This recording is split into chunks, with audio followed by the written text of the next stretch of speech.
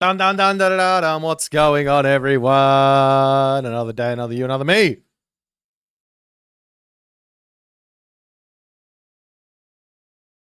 Tribal mythology, Darth Wimp, Nemo Noom Nasty. Turtlix, take me, River. Thank you so much for the prime, my friend. You legend. Appreciate that very, very much, my guy. We are going to be kicking off today's stream with an absolute banger. I'm just making sure that it doesn't out of sync midway through. I'm currently watching the bottom square of this game and it looks absolutely crazy. Absolutely crazy indeed. So we're just gonna wait for this one to run its course, and then we're gonna jump in and do a little castaroony. How's everyone going? I've had a insanely busy week. It's been way too crazy for me. I wanted to stream yesterday. I wanted to stream the day before. I wanted to stream the day before. Just not been able to do anything. Bronson, what's happening, my friend? What's going on? Ben QVH! You the bomb. What's happening, man? Well, this game is looking like it is winding up to its conclusion. And we will be able to watch the entirety of it. So let's not mess around here, guys. If you don't already have your snacks ready, your coffee in hand,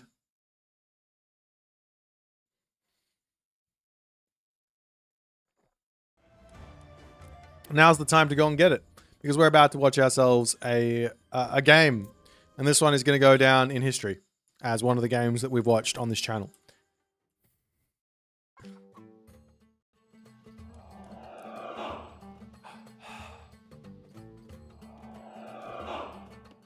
Ladies and gentlemen, boys and girls, it's Sunday. It might not be Sunday for you at the moment, but it's Sunday for me right now, and that's what matters. In the bottom side of the map, in the red color, playing as the blue Ra. He's not the red color at all. Don't ask me why I said red color, because I cannot explain it. His name is Killuminati. He's on his every knee will bow account. I'll talk to you more about the old why players do this in a second. He's currently he was ranked 5 not too long ago. You move around quite a bit when you play. He's currently ranked 6 on the leaderboards at the moment. His opponent today, in the red color, playing as Super Yomi. His name is Mini Yeti, the 67th. So Mini Yeti here, he's one of the top 16 players in tournament sort of ranking. He's really, really strong. Doesn't play a huge amount of ladder, but yeah, he is one of those players who'll come in with a wild strategy here or there and make you guys scratch your heads about why no one else has attempted this sort of stuff before. So let's talk. We've got a long game ahead of us, so let's just talk. We've got Smurfs. What is a Smurf? Why do people Smurf? The main reason why we see Smurfs is because there's so many different gods in the game, and if you play a different god or a god you're not normally playing, kind of feels rubbish to play on your main account at whatever rating you're normally at. So you go grab a Smurf, you play a couple rating points below it, feels a little bit better. You feel like you're not having to gamble away all of your hard-earned points trying to learn a new god. That's the general gist behind it. Some people like the Smurf to sort of hide strategies, or maybe whatever other reasons, I don't really know. But, you know, that's what's going on here. Very rarely do you see anyone make a Smurf just to play against the low rated 1000 players and just beat up on them, and most of the time you're playing against a real player down there. But yeah, we've got a couple of high-level players. We've got a couple of accounts, and they do that just because Killuminati, he plays a whole bunch of gods on his main, mostly set. Ra is a god that is quite a few tiers below. He's been playing Thor, he's been playing Loki, he's been playing a bunch of stuff trying to get himself up to the level of the tournament player, which is really, really important. So there is a tournament coming up, and in preparation for that, you need to learn how to play every single god, or at least you need to have enough gods to get through the early stages of the tournament. If your goal is to get to like top 16, you need to be able to play around about, I'd say 12 gods, because your opponent can pick 5 of your gods and ban out 2 of them. So you need to make sure you've got that god pool nice and thick. That's a lot of gods, so yeah, you have to play them all. Nonetheless, we've got ourselves a really, really interesting matchup here. Not a matchup we get to see very often, and a matchup that I think a lot of players would say, wow, this is going to be really, really, really tough for our Ra hero here down the bottom. Mini Yeti on the Super Yomi. This god, everyone is touting as the basically the strongest god in the game. Very few high-level players are not calling this god incredibly strong right now. That is definitely the case. If you look at the statistics, if you look at the actual games, you'll still see players making mistakes, and there's a lot of different things that you could possibly do to find wins. And this is going to be one of those games where, I mean, I've watched Illuminati playing set in this type of matchup, and I feel like he's got a really good grasp on Egyptian versus Japan. But just because you've got the right way to play the matchup down still doesn't necessarily mean that you're going to be able to find your way through it. So we'll see what he's going to be going for. He does drop double barracks here, which is a little bit, I would say it's a little bit off meta, but it is a Ghost Lake map with only the one home gold mine. So building some units out, getting some map pressure, some map control, and trying to go from take that into a position where you can get your second gold mine, get yourself your town centers, get yourself a good position in the game does make sense. So yeah, I've been having some conversations with some players about playing versus Japan in general and how you have to be really careful about when you take fights. And this doesn't necessarily mean don't take fights. It just means, okay, do you have an advantage? All right, well, maybe let's not throw our advantage by taking a ill-informed fight, and we got to be a little bit more careful with the exact fights that we do take. So you can basically find yourself 2 ways through against Japan. Either you just avoid fighting them and just play with buildings, or you hit them really hard and then you pull back and you get your economy going, you get your techs in, and you take your advantage that way. At the moment here we are seeing Mini Yeti being very, very mean to these caribou. They hurt no one. Literally no one. They were just hanging out on this icy field. Now they're dead. Now, luckily, it is very cool out. The sun is not too hot today. It is in Australia, but not on this Ghost Lake map. And these guys are not going to be rotting out too quickly. So there will be some food there later for Mr. Illuminati if he wants to get over there. You do not get... Oh, I don't think you get Bushido. No, I don't think you get Bushido from killing animals. It wouldn't be very honorable to slay an unarmed animal now, would it? The Japanese gods would not be very happy with you. In fact, I feel like you should get minus Bushido for slaying animals. Someone make that happen. But nonetheless, Mini Yeti now, he's going to be looking for a little bit of raiding shenanigans here. One of the most powerful parts of the Super Yomi is this fact that you can get these 9-tailed kitsune. He's just grabbed himself that technology, and these go up to 6.6 speed. It's no different than a Poseidon player grabbing Spirited Charge. It's no different than a Freya player grabbing Thundering Hooves. But these units are very quick and they are very, very strong here as the Naginata riders come through, cause a little bit of idle time, a little bit of pokes back. Mini Yeti does decide he's got to get out of here. No real problems there. Meanwhile, onto this side, we are seeing the Spearman getting a little bit of damage into the main base of Mini Yeti. He's just going after this shrine here. A little bit dangerous to be hanging out on this spot. Definitely want to be trying to pick off some villages here if he can, but not really wanting to hang out and allow himself to get taken out on this position just yet, as the main base now does have itself the watchtowers. It is getting powered by the Pharaoh on the monument, so this does give a little bit of a boost onto the watchtower, up to 18.8 pierce damage per second.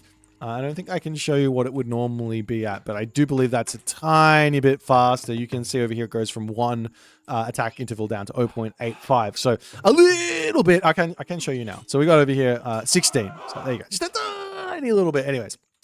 But now Mini Yeti taking the advantages here. This is one of the difficult things about playing versus the speedy cavalry for anyone, and also the Juragumo here, it is very, very difficult to raid a high level Tsukiyomi player. Juragumo is an amazing anti-raiding myth unit because realistically, this spearman should have died. She picks the unit up, she throws it at her feet, and then she gets an auto attack off, and that unit is 9 times out of 10 going to be dead. So you've got to be super careful with those raids. On top of that, if you only send a handful of units out, your opponent can come and cut you off and make your life very, very tough. As now we are seeing Hachiman coming through for Mini Yeti. No surprises here. This is a god we've been seeing a lot from. Very rare to see the Tsukiyomi players at the high level going for Fujin. Probably the only time you want to be doing that sort of a thing is maybe on like a water map where you've got the huge food boost from the fish.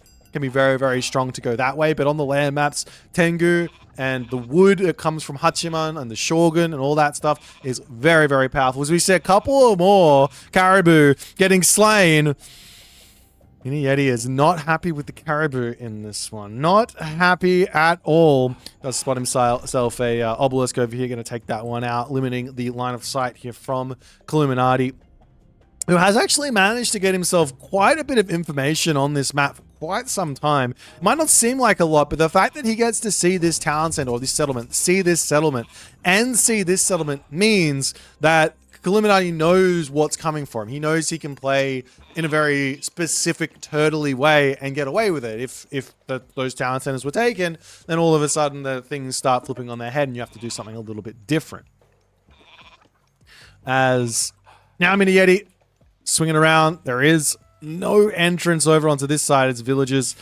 Great reactions from Illuminati. Just a little bit of that pullback. This isn't something we see very often from the defensive sides, where you just kind of go just a little bit back and then back onto the barriers. Just tiniest little bits of idle time is one way to play around these raids at such a high level. Very, very nice play. As onto the other side, we're going to simply see the upgrades coming through for our main man, Mini Yeti here. He's going to be dropping New Moon on the Armory. There's really, in the heroic case, there's realistically 2 places to drop New Moon. One is the Armory for full bronze, and the second one is on the Temple for the Tengu upgrade and the gold upgrade Ivory Netsuke. And this gives you, obviously, the ability to build those Tengu straight away and get some immediate pressure. What we have been seeing from the Tsukiyomi players a little bit more often is they go for the New Moon on the Armory, and they'll get extra Miko out behind that, because they're going to get the map control from that big boost from the technologies. And then from there, they grab the Tengu for later, because it doesn't really matter getting them out super quick. You just get them out in the big numbers. If you can get to like 5 or 6 Tengu, all of a sudden they are a absolute terror to deal with. But nonetheless, Sobek is through here now for Illuminati. But the problem is he needs to get over onto this gold mine. And now he is going to be up against full bronze, full cavalry with some anti-infantry mixed in there as well, and the Shogun, Tsukiyomi. How is Illuminati going to be able to play around this? Swampland does get dropped down. Illuminati going to be staying inside of this one. Does manage to force the units back here as the Spearman can get out of that position, as the Tengu will come through. But on the back, that Betsukos is in to get that damage done. And Mini Yeti's timing, his attack, has been thwarted here as the Juragumo goes down. Tengu is going to be the next to fall. And Mini Yeti's got nothing left here to make a push and deny a gold mine, as Illuminati, he can very simply now just move over to his gold mine, no problems.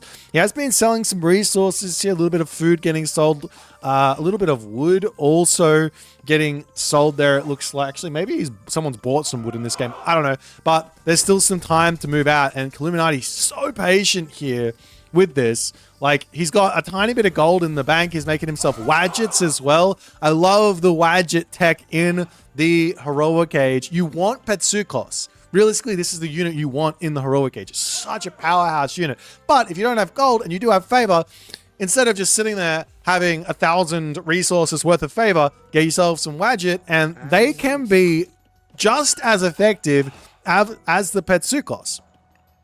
as Illuminati makes a slow move down to the bottom. Some walls to come up. I'm sure Amygdala is going to be following it. There's 1,000 food plus in the bank here as Illuminati's been dropping these rains down. Another gigantic advantage for Ra is if you can get yourself to these farms and not get gold starved within the next couple of minutes of building them, and you can drop multiple rains down, then all of a sudden you pay for the farms, you get the economic bonus, and you're actually in a really, really good space.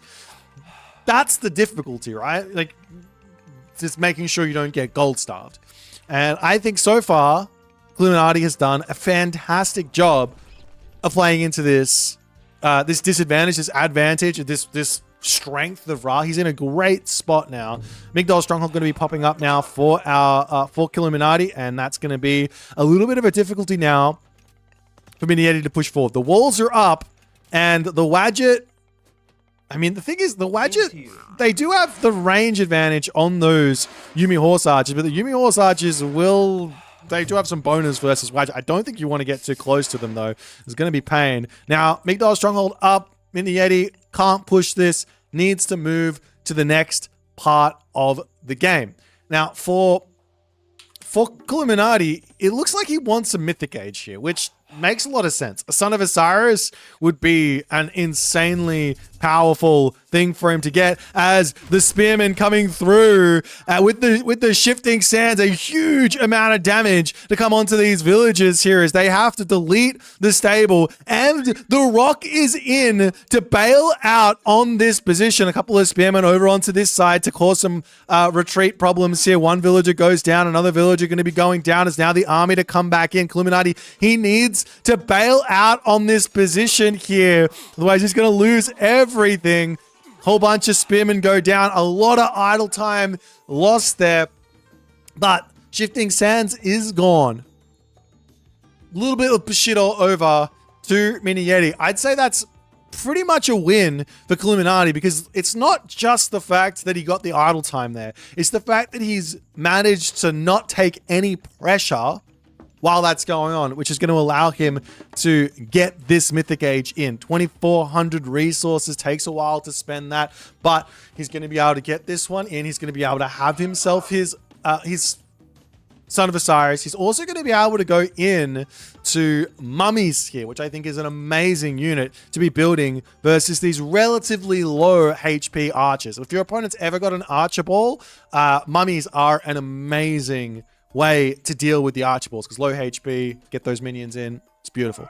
But it would be very, very important for Illuminati to be dropping that third monument, fourth monument even already, and starting to look to go into that, especially when you're on one town center. This is one way that Egyptian players can play one town center and feel like they're actually on two. Of course, you're not going to have as many units or whatever, and you have to be sitting there enjoying the favor income, but it is a little cheeky way around that I don't have a second town center angle.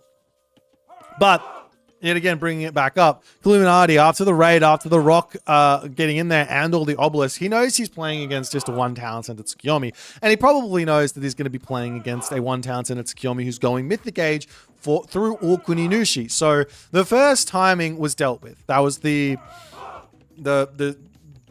new moon with Swampland. That was dealt with really nicely from Illuminati. That's number one. The second timing to come through is Okuninushi. That's new moon number 2, full iron, plus Swampland number 2. The good thing here for Illuminati is he's got some time to make his way out here and secure this position. This is what's important. That's what Minieti is going to be playing for here with his Okuninushi, his next timing. So we'll see if Illuminati is going to be able to get over there, get that sorted out, get some walls down. Maybe even stone walls wouldn't go astray. We are seeing masons, desert winds, some of the most important upgrades you can grab here. Are those building techs against Japan? I think this is something that a lot of players would just kind of forget about, but it's an amazing assistance when playing against those really timing based gods, your Norse gods, flaming weapons type timing attacks. Get yourself masons and you're going to stay alive for a lot longer on those positions.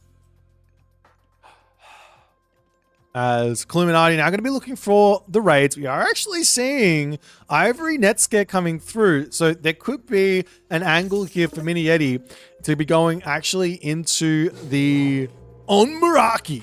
This is one of the scariest myth units in the game right here. The Onmaraki is out.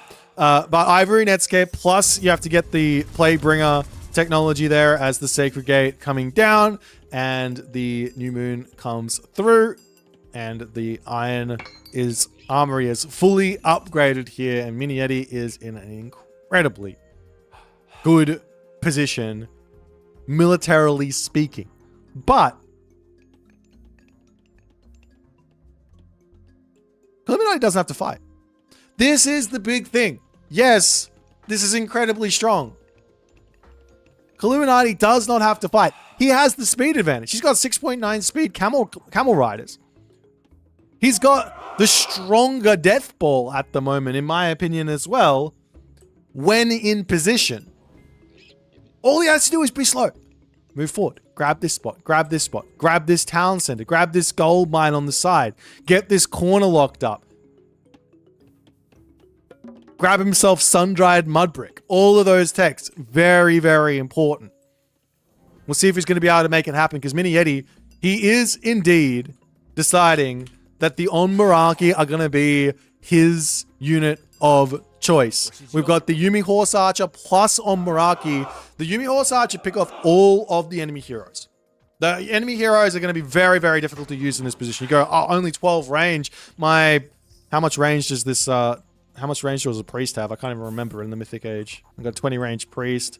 You got a 22 range priest. You think a 20 range priest is going to be more than enough to deal with the Onmaraki. And I say no. Because you will deal maybe one round of DPS before the Onmaraki is dealt with his little attack. There goes the Swampland. Illuminati does decide that he's going to just sit in the middle of this one. The Camel Riders getting around onto the back here. I do not like this fight from Illuminati in the slightest here, as the Shogun getting onto the backside there, picks off the Mummy, gets one of those Samurai in, as the Yumi Horse Archers now going after the Son of Osiris. The Onmaraki here waiting on that next special attack. Going to be dropping those wretches down. The Son of Osiris pulls back, and Mini Yeti takes an amazing fight here, as Illuminati's Son of Osiris is no longer with us. However, as the Onmaraki here, not the best control from Illuminati. Wadgets, if they actually get damage onto them, if the Petsukos actually gets damage onto them, well, they're going to go down. So you've got to use the special and run. He loses too, but he wins the fight to some degree. I mean, that's a Mythic Age God power gone now. And Mini Yeti, he's going to have his Mythic Age God power for the rest of the game. Obviously, using another New Moon probably not going to happen, or using another Swampland might happen. But he's got himself a second talent center behind this. This is the big thing. There's one other tech here that is obscenely strong for this specific moment in a game where you're at only 50 villages, and that's Divine Prefecture. Now, it costs a lot of favor. It's 25 favor, which obviously right now Mini Yeti does not have, but grabbing that tech on 2 talent centers, it pushes you up to, like, I can't remember, it's like over 4 talent centers. No, it's not. It's a lot of villager production. You got to hit 100 villages really, really quickly. And you're also going to get your trade out really, really quickly, as the Onmaraki can now shoot away from afar, take out the catapult. Making any pushes in here is going to be really, really tough. Town center on the top getting denied, as Illuminati is up here with his Camel Riders. If we take a quick look at the armory situation, Illuminati's almost a full iron. So this New Moon timing is about to be gone, and Illuminati's army is... it should be more than enough to actually deal with whatever Mini Yeti is going to be building militarily, like human unit-wise. Like, it's going to be exactly equal. The question is, how is Illuminati going to be able to consolidate the position? He's going to get himself another gold mine. Love it. Still hasn't got himself sun-dried mud brick, which is probably the biggest mistake he's made in this game. And there hasn't been a lot of huge mistakes. Maybe this fight over here was a little bit too overzealous. But there's no sun-dried mud brick is hurting Illuminati for the time being. Because what he needs to do, in my opinion, is he just needs to fill the map up with Migdols. Migdol everywhere. Camel Riders up to the top, picking off villagers, delaying onto the top, hitting this gold mine. Love it. Omaraki are in, though, for the defense with all the wretches. And if these wretches attack, get any damage done, they are getting a little bit of gold income there as well, as the Camel Riders do manage to sneak around onto the top side there as the wall doesn't finish. Villagers pulling through here as well. Over onto this side now. Camel Riders coming through as Mini Yeti is now stuck here. He's completely surrounded. And a great fight. An absolutely great fight for Illuminati as he not only prevents this gold mine from getting secured, but picks off the entire of the army. The Mini Yeti units, he's got no gold. There's not really a lot of options now for Mini Yeti. This game is completely flipped on its head. Illuminati gets this gold mine. Illuminati's going to be able to move over here and grab this gold mine, this town center, and this gold mine here. All he has to do is move over onto the left side of the map, and he's going to be... And just take the rest of this map away from Mini Yeti. And what realistically here can Mini Yeti do? At the moment, he's got himself 6 Miko. 29 favor per minute. Something like that, maybe a little bit more. He's got another Miko just hanging, getting ready to plant itself somewhere. As the wretches coming in over here. An interesting idea here, actually, from Illuminati is to go mummies to counter the wretches. So he's going to go into mummies because if you can use the vomit on top of the wretches and hit all of them, I can't remember exactly what the area of effect is. Looks like it's 2. But if you can get it on top of all of the wretches, then you're going to get yourself a crazy amount of minions back. So it does make some sense here. Now, for the moment, now Mini Yeti making a move away from the full cavalry. I like this decision. I think he should have been doing this ages ago. Yati Spearmen are amazing versus the Egyptian Migdol army. You cannot fight those Yati Spearmen with the champion Camel Riders. There's never going to be a way to make that work. These are really, really, really strong. And they're relatively cheap on the gold cost as well, as opposed to all the cavalry units. 25 gold versus 45 gold versus 70 gold or whatever it is for the Naginata Riders. As these units up here trying to just sneak through. The thing is, though, Mini Yeti is basically... He's basically paying for his army with the Omaraki at the moment because of his technology, Ivory Netsuke. He's got no other like recourse in this game to get gold. I mean, of course, you can make a trade route as the Flaybringer Omaraki come through. These guys don't have bonuses versus myth units, but it doesn't matter. He's going to be charging in. Look at that gold going up now, and that's going to be even more units that Mini Yeti can build as Illuminati now makes his way over, grabs himself the town center. There's going to be a bunch of minions in on the side for Illuminati, but these guys die, right? They're going to die eventually, so it's not that big of an assistance right now. And Mini Yeti now gets himself enough gold, potentially, to create himself a full Yati Spearman army. But Town Center is going to be through for our main man, Illuminati. He still hasn't got himself a sun-dried mud brick. Save so much gold. But grabbing this position now allows him to take this gold mine, and I'd love for him to just walk forward and plant that Migdol on this spot right now. This gold mine doesn't matter. He's got it secured with his talent in it. This one, if he can just lock that off, he's going to be in a great spot. But Illuminati putting his cavalry into a little bit of a risky spot here as he's going to dive straight into the main base of Mini Yeti. He's going after villagers, which makes sense. Normally killing off villagers is a good thing, but you're putting your army in a risky position as the minions coming through trying to deal with those Yati Spearmen. And Illuminati will need to pull out as the wretches come through. The Camel Riders getting blocked up in onto this position, however, and Illuminati going to be losing a lot and not only losing a lot, but giving Mini Yeti a lot of... Look at that gold just going up. Doesn't manage to pick off the camel riders, but I mean, you just got so much from that. As more Miko coming in for more favor, and these Omaraki numbers are starting to tick into the crazy numbers where they start becoming very, very scary to deal with. You can move to the right side, hit some villages. You can hit the army, get yourself some more gold in. You can run in and pick off the trade route whenever that starts with them. As now Divine Prefecture is finally coming through for Mini Yeti. This is going to help him stay afloat to some degree in terms of the economy. But realistically, the only thing keeping Mini Yeti in the game is Ivory Netsuke and the Onmuraki. As you do see this Migdol coming up on this side. I like the positioning, actually, because it does stop the... I mean, does it?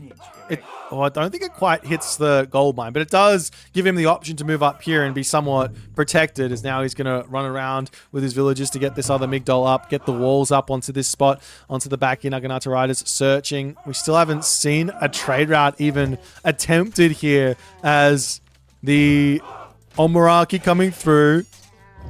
And he's going to slowly start chipping away at the town center as well with these bad boys. It's not a lot of damage. It's 4 DPS. But when you have that many wretches, it starts being a lot of damage. It's 60 wretches times 4 damage per second if they're all attacking. And to the bottom here, Naginata Ride is going down.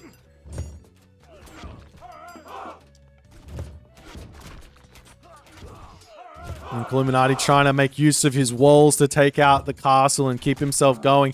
The funny thing is these Omaraki can come around and take out the catapult, so the walls don't even protect them. As Illuminati trying to break in here, trying to stop the siege from breaking the town center as the villagers come through. The Pharaoh empowering this one up.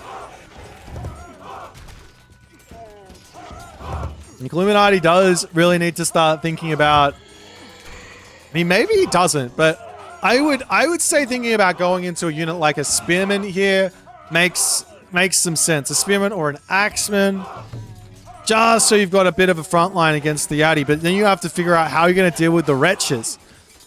The only other option here for Illuminati in terms of dealing with these guys is trying to catch them out of position by doing some garrison micro. Just like that, you can see he comes in, picks off one, has to garrison back in as the Yati are through. So he either has to get some garrison micro in with priests and Pharaoh, or he's got to get into Petsukos, because these mummies, while they're a great answer for the wretches, at least on paper, they seem like a great answer for the wretches. The Petsukos is the unit that can realistically deal with the Onmuraki, right? Like, if you've got a 28 range, surely, but then again, the Onmuraki can sit on the very back, just use the special ability on the ground, and then send the wretches in, and you've still got an army to fight. Meanwhile, Mini Yeti has not mined gold for the past, I want to go ahead and say, 11 minutes in this game, and he's got himself a full population army with Q behind this, as the Onmuraki chases behind, and Illuminati just cannot get himself out of full population army now. He's got 2 gold mines. He's going to have to start a trade route soon because he's going to be out of gold.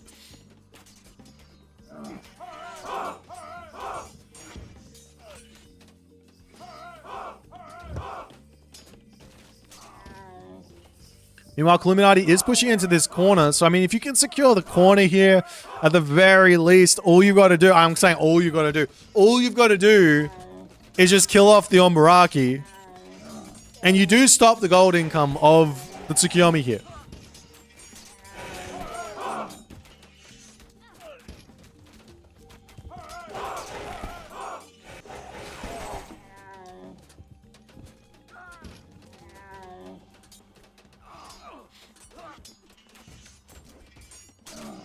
Over onto the bottom side now. Some Onmyoji to come through to try and take out this position as some more castles are coming through for Mini Yeti. If you can get some siege in here, it's going to be really, really strong.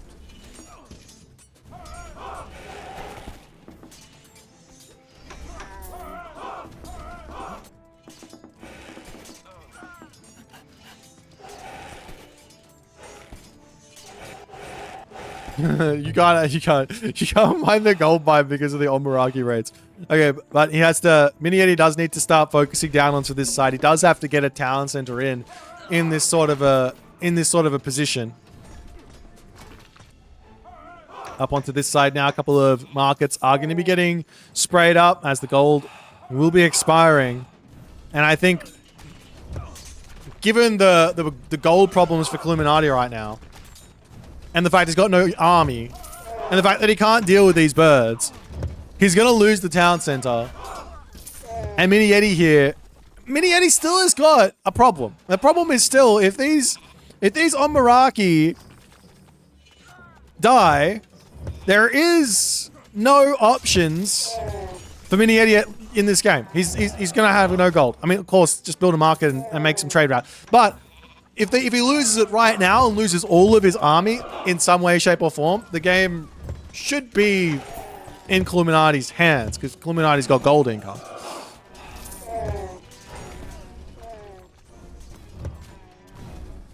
He does have 12 Miko though. That's absolutely correct, and he's got himself 32 favor per minute. That's going to be one Omaraki a minute, basically. But if you kill them all off, then it's just one. One isn't that big of a deal. Obviously, if you've got yourself 6, that's a big deal. 1, not that big of a deal. 6, big deal. It's kind of the same with every myth unit. To differing degrees, right? The question is, why doesn't he make priests? Well, the big reason for why priests is so difficult is their speed is so slow that as soon as the priests will show their face, the Omaraki will run away at the top level, right? The Omaraki will run away, and then the horse archers will kill them. So you have to like hide the priest in a Migdol or in a town center and wait for the Omaraki to get out of position such that you can pop your priest out and immediately start attacking the Omaraki. So you need basically a Migdol here, hide 10 priests inside of it, hope the Omaraki come forward, and then you're good to go. Because using the priest to kill off the wretches is not really an option there. You can see one Omaraki does go down if it's left to its own devices and sits underneath the priests. I also want to bring a great attention over here to what Illuminati's doing here. This is high-level Age of Mythology. He's protecting his trade route perfectly. He could put a wall or a gate here. He doesn't need to. It can come through the main base and be even safer. As Mini-Eddie trying to break through the main base at the moment. I don't think he really needs to go here. Attack this position, break through here, get onto this corner. Corners are everything in the late game for Age of Mythology, right? Like, that's what you want. The Mummy Vizier over here will end up falling to the Horse Riders as Mini-Eddie does need to pull back. And now we are finally seeing an attempt at getting himself some trade route out. And with Divine Prefecture, these deer caravans will come in very, very quickly.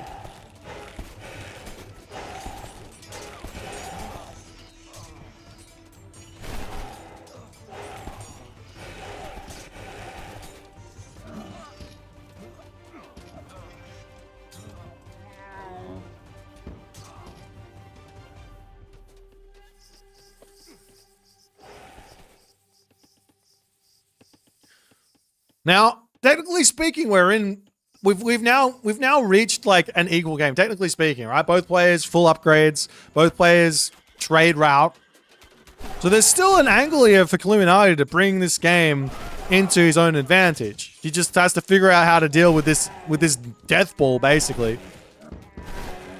As the trade caravans are somewhat caught off onto this spot. Maybe he can make an attack through onto this side. Let's come up onto this top position here with his mummy. If he picks off a villager, he gets himself a minion here, and the minion can raid to help get even more in, but we are seeing the garrison coming through there as well. Now the wall gets broken down. The trade caravans are now going to the bottom market, and they're finally safe. Illuminati is at full population here. As the Omaraki not getting controlled. See, it's like literally that was like 5 seconds of not paying attention, still not paying attention, and he loses it. And now he runs away, and now all the priests die, and the Omaraki can just come back in afterwards. Look, the priests are in here. So this is going to be the big test up. As you do see a Titan gate. Is that a Titan gate for Mini Yeti? There is a Titan gate somewhere on the map, up onto this top corner. And now the Omaraki coming back in, dropping the wretches down, pulls back, priests going down. And I guess we're seeing why the priests weren't getting built before, but nonetheless, units on the top here getting picked off. Still not really any spearmen getting. I mean, I guess you don't even want to build the spearmen because of the champion Yumi Horse Archer. So this is a tough one to deal with. Maybe full chariot archers maybe for a little bit wouldn't be a bad shout. No more champion camel riders, full chariot archers, and just full spacing. Everything, because you got the range. 19 range is more than 15. It's more than 12. Just continue to keep that space and just pick off units.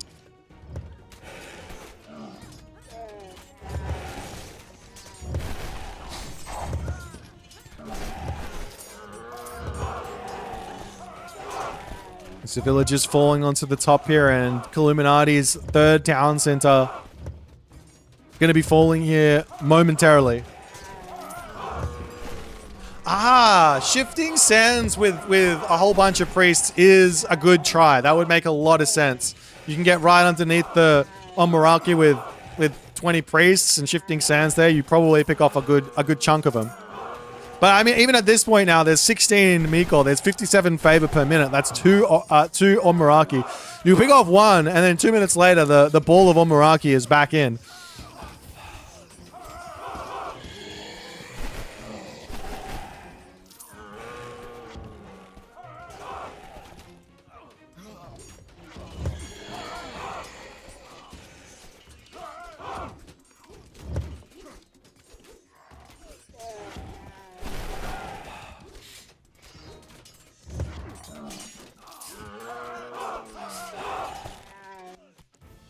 And sooner or later, we will be seeing the big fat Titan from Japan. I don't get to see this bad boy very often. He's got he's one of the few non-humanoid. Well, he's the only non-humanoid Titan. He does look very, very cool.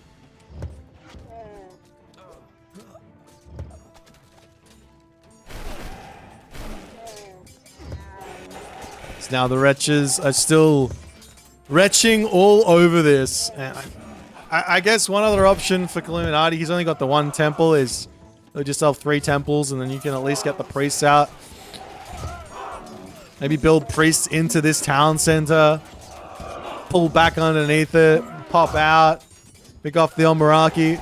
A couple of Omaraki are falling at the moment, but I mean, at this point, the control that Mini Yeti has in this game, and it won't even matter if he loses these bad boys. He's going to have a Titan. He's got 3 town centers. He's got a trade route. It might only have 22 caravans, but he's got full control here. So now the Titan will be making its way in.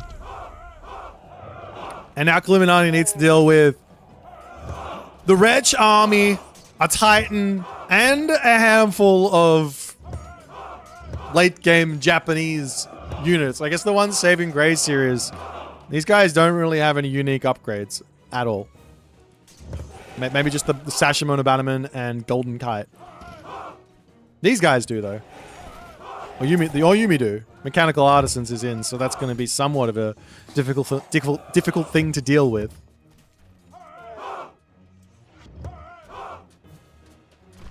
As the Titan will make its way through here. One of the coolest things I think they added about the Titan, I mean, this game's been out for ages, but the coolest thing they added with the Titan is the Titan's ability to just walk through walls. Walk through walls and walk through foundations. He just kills them. As the catapults, we're making a break for it. Illuminati he's got the Titan gate queued up, the 6 of the Titan queued up. But it's going to take a minute for him to get it through with the research time. Then it's going to take another probably 2 minutes to build it, even if he puts like 50 villagers onto it. Going to take a very long time, as the Titan says, straight in onto this town center. He's taking the town center out on this side. The army up here still not managing to take this position back.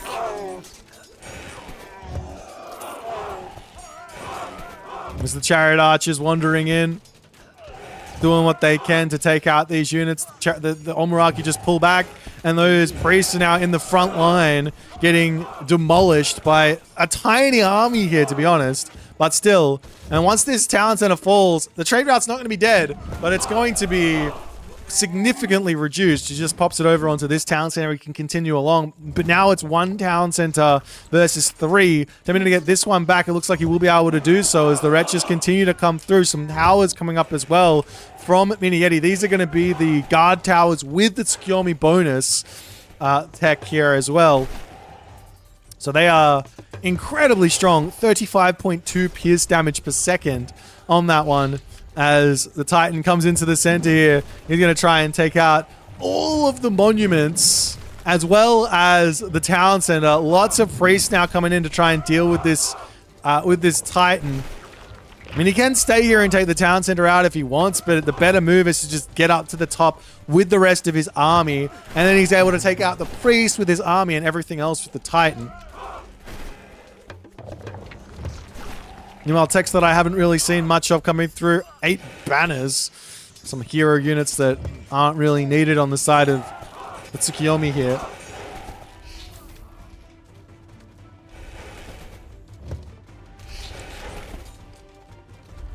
Miss Mini Yeti coming up to the top side. Town center gonna go down.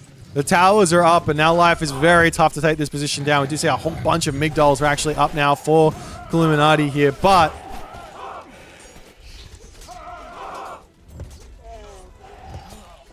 I mean, he still has to deal with the Titans. The Titan's just going to be pulling up to the top side. He can take out this, I guess. Keeping himself away from the priest. At least for now, Illuminati does have himself the Migdol stronghold. So he can sit in the middle of these, wait for the Omaraki to move forward, and then pop out and pop them in quick succession there.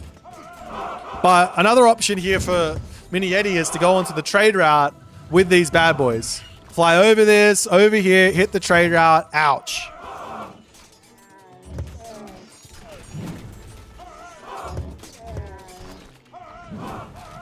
Mr. Titan is slowly going to take down the Migdols, but we'll be able to do so. Over onto the right side, just walls going up everywhere. Mini Yeti's resources are through the roof right now because he doesn't have to buy anything. He's not losing any units. And even if he is losing units, they're already queued up as well. There's potential for a wonder to come through momentarily. Advanced fortifications, a technology that probably should have been in an age ago for both players. It is in for Illuminati here, but a very, very strong technology indeed.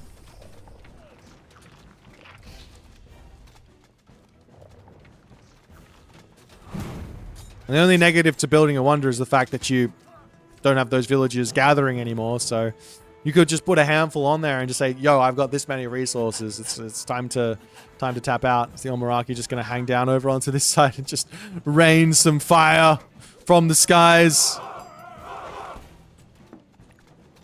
Another castle to come down. The hard part, and this is what I was talking about way back when, is the hard part for Japan is actually dealing with Migdols. They don't have the siege tower that the Egyptians have. They don't have the Petropolis that the Greek have. They've got this heavy Oyumi, which is pretty strong, but it's only 50 crush damage per second, which is on the lower end of stuff. They do have the Oyumi, which is also pretty strong, but it's going to die to any amount of defense. So spam Migdols. Of course, then you still have to deal with the Omaraki, but that's a different thing. There's a priest coming in, and immediately the Omaraki say bye-bye. The priests now walk into the main battlefield and get absolutely murdered by all the castles that are hanging out.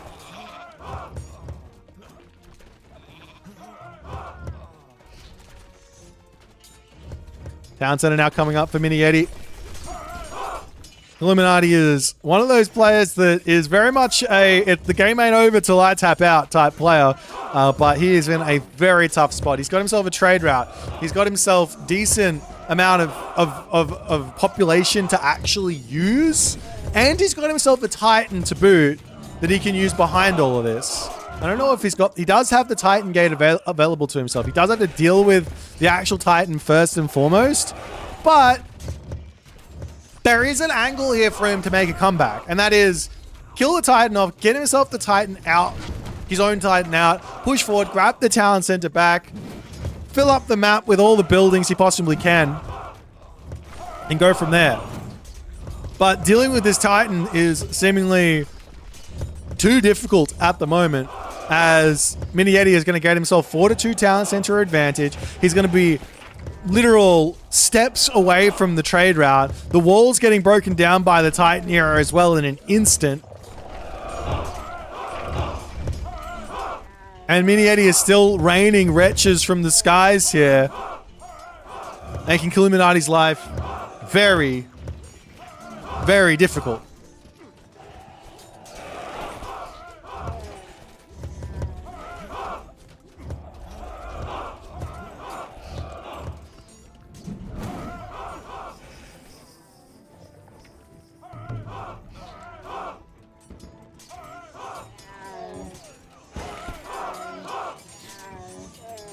Now with the army coming in on top of the trade route, that's going to be that 1,000 gold in the bank is not going to be there for very much longer, I can assure you.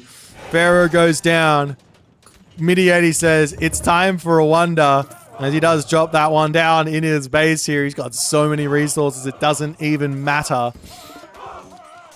As the wretches continue to cause pain here, Illuminati says, all right, time for my wonder. That Titan goes down. The Wonder getting dropped. It is behind a Migdol Stronghold or 3. It's kind of safe. 3,000. He has managed to get himself a decent amount of gold here. There is a world where maybe moving the market over onto this bottom corner, coming here for a moment while you wait for the Titan to come out, is an angle. But these camel caravans, he was at 60, he's down to 44. They're going to continue to go down. Wall's coming back up for Illuminati to try and bring himself back into this game.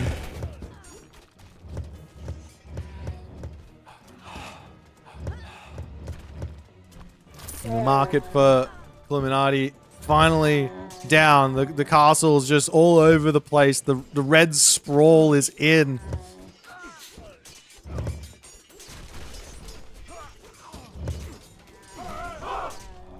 We are now starting to see some of these Betsukos coming through, which I think was probably one of the best tries to deal with. I mean, when I think about it though, is 6 range really that much?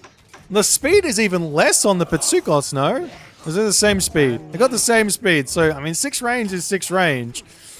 Is it really that much? I feel like the Betsukos even are probably not an answer for these on Meraki, to be honest.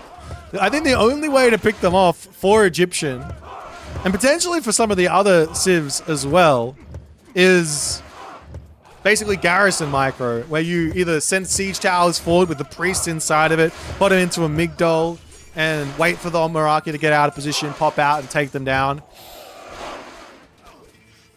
Yeah, or something like that. Like, that seems to be the only real option. Is now the next tier of Bushido does come through. The cavalry, I haven't seen this from Tsukiyomi before. He's a tier, I've never seen this one. He's got the elite dojo units, but it doesn't matter. His cavalry have got plus 20% damage. These guys are doing 18.9 pierce damage per second at the moment. These guys are doing 17.6. It's the Titan Gate, 80 seconds from completion. Illuminati says, hey man, if I get a Titan, I'm going to be able to push back, right? There will be a wonder on the way, but you still have to deal with a Titan, right?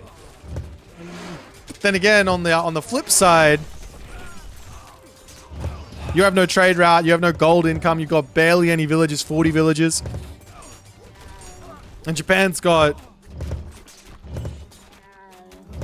Bushi, Onimusha, and the Daimyo, which are getting queued up here. And these guys are going to have that boost from the tier 5. Look at that damage! 21 hack damage per second.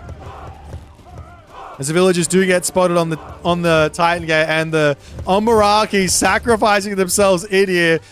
all of these villagers are going to be feeling a lot of pain. The trade route over here. How much gold is he getting? He's getting 1 gold a trip. It's going to be it. Miniati does take the win after Illuminati. A valiant effort here.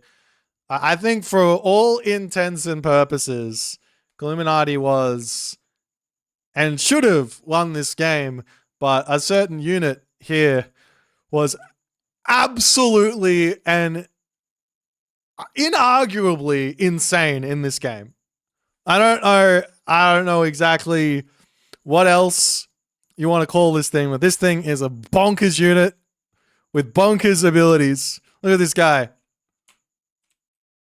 you guys haven't tried the Omaraki out yet, give it a go. Show the world you mean business. I mean, let's have a quick look at this post game and see exactly what the statistics were here. Military units, 1,034 to 830. I don't think this counts the wretches. It might, but I don't think it does. Or maybe it does because it doesn't count if you don't do any damage to them. I don't know. But 36 on Meraki built in one game. 18 mummies. The mummies were not good enough. They did not make the counter. They did not make the cut. If you guys enjoyed this one, make sure you hit the follow on Twitch if you're on the YouTube, so that subscribe button, and I'll see you guys in the next game. Also, if someone knows how to get rid of a bloody watch me bucket, cricket. There is a cricket in my room making noise, and it's very annoying. That's my story.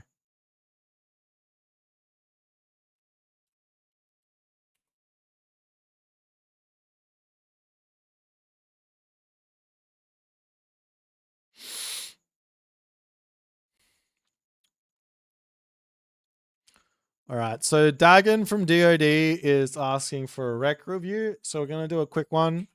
He did a little dono thing using the channel points.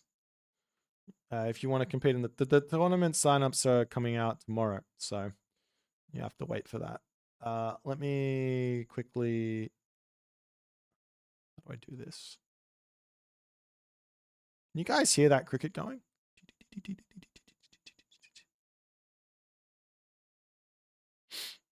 All right.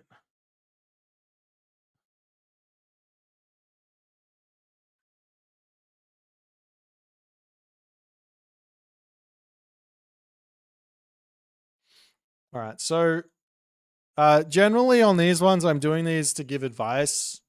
So we'll do some advice on this one. I'm fairly sure Dagon doesn't need my advice. He's a strong player. So we'll be talking to everyone else about the good things that Dagon does. I try and point out everything I possibly can. And all the bad things as well. We're going to try and be very, very specific here. So we've got ourselves a Thor versus Amaterasu game. And recently, we have been seeing some, specifically DOD members plus some Soupy Boys out there with this opener. This is the 4-minute opener for, Thor, where you get a Dwarven Armory and you do all the good things. I need to do this so that I can move my arrow keys around. So effectively, you grab yourself just enough wood. I don't actually know the build order off the top of my head because I don't care enough. But you get yourself just enough wood here from this tree. You come over onto the gold mine. You're going to spend all of your food. And you can see he pulls off after he gets down to a specific amount. Comes over onto the gold mine. And he does actually drop an ox card here, which is different. This is normally not what players are doing. They go Dwarven Armory, and then they herd the giraffe underneath the town center, and they're sort of good to go here. But Dagon, he drops an ox cart, and I actually like this. I think that there is a lot of room for. I wonder if he's going to go for the. He is going to herd still. I think there's a lot of room for Thor, in particular, to do this sort of an opening and not herd, because one of the main problems with Thor is a lack of information on the map. I don't know here what I should do in this matchup because I don't know what the map looks like. I don't know. Is it going to be a 2-town center map? Is it going to be a 1-town center map? Is there going to be any food problems where I need to be fighting for hunt here? Do I have to figure that out? I can't make a good decision here until like midway through the classical age, when I finally get a little bit of line of sight from my Hersa running around the map trying to sneak some scouting information in, right? So there is some sort of craziness to saying, instead of hurting these guys, why don't we just have the wood villagers gather long distance and have the ox cart on the giraffe and build the temple and get some actual scouting information in. Kama, thank you for the 35 months, my friend. But nonetheless, it's obviously still a very, very good opening, and a lot of high-level players are going for this sort of an idea. Now, you are up against the Materasu. Materasu's got Amino Uzume, which is always going to be a problem. If you don't realize it's a problem, learn quickly. Amino Uzume with Solar Shield means there's going to be a weasel in your base. It's going to be very tough to kill, so you want to quickly get yourself as protected as you possibly can. So, one way to go about this is to actually drop your armory next to the town center and drop your temple next to the town center. And then you can use walls to lock off your gold mine, right? As an idea, rather than try and wall around the outside and lock it off. Normally, you just lock off just an area so he can't get into it. So if I had, say, this forest on the top here, so a temple here, locking that off, armory here, locking this off, and then just a wall over here. Then all of a sudden, I got myself a wood line, I got myself a gold mine, my food, he can attack it, but I'll just garrison, it's fine. And he can't get in onto my gold. So there are some simple ways to play around that and get yourself going nice and quick. But you know your opponent's now in the classical age has gone Goshin Boku. He's going to go for the weasel, so you do need the Hersa. But you've been incredibly greedy here with the advance time, so he actually does need to get some damage done. Otherwise, you're going to have probably an advantage here, unless he decides to do something crazy like go 3 town centers behind this whole thing, and you're just sitting in your main base waiting for him to attack you, when in reality he is never going to come. That all being said, even if when you're playing Thor, even if you allow this sort of a Kamatachi raid to come through, this isn't the end of the world, because the Hersa, every time he bashes away here, don't want to pull this out too quickly, every time he bashes away here, that's favor coming through. That's a lot of favor, as we will definitely see that solar shield coming in, the villagers trying to keep themselves alive. I don't know why you didn't just go into that sentry tower here. This is a lot of problems you're making for yourself, but nonetheless, the favor comes through, and after all is said and done, you get out of that with 18 favor, which is really, really good. Of course, you had all of this idle time, so you basically paid for the favor in idle time, which is kind of like you're just playing Greek. It's not a big problem, but yeah, that's quite good for you. So it's a little bit of a trade-off there for chasing the sun. Now, chasing the sun has to deal with the fact that you're going to be able to get Hall of Thanes earlier. You're going to be able to get these technologies in the main base earlier, as the Kitsune trying to get in as well. A couple of whacks, and that's going to go down. And now we've seen the Berserk's rates. Now, my take on Norse is this unit actually is not your scout. There's very few matchups where you can actually scout with the Berserk. You get a lot of information. This is really, really good for you. But there's not very many matchups where you actually do manage to get away with a scout with the Berserk. Because the Berserk will simply just get picked off by a unit, right? He's just going to charge him with a Naginata Rider. He's going to charge him with a Kitsune or 2, and he's going to take your Berserk out. You lost it to the town center.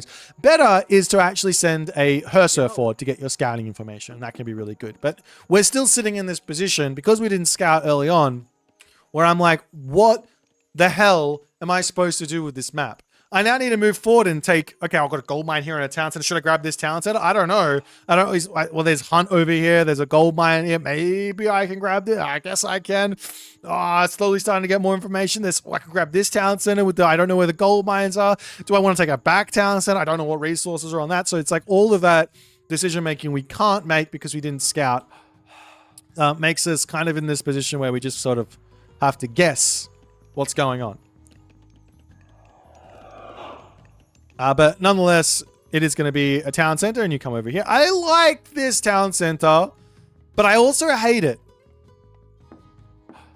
Why do I hate it? It's because we have no idea what's going on behind it. There is a gold mine behind it, but there very easily could not be a gold mine behind it. Do you know what I mean? Like there might not be this one here. Like it could just be 2 gold mines on the front, and you have this one here, and your 2 gold mines could be over on this side, right? This could just be how it looks. So you just need to know.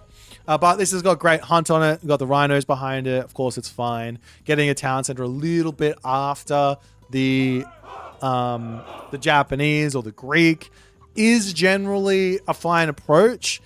However, let me put this to you a completely different way. If you saw the map like this, would you want to go for a town center here, or would you go for your would you go for an all-in? I think the answer is I would stay 1 town center, look for raids, and look to just simply get a gold staff. I do not believe here that there is an angle for the Amaterasu on this specific map to get a second gold mine.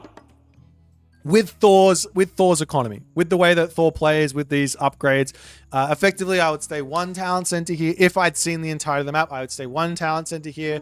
I would go full upgrades, probably up to bronze. I would wall up the entirety of the map. I'd be making myself Herser, throwing axemen, raiding cavalry, maybe some berserks, depending on what my opponent's making. And I would be looking to lock this off with the walls. Over here, I'd be maybe looking over here, walk that off, lock this off with the walls, and all of a sudden, the Amaterasu player has to sacrifice a lot to get a gold mine. So all of the extra economy that she's going to have is not going to matter, in other words. But because you go to this town center, this now means that Chasing the Sun is going to be able to probably get himself a second town center here. Oh, no, a second gold mine here 9 times out of 10, and you have to find a different angle to win. This is like the safe option. So it's like, it's fine to play this way because there could be a gold mine behind this. You don't know. There could be.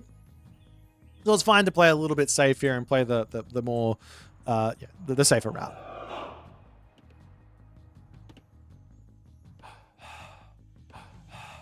Okay, so we get some walls up onto the top. This is fine. Even in this position, I would still be looking to lock this off. Like, even though I've gone the town center and I know there's probably not going to be we're not playing for a gold staff here. We're playing the slow route. We're playing for hill forts and things like that. I would still be looking to take the advantages with Norse. This is the advantage with Norse. Like, if there's anything to take away from this game, it's that Norse's advantage is the fact that they get to build walls. Other civs, they have to spend, to get these walls up in the corner here, they have to spend a lot of idle time to get those up. Whereas Norse, no, we just walk over, we get those walls up. It's a huge bonus, and it's the bonus to be taking advantage of. So yeah, getting into this corner, locking this off, locking this off, locking this off, even locking over here. I mean, you can also see exactly what's going on in the main base of the Amaterasu. He's just hanging in here. He doesn't care. He's like, we're just booming, man. It's fine. We'll just chill. And we're going to find a fight later. So you've got all the time in the world to have your units spread out. Now, I would recommend having like a control group on all of your units so that if you do need to call them in to fight, you're going to be able to do so quickly. But yeah. Alrighty. So I guess the next move here to be worried about is going to be Heroic Age with, what's it called? Thunderburst. Make sure you get Frost in so that you are good against that. There's not really an angle for Bragi in this matchup, in my opinion. So go for the Skadi, get the Frost so you can deal with stuff. I like this thing. You don't have to worry too much about the Onnamusha. They don't have bonus damage versus your infantry. And picking off the Weasel is very nice. You do get a good little glimpse into his army, though. And now you move into the point in the game where you go, oh, my opponent's making Yumi archers. Now, we have 2 options here. Or 3 options. One is to go for raiding cavalry. I don't like raiding cavalry. I think if I can avoid raiding cavalry, I will. The next option is to go into Jarls. Now, if I don't have access to Thundering Hooves or or Ring Giver. I don't really like Jarl either. The only time I'll build Jarl is if my opponent has got some sort of counter infantry that I can't really deal with easily. Which you can kind of make an argument that Samurai are counter infantry and you probably should make Jarls versus them, but I don't like them very much. Huskar, on the other hand, these units are going to be really, really good here. Mostly for the building aspect, because we're going to be going in. I would recommend to go into a mass building type situation in this specific situation. We don't really want to be taking fights. I see you going Bragi here. I don't see the benefit of flaming weapons, but maybe you're going to show it to me, especially when there's going to be access to Raijin. You click flaming weapons, the Thunderburst comes down, you're taking damage, he's running away, those sorts of things. But yeah.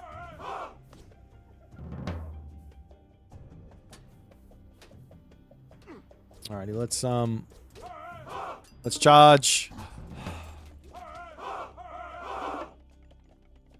I'm just going to charge through this next bit until something else happens, because mostly it's just spend your resources, keep everything low.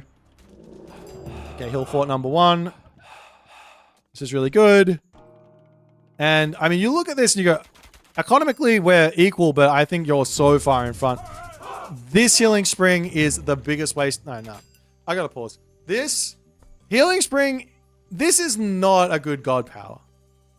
It's just not. That was 125 favor, I think, right? No, it was 150 favor. 150 for a tiny bit of healing. If you click on the healing spring at the end of the game, you'll be like, yeah, that's... If there was like I healed this much, you'd be like, you could figure out a tangible amount of resource. If you spend 150 favor on something, that's like you spent 1,500-ish resources. Or you could think about it as 2 dwarven gold mines. We don't use this. The second healing spring is literally I'm trolling. Unless it's like, unless you're going to drop them both on the same position and you need that to be like super defensive, then you get the double healing effect and it goes from like a 1.5 HP a second in combat, which is kind of the same as the samurai is getting, right? Like what does this guy get healing wise? I can't remember. I just want to drill the point home. These guys are regenerating 0.5 hit points. So these guys have got a third the amount of the healing spring just by themselves, right? So maybe if you have 2 healing springs next to each other on a position that's really important, I get it. But if it's just one in the middle of the map, I don't get it. And it's now sitting here not doing anything, and your units are still not healed up. So yeah, yeah. Let's use our favor a little bit better. Let's build Battle Ball. Let's use a second flaming weapons. Let's use Dwarven Mine. Let's use our good god powers. They just need a bath before the battle. I get it. Yes, everybody smelly Vikings makes sense. But yeah. Okay, so the whole point of this hill fort is so that we can sit here and we can pick off the samurai while he's not able to fight us. So we need to be up here actually defending our hill fort. Picking off his buildings here is fine, but maybe if you wanted to sack this hill fort, it should have been sack the hill fort and put another hill fort down on the front so we can push the main base with having 2 hill forts behind it type ideas. Also, I want to point out he's on this gold mine that if you'd walled this off, he would never have been on. So this game probably could have been won at like 15 minutes here if you'd got those walls down and you locked him off of the resources, because he doesn't really want to take a fight right now. I mean, he does, but he doesn't want to take a losing fight.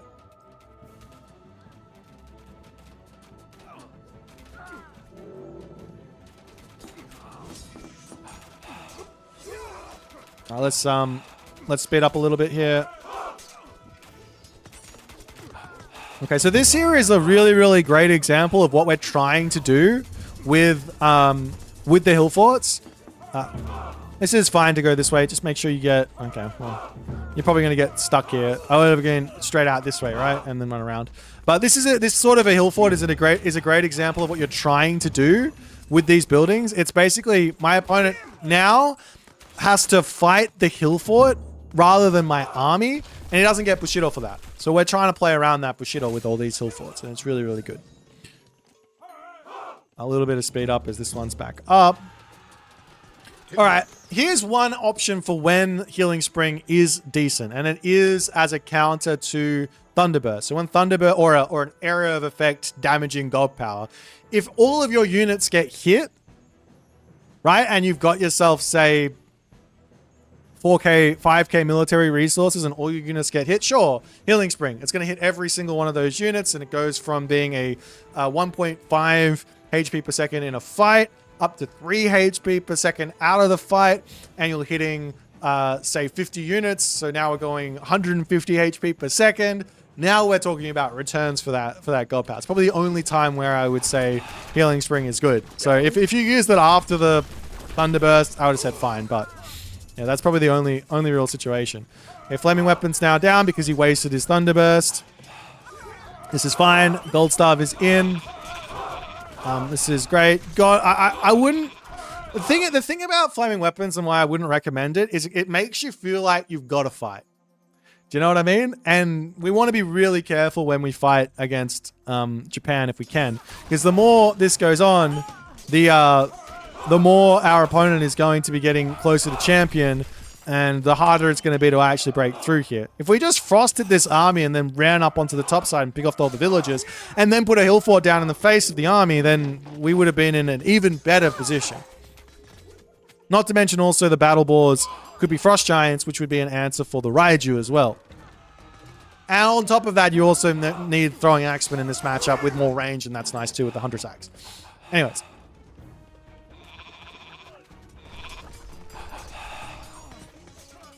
I love a good battle ball raid on the town center. He does have his heroes out, however, so that's pain as you lose all of those. And you gave him Bushido. He's almost a champion. We stopped building hill forts now. This is making me sad. More hill forts. There's 1,600 wood in the bank. Let's just make hill forts. Hill forts very, very strong.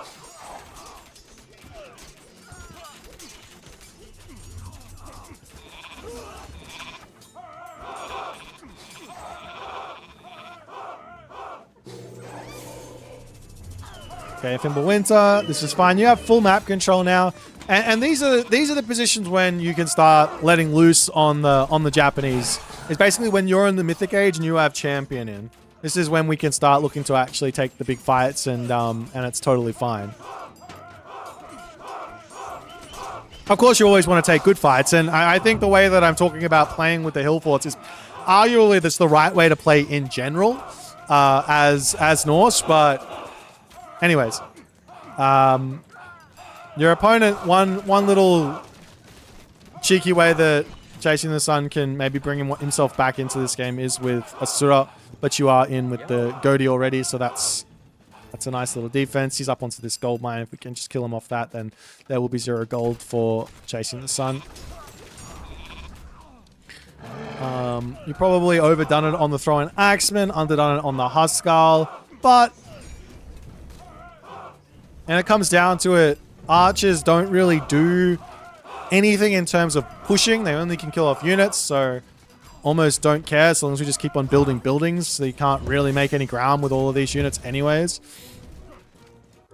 And you get a win. So a good win for Dagon. Taking out the pay-to-win Amaterasu. But... yeah, I mean, there's a lot to take away from this game into ways you can play just a little bit more efficiently versus the Amaterasu. And I think the scary part, I think in this specific game, would have actually been if Chasing the Sun went for, not for Raiju or Raijin, but instead for Hachiman. If you went Hachiman here, take a look at this. Considering just the way that the game was played, right? If you went Hachiman,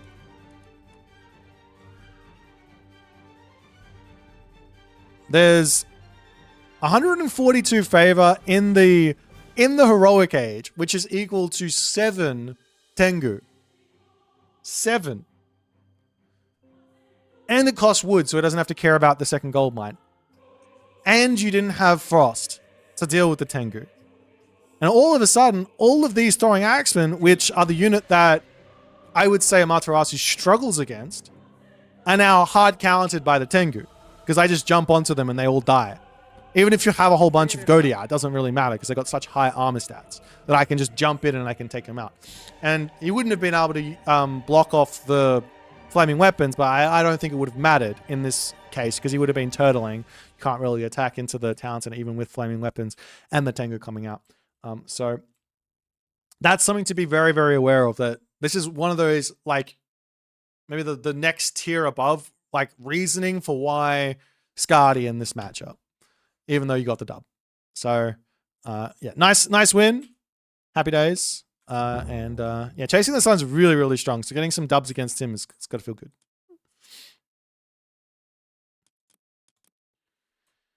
Bronson, mate, you are spamming the same thing non-stop, and it is annoying people. I do not want to have to do what I'm going to do to you, but I will be putting you in a cheeky little timeout until you calm down. It's fine, okay? How do I put this? Japan is strong, but it's not stronger than some other gods in the game. There's other gods that are just as strong as Japan. And I am going through some games where maybe one other god is not as strong as Japan, and we've still seen some good games in there. So can we just appreciate the good games? I think that's important.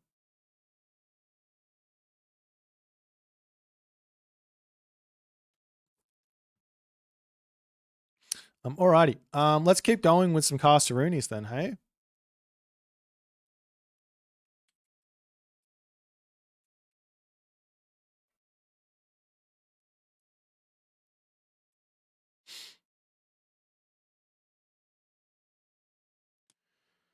People will complain about Demeter and Aztecs soon, yeah. Materasu is the weakest of the Japanese. I mean, it depends on the situation. It's all situational, right? Like, I wanted to watch some of these games. Let me see if I can find them. Like,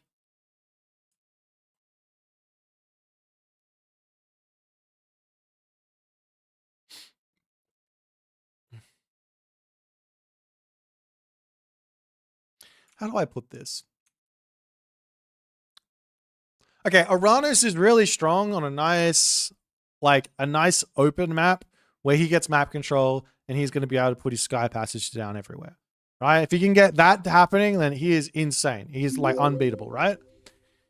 But on a nice closed map where it's really hard for him to get in and get those sky passages down, he can feel like he's not that strong. So in some situations, some positions, it's pretty like a god is really strong. You could probably make the same argument for Tsukiyomi, who is a god that is really, really strong, unless you're, say, against an Egyptian player who's got a back gold mine, who's got like a back gold mine with a second talent center, with Hunt on the second talent center. In those sort of situations, maybe the Egyptian is way stronger than Tsukiyomi when played correctly. Do you know what I mean? Thank you for the gifted sub, Jergoat. You legend. I was looking for games to cast. Let's look at this one. This one was brought to my attention from El Matador, who is currently saying that the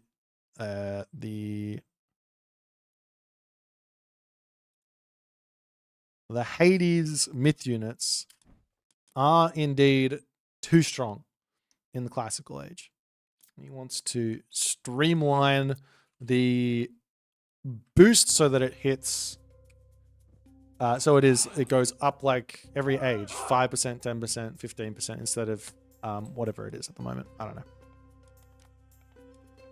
I'm going to speed up and just see what's going to happen here.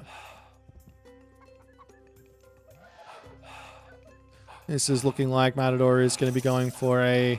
I don't think you can Chronos Rush. I think this is just really, really bad strat against Greek.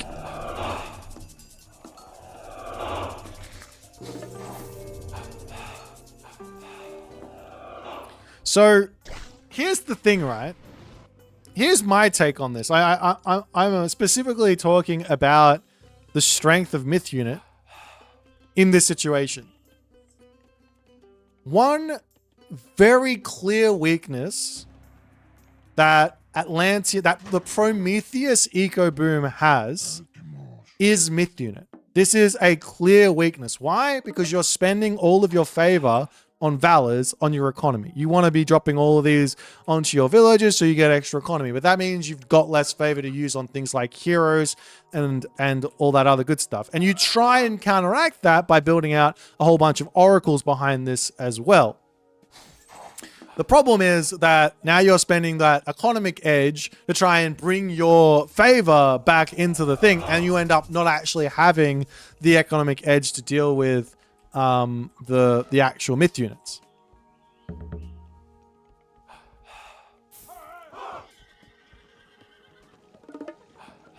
Alrighty, so Camel Case, thanks for the subscription for 3 months, my friend. You legend, 3 months in advance. What a legend, you're the best.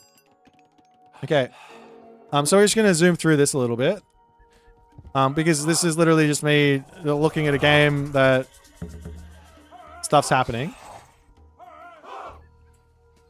You can see he's up to 20 favor, so but the problem is resource. I mean, he's got a ton of gold, so maybe this is all just Codswell that I'm saying, and you should be able to get some actual heroes in here.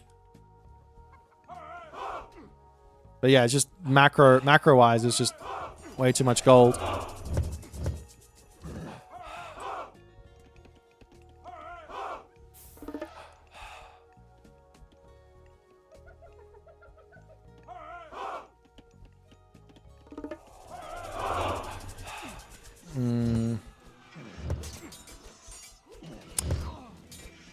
Well, this is one of those ones where I just think that this was just not played correctly from Matt at all.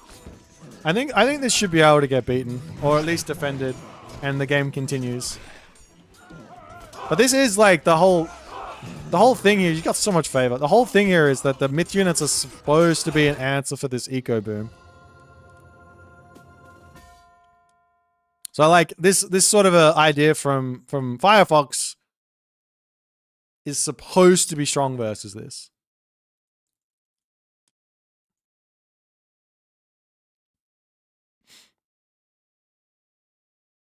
Yeah, even if you heroize units here, like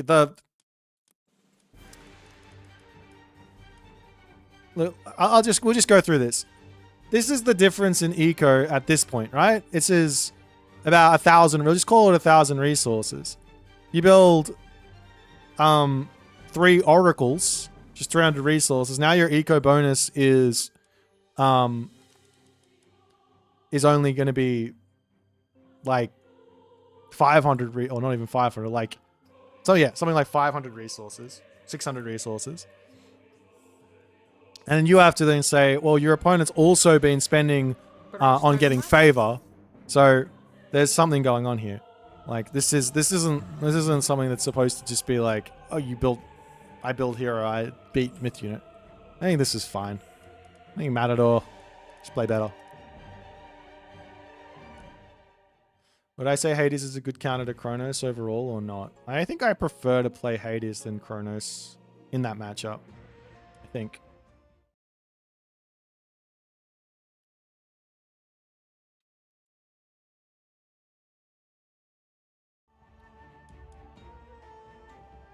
Like, the thing is that the Kronos Rush is basically countered by Ajax and Achilles plus the free myth unit, right?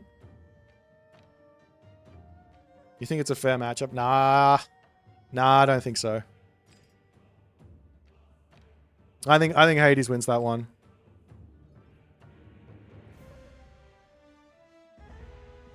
That's my take. Prove me wrong. Mr. versus the Mister. Who wins? Kronos or Hades? I pick the Mister beating the Misters. I pick the Misters Hades beating the Misters Kronos 7 out of 10 times. 7 out of 10. All right, we're going to continue with our Castaroonies here. Which one of these do I want to cast? This one? Yeah. I want to cast this one. No. Yeah, kinda.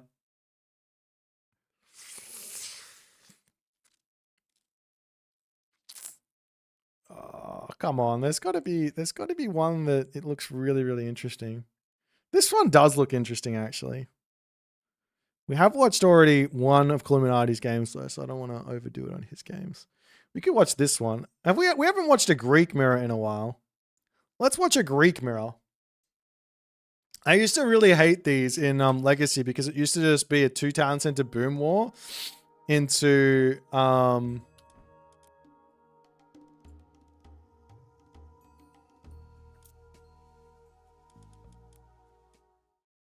yeah, it used to just be a boom war into mythic, but in retail, the Greek mirror is pretty fun, I think. Hades nerfs when? Does Hades need a nerf? Hang on, let me just look at this. We'll just look at this win rate graph.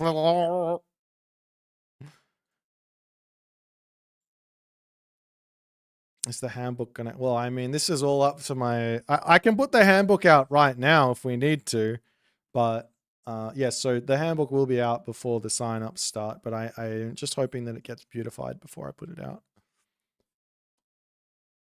But I don't know I don't know where that's at just yet. Hades isn't even in the top, and Hades is terrible. Why are we nerfing Hades? Terrible god. What is he at the higher levels? Hades is number 4. Jeepers. Poseidon OP, Hades OP, nerf Greeks. Nerf the Greeks, 100%. Yeah, I'm on board. Let's watch this one.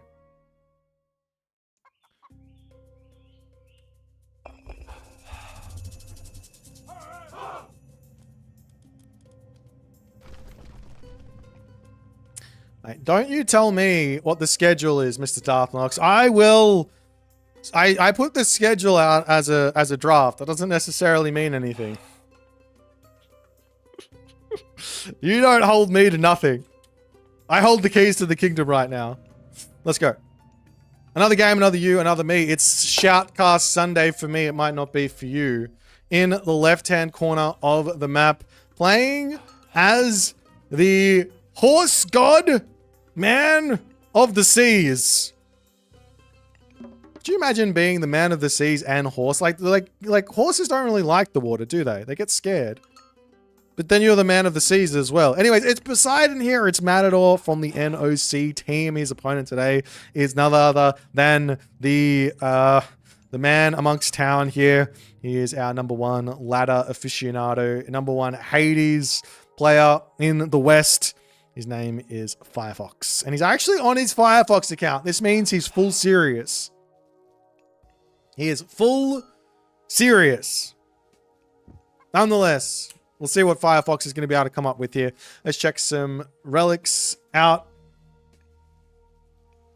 Over here, we got ourselves up on the top. We got the Hecate's Torch, making God powers a little bit cheaper. Over onto this side, we do have the Fetters of Fenrir. Into the middle of the map, we've got ourselves the System of Bast, making villagers food with gold cost minus 15%. And over onto the right-hand corner of the map, there is the Uller's Bow. Every Hades player's wet dream is to effectively... Can I do this? Yeah. Is effectively to have themselves +1 range from their god, +1 range from their relics, and then for some reason find a +1 range on their archer tech that doesn't exist. That's what they want. That is that's what they want. That's when they want it. That's how they want it. Nonetheless, let's stop.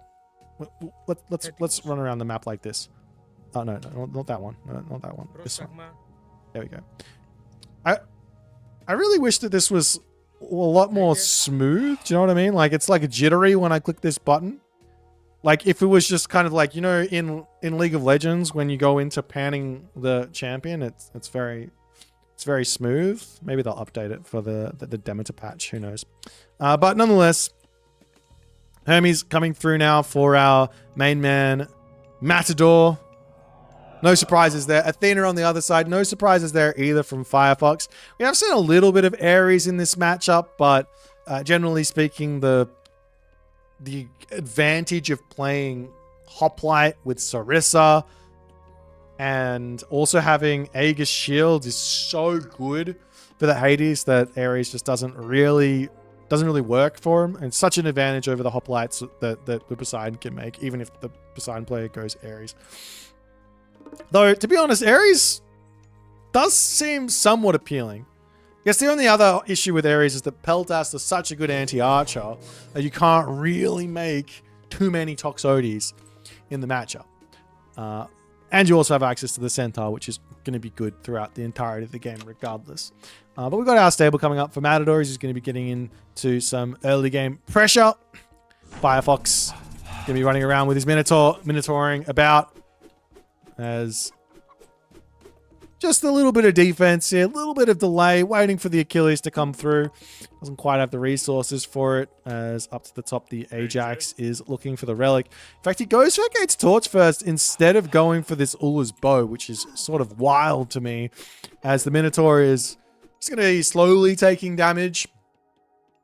And Atalanta coming in will put a big sorry point for that Minotaur, as all of the villagers need to pull back into the main base. Vaults of Erebus is coming through, and I'm looking at Firefox going, exactly what did Firefox do in this early game? I think did he just advance fast? I think he just advanced fast, so he had some sort of defense here, but he still hasn't got the Achilles out. He hasn't got a military building down. He's just getting himself Vaults of Erebus. This is a very, very strange opening from Firefox, and I wouldn't be surprised here if Matador just goes, I'll drop a town center. Now, the town centers aren't very good here, though. That's the only thing. If you grab a forward town center, you've got some issues dealing with maybe a quick heroic age, Aphrodite, Fortress, the whole kit and caboodle. But, of course, Alfheim, generally speaking, a town center isn't a terrible idea here just because of how easy it is to throw walls up and defend. As Matador sneaks in, the villagers pulling back immediately. Matador gets in quickly, but the villagers will make their way into the sentry tower. No losses just yet as the Minotaur comes up to the top side. And there's also, wow, that's so early. Survival equipment is a huge investment. Of course, keeping the villagers alive will pay for them in spades, but that is a big, big investment from Firefox here. As this villager, I think this one's going to go down regardless of the fact that survival equipment is in. As Matador is so good at just picking those off very, very quick. Always getting in, always getting that damage done.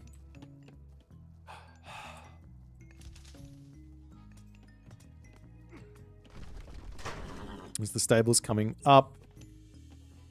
Matador poking back in onto this back wood line, making sure that nothing's going on there. And it looks to me like Firefox, I could be wrong on this, but it looks to me like Firefox is trying to get to the heroic age here. He's got the cows to get there. He's got the gold mine to get there. Heroic age means access to Prodromus, which is a great answer to the Hippias here.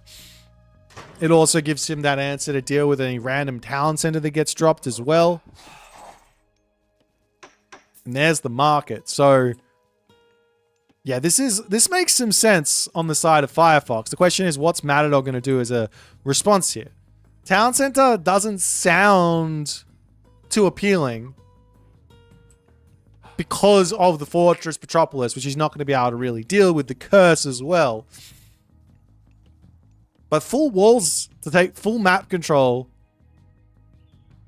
why not? If your opponent's going to hide in their base, say, okay, you want to stay in your base? I'll let you stay in your base. You stay there. Don't move.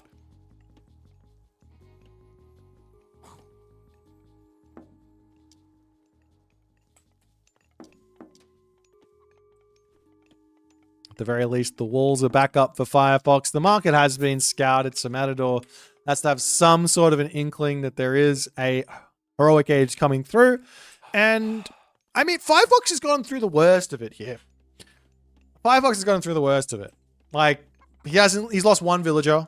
He does have Vaults of Erebus, so that means he's actually in front on income, but he's had some idle time, so resource-wise, Matador's probably in front.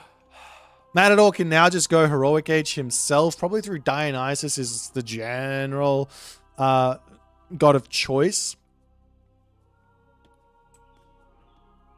And the problem is going to be Firefox getting a second gold mine here against Bronze, even though he's got the Aphrodite, as the villager gets pushed back there by the Minotaur, but the army is in to say, excuse you, please vacate.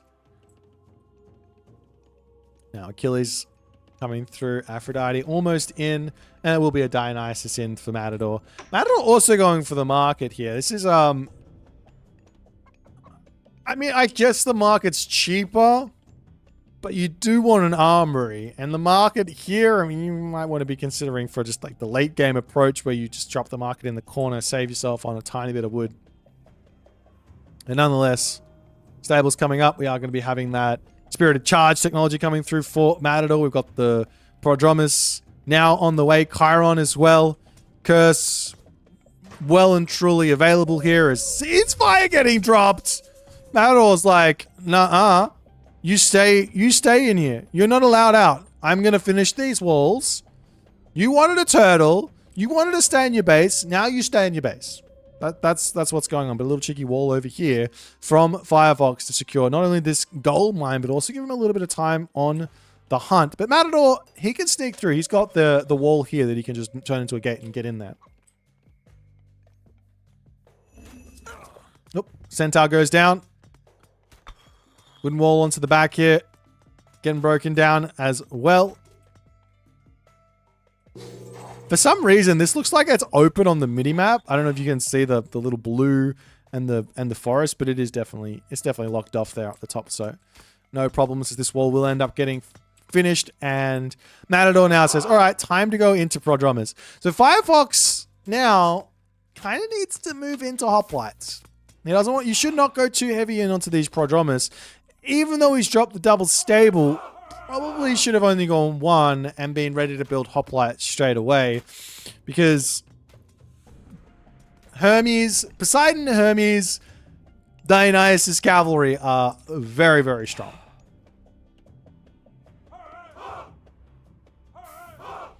Now got the golden apples coming through for Firefox.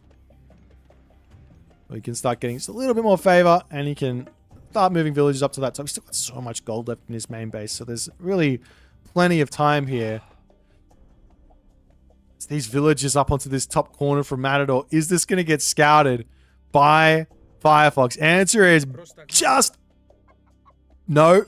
I think it will get scouted. Oh, he's on the top side of the wall. So the Prodromus goes all the way around here. He might see it from the other side, but he does not spot the villagers up there, as now Firefox charges forward. Bronze and Curse in the same breath there. I'm not sure what either of them were thinking with those usages, as Firefox is just going to run, and Matador is just going to be down to Bronze. At least Firefox gets some damage with his Curse.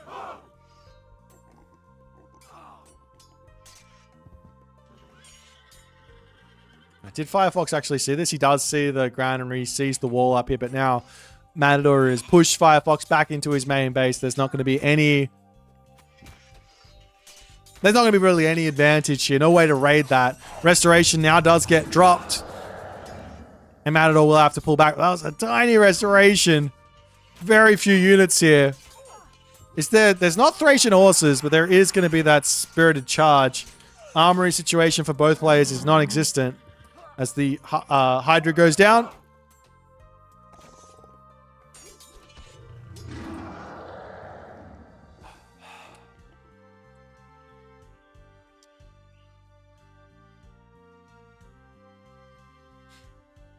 And Firefox still looking to get up to this top side. I'm still surprised he's going Prodromus. I mean, the speed aspect makes some sense. I feel like if you go Athena, you should try to get away from the cavalry as soon as you can. Get into your infantry, because it's just such a powerful part of Athena. Nonetheless, Labyrinth of Minos coming in. This is an interesting decision now from Firefox, though. He wants himself Minotaur, Prodromus, Which kind of makes some sense, I guess. Get the area of effect damage done. Your prodromus can chase down, get some more damage done. A couple of military academies coming up as the hoplites are going to start getting trained.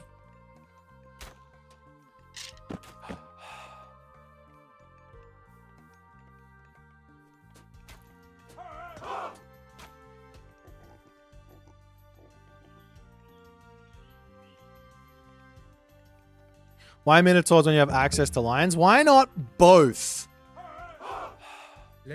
I think mostly the reason is the actual damage. And the disruption. But I think you make a fair point. If you can use your Nemean lions and actually micro them, 3 Nemean lions is 3 seconds of idle time with the entirety of the army, which is a lot, right? You can make even more than that, but we're going to be seeing Firefox literally making every myth unit he possibly can. Even the Pegasus is somewhere, I'm sure. And Matador just says, let me just steal this gold mine for the time being. He's got a nice retreat path here if he does get spotted as well. I have to say, this is one of the more wild Greek mirrors we've seen. There's been a lot of, like, poking and prodding. Not a huge amount of actual fights. But the fact of the matter is both of these players on one of the most defensive maps you can possibly have are both playing one town center. And this is some of the highest level you're going to see. Absolutely wild. How are these guys moving so fast? So Hermes... well, first and foremost, Poseidon has got the speed boost to Cav. I think you get an extra... you get an extra 0.2 in the classical age, 0.3 in the heroic age, 0.4 in the mythic age speed. And then also Hermes has got spirited charge, which is unique technology, which boosts attack and speed of your cavalry. So that's why Poseidon wants to go for this. And we are now seeing the hoplites coming through. And I've been talking about this with these two technologies. Sarissa, which gives range over to the hoplites, up to 1.25, which just increases their DPS a ton in an actual fight because they can attack more.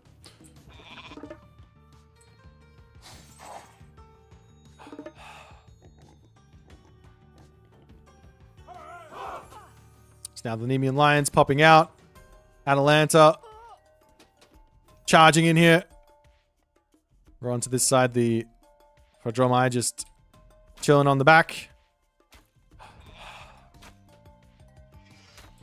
Copper Mail on the way as a Firebox still in an amazing position. I mean, to be honest, everything is pointing to Minotaur having a slight advantage in this game. The only difference here is the Firefox's villages are working faster because he's got the upgrades. I think if Matador had his economic upgrades, he would probably have more stuff, more economy, more things. As the myth units now charging into the main base is a very risky move from Firefox here. Underneath the town center, watchtowers can come through any minute. The Nemean Lion gets that full stun off.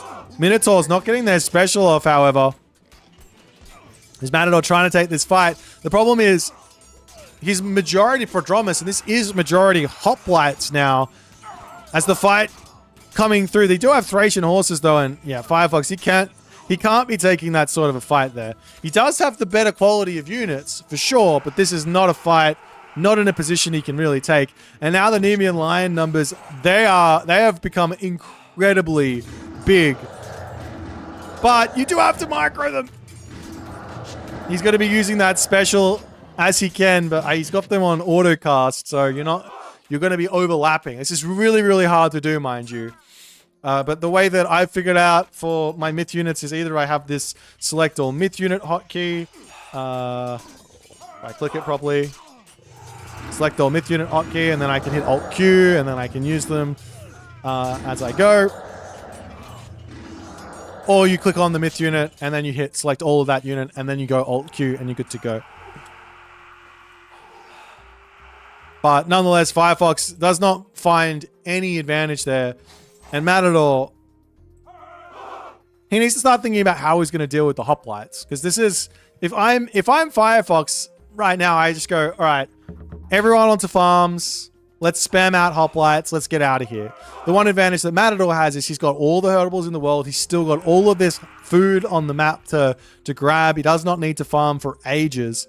So he's got a big timing to get some serious damage done.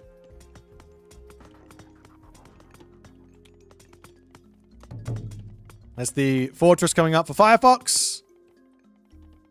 And we do see a Nemean Lion technology Roar of Authors coming through, which does not really make the Nemean Lions stronger in terms of damage. It just makes the stun even bigger. But again, you do have to use these units in a very specific way. I don't think you can build... You either build one of them and don't micro, or two, maybe. One of them or two and don't micro, or micro hard. I don't think there's a in between with the old Nemean Lions.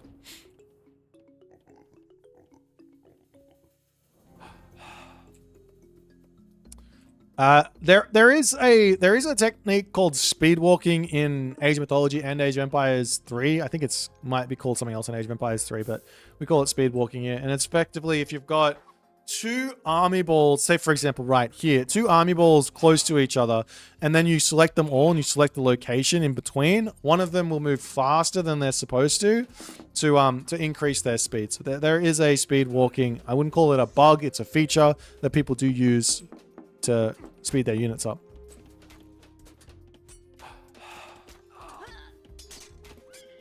It's up to the top side. The Pegasus has spotted some villages, and this is exactly what Firefox needs here.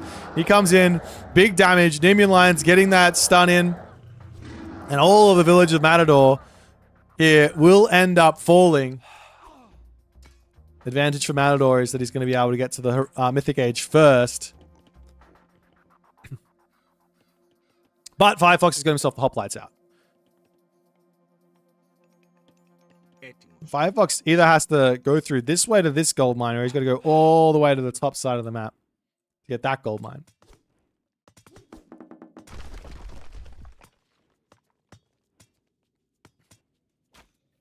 Nonetheless, Firefox over here to break down Matador's wooden gate. Trying to get over onto this spot to take out the fortress. It's going to be a little bit challenging here. One angle is to actually go into some early Colossus. This is something I don't see enough from the Hephaestus users. The problem is when you're playing against Greek is they're probably going to have themselves their Mythic Age units in, or heroes in, as the army from Matador does manage to come in. That Nemean Lion drops the stun in. Restoration coming through there as well as the rest of these myth units much needed on this fight. Matador will pull back.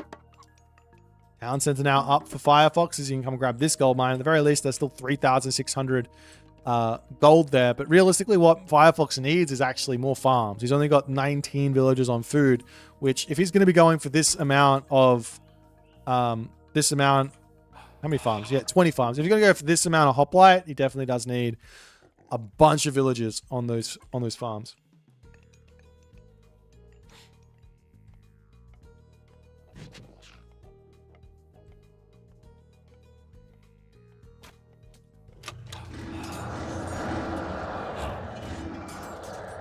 That's the Nemean Lion coming through, getting a couple of little hits of damage.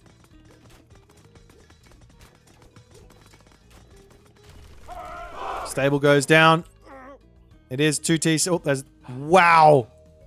I haven't seen this in a while. One villager to build a town center up. Now, let me walk you through why we normally see people going 5 villagers, 6 villagers on a town center.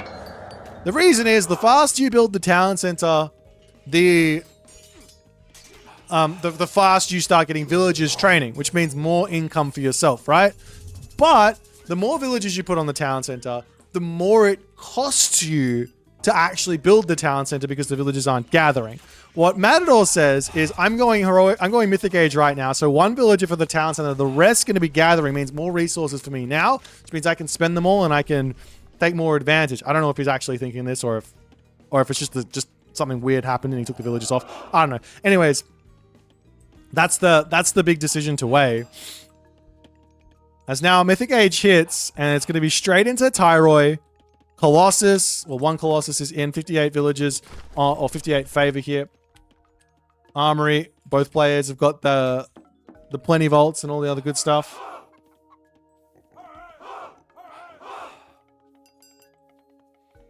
Meanwhile, Fortress coming up now as well.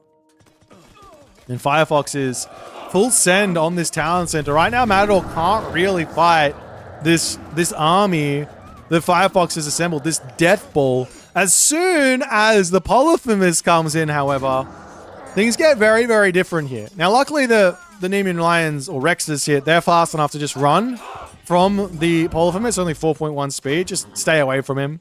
We don't need to be close. Polyphemus turns in, big smack, and that's a dead Nemean Lion.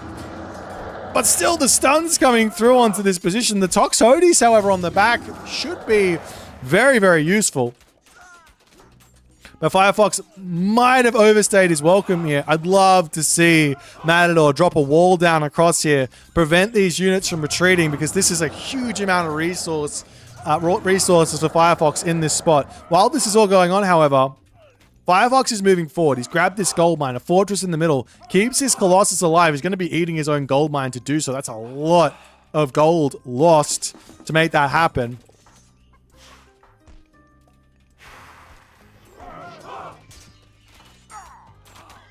To be honest, I actually don't think you should do this. I don't think this is a good idea. You should be on the trees. Gold is such an important resource. Gold mines, excuse me, not just gold. Gold mines are such an important resource. Wood isn't. Just get onto the wood. You only have to shift click I don't know, seven trees. Click, click, click, click, click, click, and it's the same as on a tree. You could go over onto an enemy gold mine and it's fine, but yeah, on your own gold mine, I don't think so. Nonetheless, you got some iron coming through. Third town center, or second town center back at, who's got a third town center? Is there a village center somewhere? Nope, it's just the fourth town center up the Matador. So still 2 town centers apiece here. As Firefox fighting underneath his fortress and his sentinels. I'm a little confused as to why I'm seeing Toxotes for Firefox, however, considering there is not a lick of infantry getting built by Matador. The unit to be building right now for Firefox is without question going to be the Peltast. He needs to deal with those Toxotes so his hoplites can be more effective.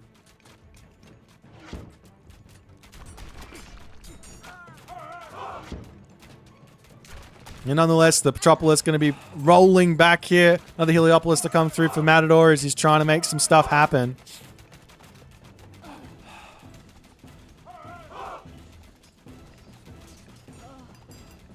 The other thing about, I think, this position is the fact that Firefox can drop a market here. And even if this gold mine runs out, he should be fine. And the hard part for Matador is taking advantage of his speedy cavalry in these narrow choke points. I mean, both players are on full iron. No real advantages to be had anywhere. I love the Heliopolis tech, however, from Matador, because this sits in underneath the Toxotes, forcing the enemy Toxotes here to actually have to focus fire. And Matador with the shoot and scoot here gets those Toxotes out of position as well. And Matador does manage to break through as the fortress is going to be going down. And now Firefox is pushed back into his main base. He's finally starting to build some actual Peltas, but the problem for Firefox right now is only 7 military buildings that he's actually using, which is meaning a huge queue of units, which is not good. Meanwhile, on the other side, you can see Matador, 11 stables, only 3 archery ranges, but he's not losing Toxotes, so it doesn't matter. He probably should have more, but he's not losing any units, so it's fine for him. Now, champion Cav to come through. The big question is going to be, can these Tatarois be dealt with enough Toxotes?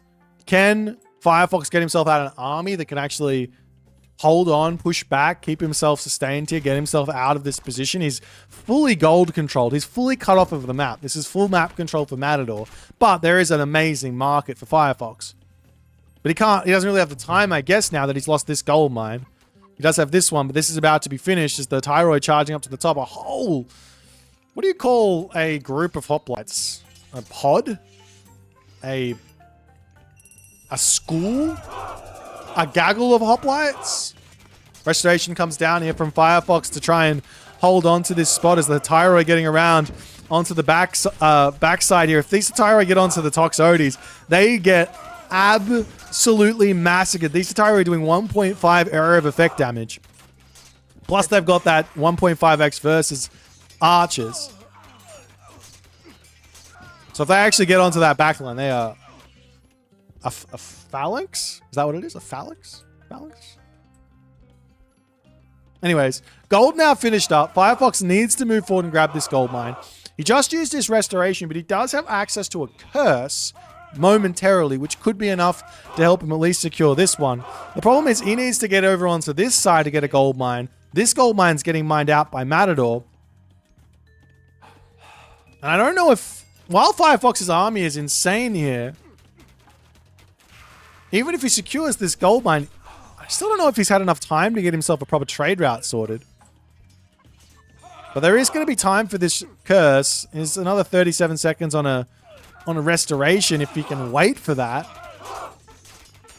I mean, 11 Feltast and 9 Feltast queued up. This is very un-Firefox-like. I'm not sure what's going on, but he's just missing quite a bit there as the curse does get dropped onto this position. Is that going to be enough assistance or not is the big question, though. As Firefox is pushed back yet again. I didn't take count of who actually got the tech. You got the Ulu's bow as well. He's a 23... Oh my god. 23 range Feltast. It's a phalange. Okay. A phalange of hoplites. I'm never going to remember that. We're just going to call them a gaggle. I think that suits them a little better. But Matador holding on to his map control. Still hasn't grabbed these talent centers, mind you. He's been full spending on holding this map control and making himself these super champion Hatyroi. And Firefox says it's Secret of the Titans time. Well, he's just given up on any sort of hope or chance or anything of pulling himself out to get this gold mine. Because he's going to be spending everything on this Titan gate. Now getting himself a couple more archer ranges finally.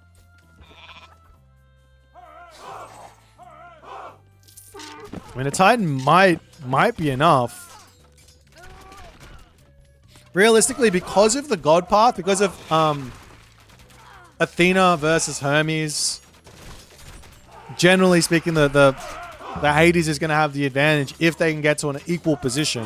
But the advantage from the Hermes is the fact that you get map control, right? Because you've got more movement and more ability to lock the Hades into one little position. You've got more mobility. But if you get to this Titan... Where has he placed it? Over here. If you get to this Titan gate, well... Now things are spicy. As Matador says, all right, let's go for the attack. If Matador... But the thing is, Matador taking the fight now. Firefox is down 43 villagers to build this up. That's 43 villagers of economy. So how is he going to be able to support an army here getting rebuilt? This is the perfect time for Matador to make a push, get in over onto this position. Another bronze or a bronze getting dropped down is even going to be boosting this attack into the stratosphere. Little cheeky military academy ghost building coming down to prevent the army from getting through here. As Firefox maybe overdone it on the Peltas. They are not useful in the slightest here as the Hatyroi do manage to break through. Village is going to be going down. This Titan gate is at 59%, but he needs to pick off all of these units. The bronze is now done. Village is bailing for the time being. Heliopolis, Hatyroi going after the Titan gate. Matador has all of the reinforcements moving into this position. Firefox down to 60 villagers now, and in a moment of pure decision making, Matador does manage to break in here and take Firefox out. Wow. I mean, that was close. I think if Firefox had gone, if just had a better number of hoplites.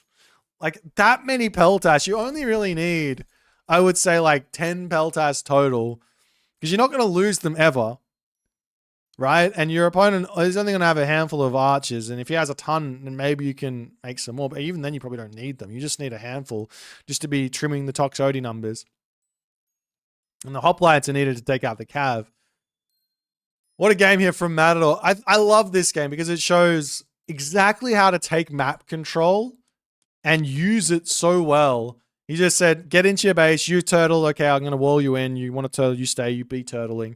I'm going to take all the map, I'm going to use all of the hunt. And even though resource-wise, Firefox is in front, this doesn't matter. Because, basically, because Matador, he only built a handful of farms. He's been hunting, he's been gathering resources the entirety of the game. So that the resource differential is almost just paid off in farms. Nonetheless, a well-played game here from both players. If you guys enjoyed it, make sure to hit the follow on the Twitch. If you're on the YouTube, hit that subscribe button. And I'll see you guys in the next game. Oh. Wow. How's everyone going for the old Shoutcast Sunday? You guys had a fantastic week. I know I've been AWOL. We've been very, very busy. Very, very busy. I need to grab some water. I will be right back. I've got people spamming stuff in my Discord, as just happens to be the case. This is just how it works. But I'm gonna grab some water. I'll be right back, and we're gonna do another Castaroony. Don't you guys go nowhere.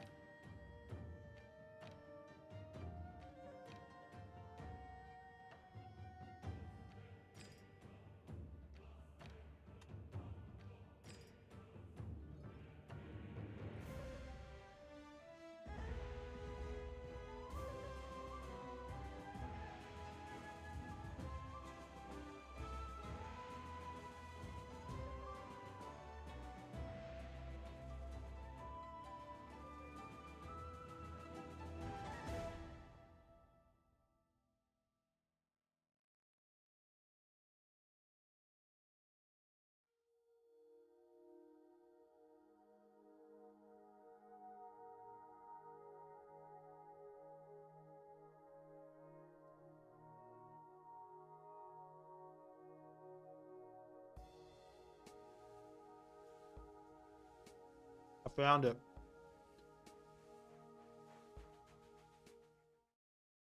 One second, guys. I'll be right back.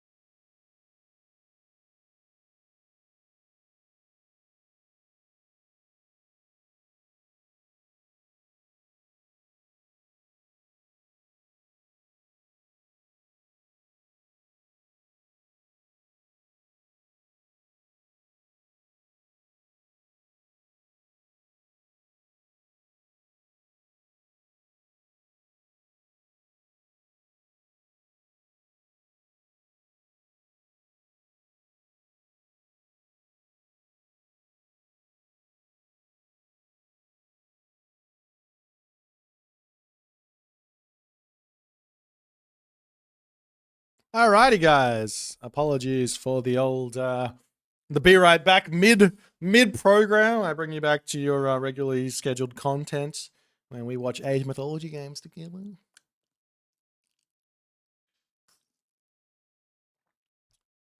As the Australian Open final finished, who won? I heard Djokovic made it. I didn't actually watch any of it.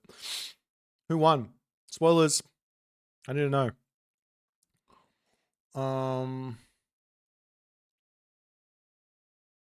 Alcatraz, okay. Cool.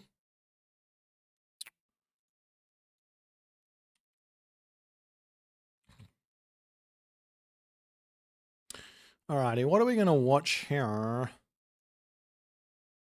This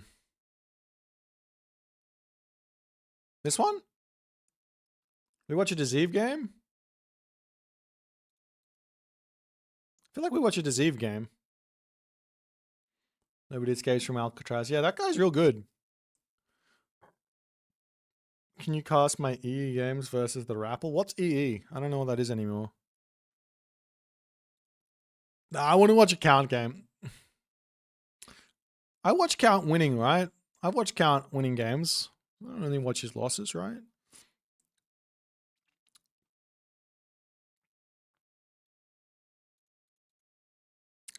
All right, this will do. Expert edition? I see. Sorry. I totally read your comment, Hit Trindamir, but mid-cast, it just had no relevance to what I was talking about, so I couldn't really respond. So in a response to what you're asking, why don't go Susanoo with 2 Shrine of the Hunt and Oni spam? So 2 Shrine of the Hunt is worth about 8 villages, and the Shrine of the Hunt is very, very favor cost. So you're getting a second one out only really works if you're spamming God Powers, right? So the problem is, how am I supposed to get the second Shrine of the Hunt out while using Kusanagi, while using, I don't know, Smiting Gust, and making my Oni? I don't have enough favor to do it all. I either have enough favor to make the Oni, or I have enough favor to spam the God Powers. You don't really have both, if that makes any sense. So you could do one, but generally speaking, if we're talking about playing at the highest level and playing serious with Susanoo, Oni are probably only great on very specific land maps with very specific sort of layouts, or on water maps where you get the fish boom and you have all of that extra food to just throw into Oni. That's where they're really, really strong. Like, and I think anyone who says they aren't strong has not tried it, because it's clearly amazing on water. So yeah.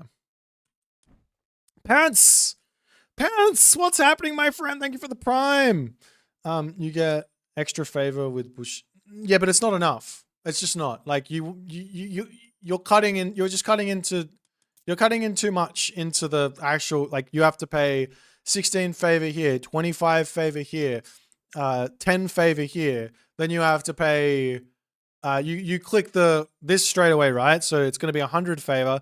Then you drop a Kusanagi for free and a Fujin for free, a Smiting Gust, which is going to take it probably down. Actually, I can check. Takes it down to, I think it takes it down to like 70 favor or something. I'll just run quickly. We'll just have a quick little look-see.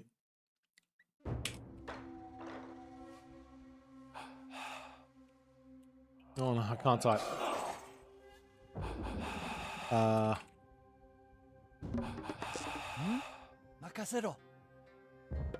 I would have used Dev as, but that's not going to work for us here.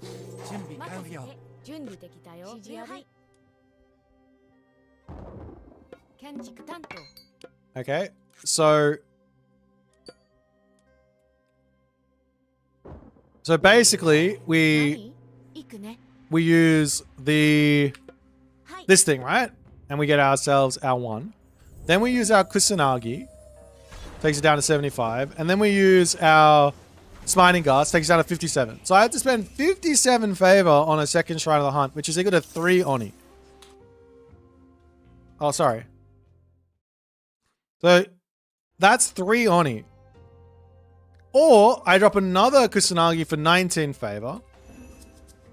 And that does not take us down 19 favor. So it's not worth it if we're just going for this idea.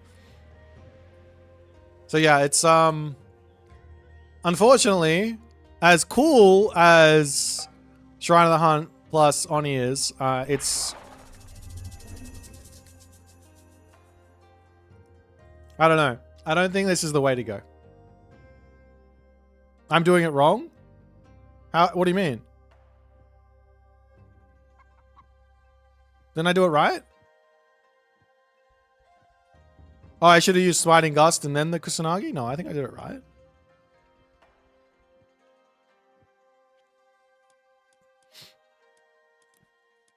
Anyways.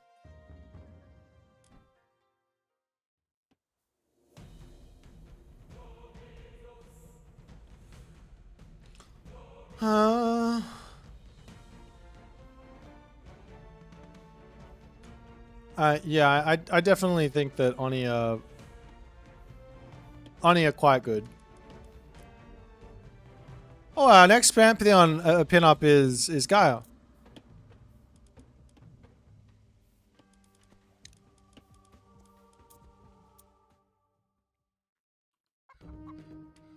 I mean, to be honest, I'm the biggest proponent of Oni out there. I'm a very big Oni fan.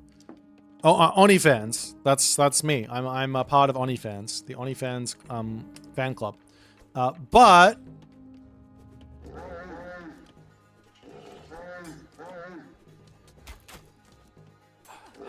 my brain just left my body. Yeah, Oni are good on specific maps that are very closed off, so that you can like wall everything up so you don't get outmaneuvered. Or they're on a water map. At the high levels, you have to be pretty good with the Oni. I was gonna cast this, but I just want to watch it at the moment and hang out with you guys. I might play a game after this one. So we got Count Von Count over here versus Deceive. Deceive's playing some Mamilo spam. I mean Oranos, and we'll see what he's gonna go for. Oni only viable for Susan. Yes, Super Yomi as well on water maps. Very, very strong. Oni on water maps is just good. It's just good.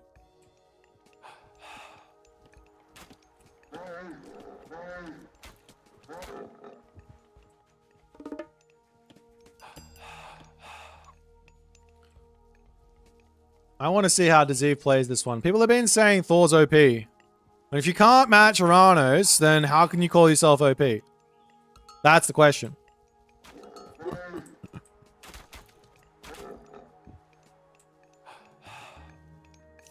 Temple. This is not the fast advance. I'm surprised people are... What is the thing? He goes for these two.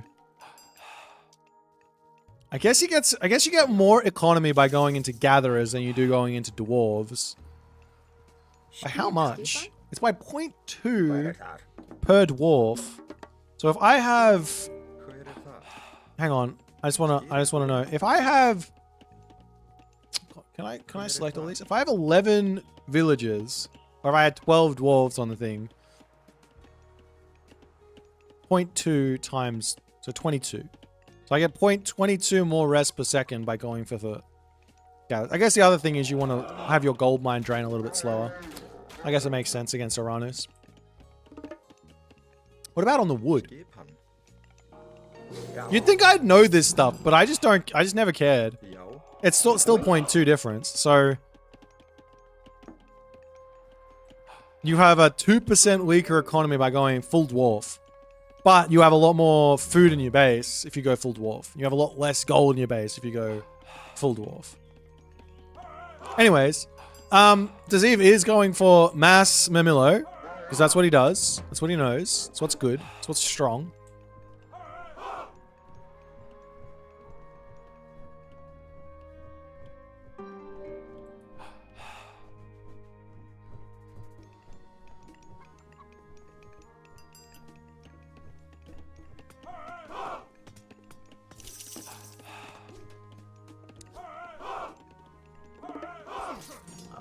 Count's making berserks. I think you want to go for throwing axemen at the start here.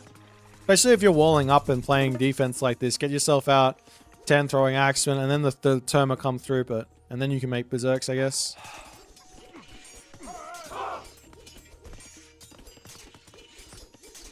I guess this is actually an advantage Count because he gets favor from doing this. Oh, he got a Murmillo hero pick. That's crazy. Should be impossible. Is Ziv going next to age? No. Just hanging out. Full Murmillo, full spend. A town center? No, surely not. Does he have? He doesn't have Carnivora. I guess town center makes sense then. There's no way he wins the fights, though. Maybe there is. Good control, good micro. Pull back. Oh, he lost one Murmillo hero. He's only got 2 Caladria. If he had like 3 or 4 Caladria here, this would be so strong. Cheeky shockwave. Couple units down.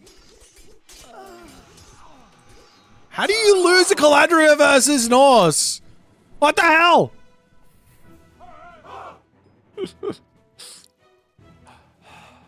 I wish the people I played against lost their Caladria for my one troll.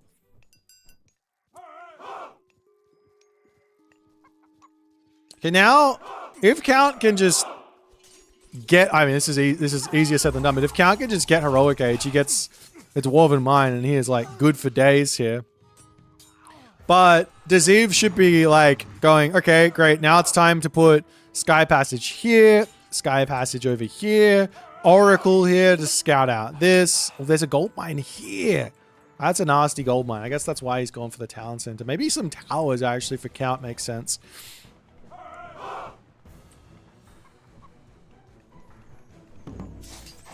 I don't know why Count's here if he could just be over here then. It's an unnecessary risk.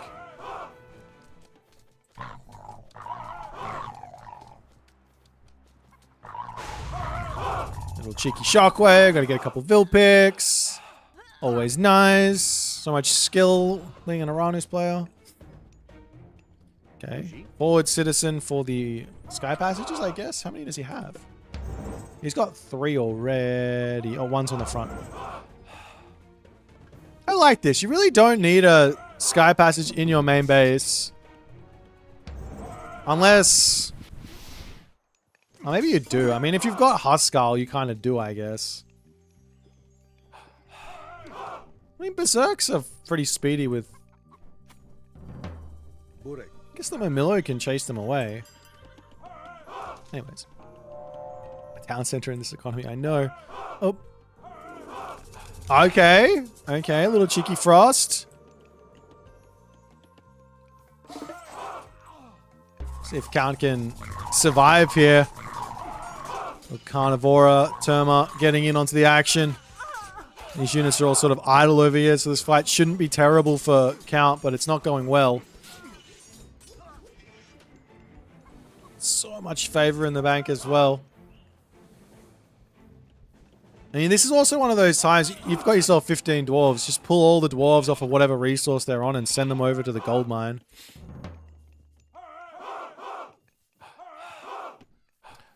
We've got the Hyperion, and then it's going to be Heroic Renewal, of course.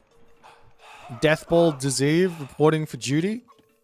The bigger the Death Ball of hero units, the harder it is to make anything happen. Even if you've got an economic advantage. If your opponent's got a Death Ball and you have an economic advantage, you have to fight your way through it with buildings 9 times out of 10. So like going into...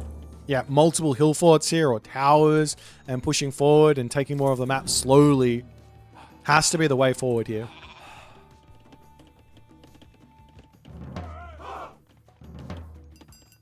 Oh, is he going to go Ragnarok? I don't know about this. Not versus Aranos. I can sack the entirety of my base. You'll kill 0 of my villagers.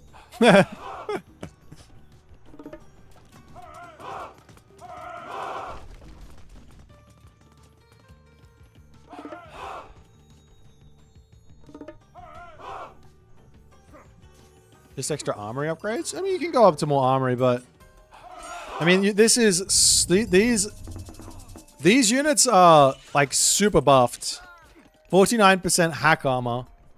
Like, versus Norse? My god. That's 50% hack armor, basically, right? Look at the difference between a regular Murmillo. Let me go normal speed. A regular Murmillo. 51%. And the Hero Murmillo. 57%. Those bad boys are bad. In a good way.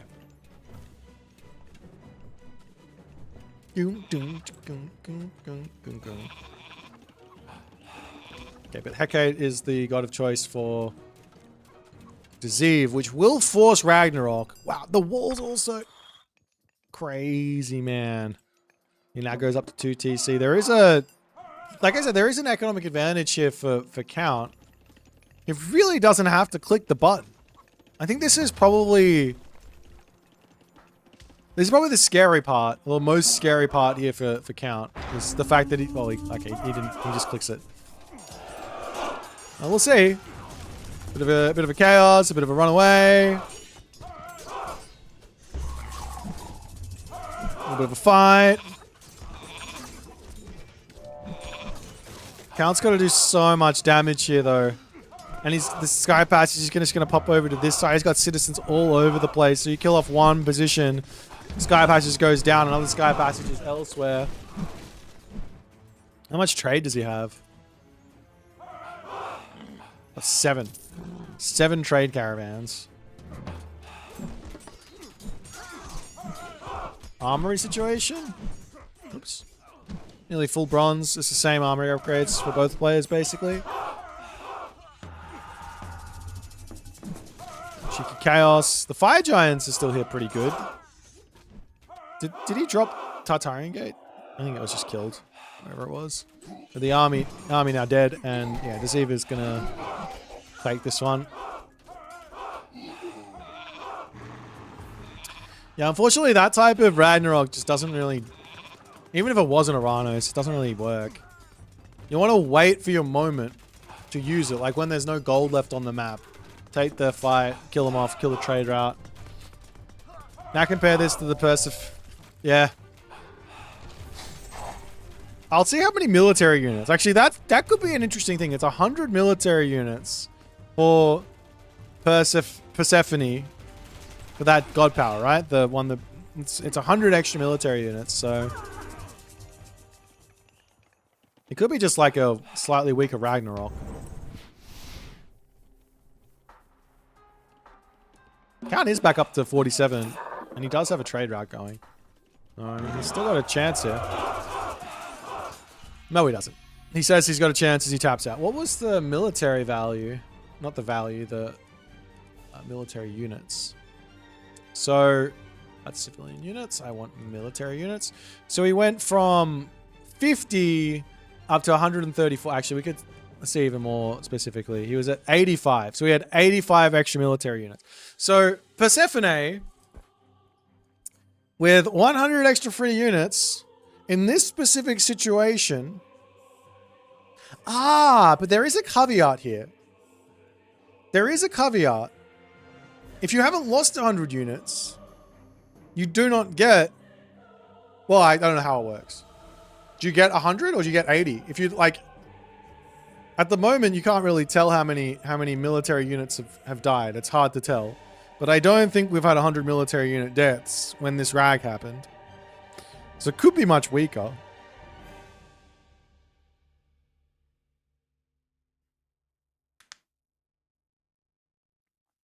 Check units killed?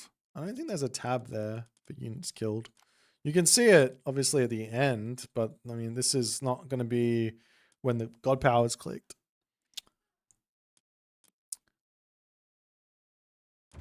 Should we do another little group investigation into this Demeter thing? I did it by myself, but do you guys have any ideas about stuff? I'll say that everything that I read there looked very different to anything that I'd seen before. So I actually don't know what's happening. I'm very scared. Let me open it up. Where is it? Age of Empires.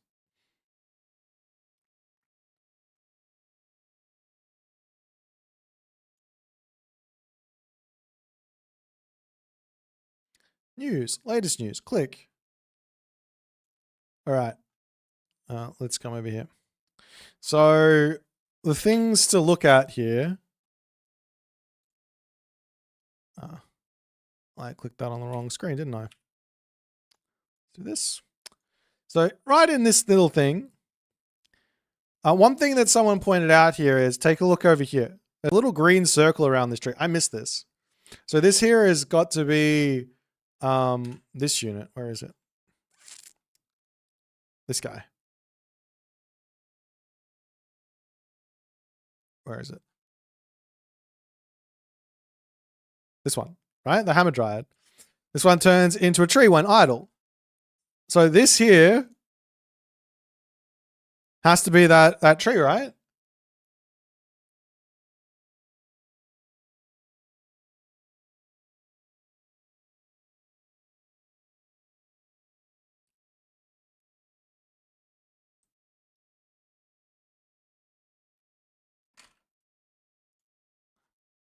And what does it do? Infiltration and scouting. Uh-huh. Uh-huh. The other thing that was pointed out is I can't really scroll into this. I don't think I can, because every time I scroll in, look what happens. It's just like, no, I don't want to go in. Maybe I could do it like this. What if I do this? And then I might be able to scroll in like MS Paint or something.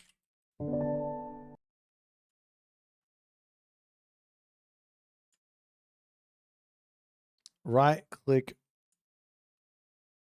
Okay, we'll try your way. Right click, open image in new tab.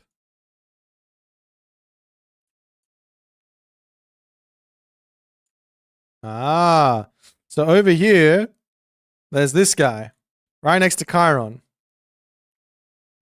He's got what looks to be, if I had to guess, he's on a chariot. There's also this guy here. So I can see hoplites, obviously, right? Those guys are hoplites. These guys are toxotes. This guy is on a chariot. That's Chiron. And that there is some other guy. So my guess is, well, there's got to be, okay, there's 4 different heroes. There's an infantry hero. There is a like a quick hero, like the Heracles, Achilles, Atalanta. There is a ranged hero, and then there's a mythic age hero. So my guess here is, oh God, I suck at this. I really suck at this. Let me try again. We've got ourselves the flying hero. Now, it could be the case that this guy is our fast hero. It could be. And he is like, works like a, what's it called? A Zhongqi, which would be terrifying. The other case is it could be a ranged hero. So this could be our ranged hero in the heroic age. This guy over here,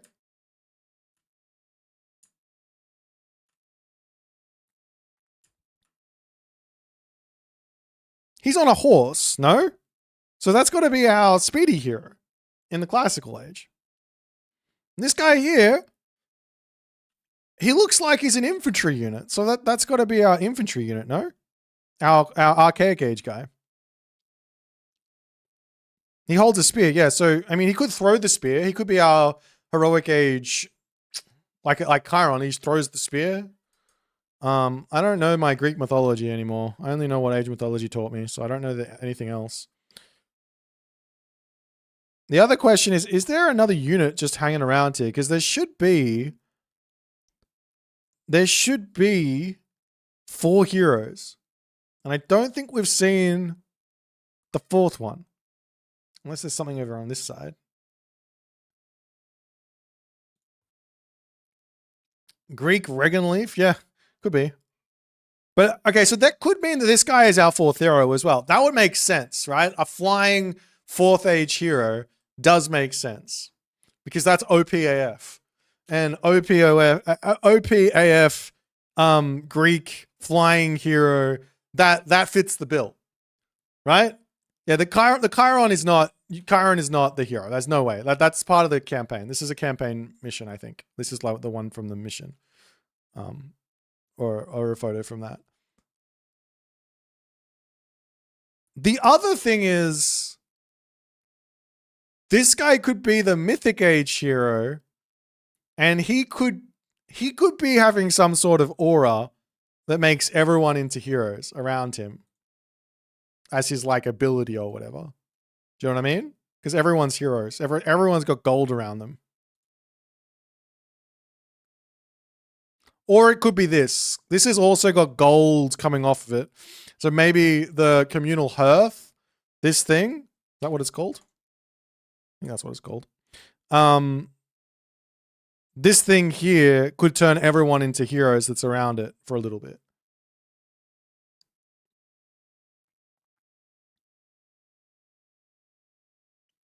The hero who is behind Chiron may be Orpheus.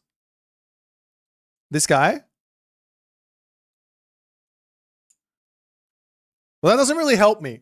Like, I don't know if I care. Like, what I care about is where would they place these heroes. So I think I think you've got the speedy hero, and you've got the ranged hero or the mythic age hero, this guy, and I think you've got the infantry guy. So, or unique to the campaign, infantry guy. He could also be the mythic age guy. Because this guy could also be the archer, like Chiron, basically. Wild.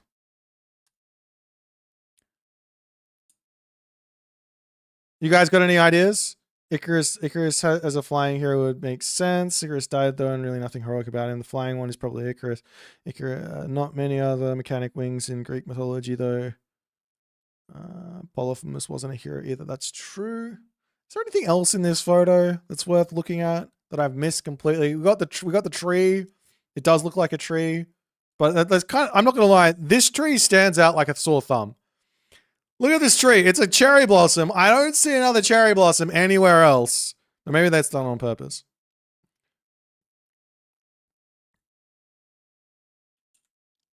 Is there anything else here? Did I miss anything?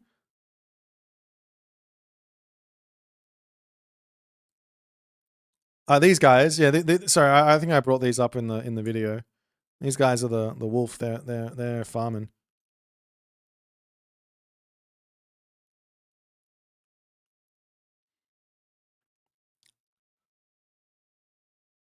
Yeah. So if this, I mean, we have to see the numbers, right? But how do I get back?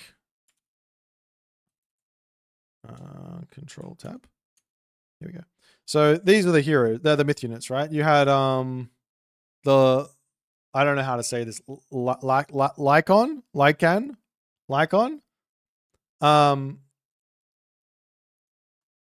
So these guys are going to be, oh, hang on. Let's come back to that. These guys here are going to be villagers. They disguised as village until the moment of the strike. So they're either, I still think they could basically just be faking a villager and not actually be a villager. They're just sort of hanging there. And if you raid the Demeter, they have these villagers that are just hanging out on a position. They're faking that they're gathering resources, and as soon as you show up, they turn into a wolf and maul you. That would make some sense, and in terms of just like pure balance ideas. But more likely is they're going to be a extra villager that you can train. Of course, they could have any amount of gather stats. But if you've got a myth unit there as a villager, it's still going to die to like Herso raids or like your Greek hero raids or whatever else. I think they might not. My guess is they would, the simplicity of just saying these guys are like part of like the myth, like of like the way that they're trying to do their myth units is like this kind of like, I'm trying to fake you out with what's happening here. rather than it just being, oh, this is just going to be straight eco buffs. It would make some sense for them not to gather. Because you can always just train the wolves as a military unit, just put them in your army, walk forward with your army, and then they're just going to turn into wolves, right?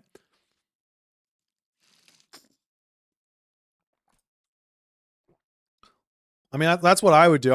If they could gather, I would almost send them onto the resources, right? And then when I'm ready to push out with my army, I'd take them off, and I just have like my mini Ragnarok and go kill them. Anyways, there's this thing here. So let's ask this question. This guy, that's Orpheus. Without a doubt, this guy here is Orpheus. Up here, wait, let me get this open. Open image. Okay. So over here, now it's a different color, but do you think that this here is the same guy?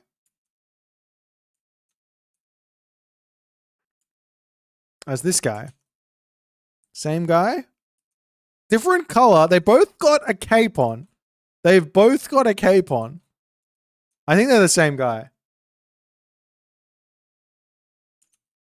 Hang on. This one's got a crown? Does he? That's so blurry. I can't tell, man. It's too blurry. I can't. Does he have anything here? Nah, that's just a haircut. That's just a nice haircut for your ancient Greek days. King Minos? I don't know who that is. I think it could be the same guy. I think this is Orpheus. So I think we're missing one hero. 1, 2, 3, and there's nothing else. Oh, this is the same temple, no? Is this the same temple, you reckon? I think it is. Yeah, no, this is the same temple. Because it's got the same shit everywhere.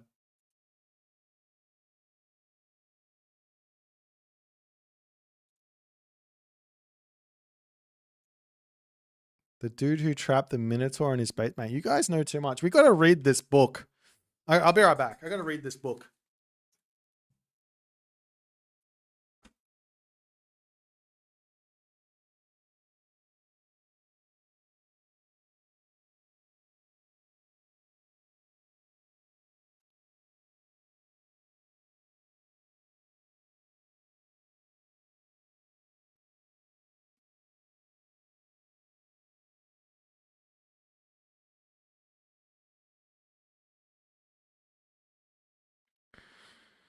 Okay, we got Odysseus and his men encounter the Cyclops, Phaethon and his chariot, all on fire falling to earth. We've got the Medusa, we've got the Minotaur, and Theseus in the labyrinth. We've got Atalanta and the Golden Apples. We've got the journey of Odysseus, Aeneas and the Cybele enter Charon's boat, the death of Ymir, and the creation of the world. We've got the less important... Wait, what else have we got? Hang on. Yeah, we got a reading stream here. Come on, you guys love mythology. Don't pretend. We got the gods. I don't care. Oh, the 2 great gods of Earth. 44. Let's go to Demeter. 44. Where are we? Come on. We got to learn about Demeter here. This is important. I've learned everything I can from Age of Mythology, but I don't want to wait. I need to learn some more. I got an actual book here. We got serious stuff. Okay. For the most part, the immortal gods were of little use to human beings, and often they were quite the reverse of useful. Zeus, a dangerous lover for mortal maidens, and completely incalculable in his use of the terrible thunderbolt. Ares, the maker of war and a general pest. Hera, with no idea of justice when she was jealous, as she perpetually was. Athena, also a war maker and wielding the lightning sharp lance quite as irresponsibly as Zeus did. Aphrodite, using her power chiefly to ensnare and betray. They were a beautiful, radiant company, to be sure, and their adventures made excellent stories. But when they were not positively harmful, they were capricious and undependable, and in general, mortals got on best without them. There were two, however, who were, although different, who were indeed mankind's best friend. Demeter, the goddess of the corn, Demeter in Latin series, the goddess of the corn, a daughter of Cronos and Rhea, and Dionysus, also called Bacchus, the god of wine. Demeter was the older, as was natural. Corn was sowed long before vines were planted. The first cornfield was the beginning of settled life on Earth. Vineyards came later. It was natural too that the divine. Okay, is this? Are we? I'm not getting anything from this. I'm really not. Demeter had only one daughter, Persephone.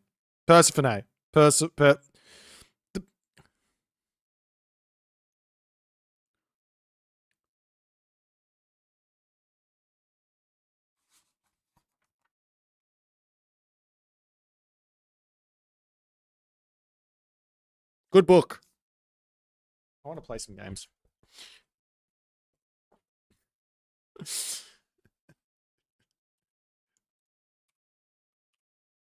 Do you reckon we should do like some myth stories? Just learn Greek. True. Would someone like to play me in a video game? Does the book tell? Yes, Demeter strats are definitely up for sale in that book. Tell you what would be cool. Mythology Tales by Boit. Yes. Theseus was sent to kill Minotaur. Minotaur was trapped in there. King Minos asked Daedalus, dad of Icarus, to build a best no one can escape, and after he trapped Daedalus and Icarus in the cave, Daedalus crafted feathers and candles and birds' feathers so they could escape, but Icarus flew too close to the sun and his father melted. That's a lot. That's a lot there. I tell you what would be absolutely sick though. If someone could make like a Age Mythology cinematic to go along with me reading this thing, that'd be so. I need to do that.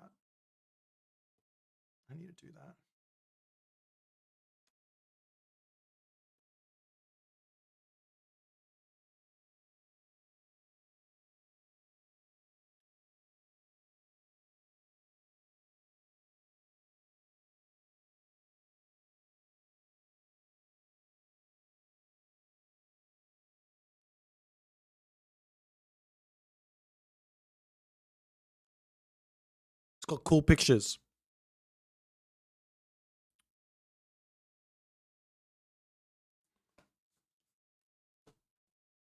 Soon. All right. That's going to be the dream. We take the stories of ancient Greek mythology and we make a new campaign. Come on. Let's work together and do it my way.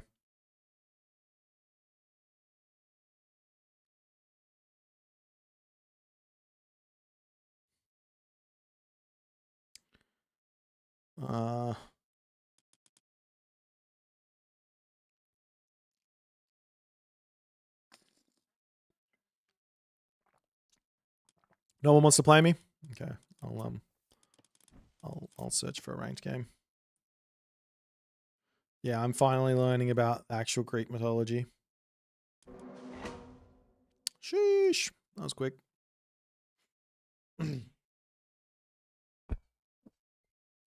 Wait until the Aztecs release and we're going to see names like, what the hell is that? Huitzilipochtli.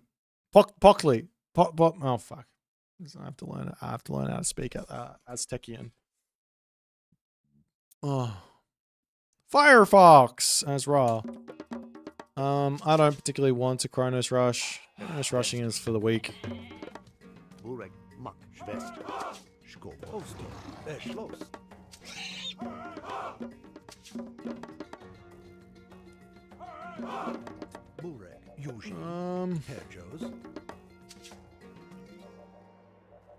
Nah, whatever that is. With solo pot. Nah, there's no one can understand what that is. Those aren't. No, those aren't words.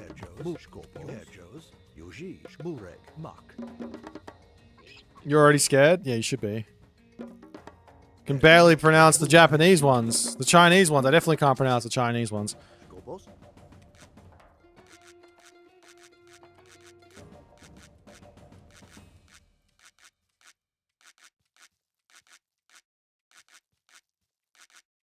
Shmureg. Head Joes. Shmureg. Oh, you head Joes. You Shmureg. Schloss. Uji. Head Joes. Herr Joes. Head Joes. You Shmureg. Okay. Around which month is it? Oh, we don't know when exactly when Aztecs is coming out. Head Joes. I think they... I don't know what they said. I can't even remember. I just remember it being not enough. Burek. Yuji. Yuji. Yushkopos. Oster. Yuji Akadiat. Hedjos. Skopos lost. Yuji. Burek. Yushkopos. You hedjos, you skopos, you hedjos, Yuji. Bureg. Yuji. Bushkopos, hedgeskopos, Bureg. Mak. Bureg. Skopos. Yuji. Skopos, Yuji. What are the relics? Star of Apollo, Pandora's Box, Feather of a Fang. There's some good ones there. Hedjos. I think I might slow down on the old getting to the next age and go for some heroes to grab these relics.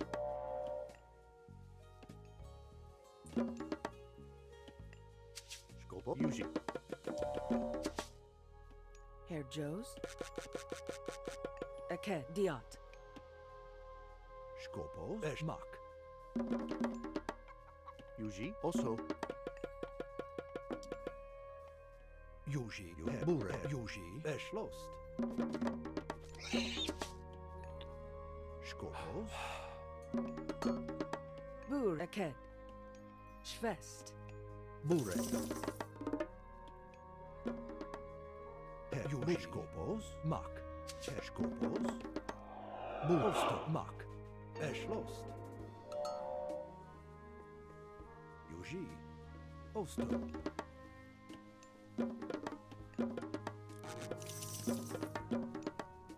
Skopos. Herr Joes. Bureg. Diat. Yuji. Mos Intem. Herr Joes. Bureg. Mos Intem. Skopos. Mos Intem. Yuji. Yuji. That is a fast advance time. Yuji. Herr Joes. Bureg. Skopos. Yuji. Schwest. Hedjos. Herr Joes. Aked. Mos Intem. Aked. Mos Yuji. Aked. Yushkop. Mak. Uh-huh. Mak. Yuji. Yuji. Oster. Bureg. Mos Intem. Skopos. Hedjos. Skopos. Yuji. Yuji. Mak. Schwest. Bureg. Bureg. Hedjos. Mak. Mak. Yuji. Hedjos. Yuji. Bureg. Skopos. Skopos. Bureg. Schloss. Herr Joes. Aked. Diat. Yuji. Hedjos. Mak. Yuji. Mak.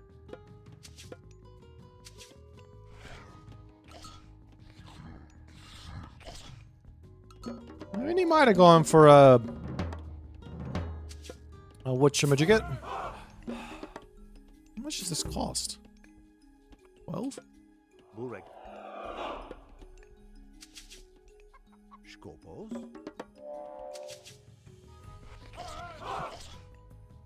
Skopos.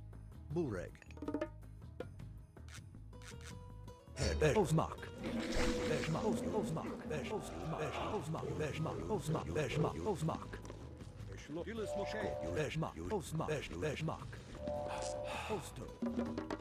Aked. Mos Intem. You mock. Yuji. Herr Jost. Osto mak eschlost. Yuji. Burek. Mock. Skopos. Osto. Skopos. Yuji. Yuji. Eschlo. E poro flat. Skopos.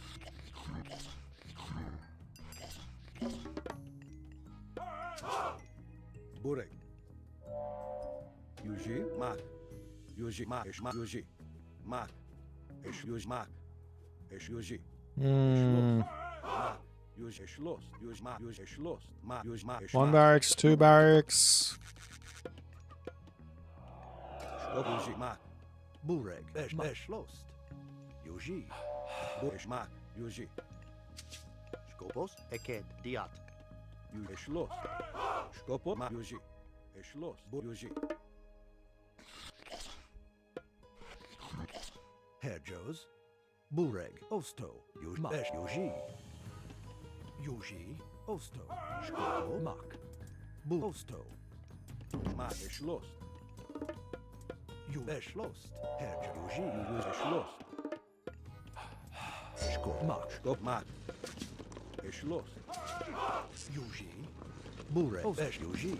Mak. Osto. Mak. Skopos. Yuji. Herr Yuji. Yuji. Mak. Bureg. Yuji. Burek. Eked. Diat. Yuji. Yuji. Eked. Yuji. Yuj diat. Burek. Diat. Herr Jost. Eschlost. Vayen. Eschlost. Skop. Eked. Oso. Herr Joes. Osto. Mak. Yuji. Eschlost. Mak. Skopos. Bu diat. Yuji. Yuji. Eschlost. Herr Eked. Schwest. Bureg. Mak. Skop. Yuji. Mak. Eschlost. Burek. Yuji. Yuji. Mak.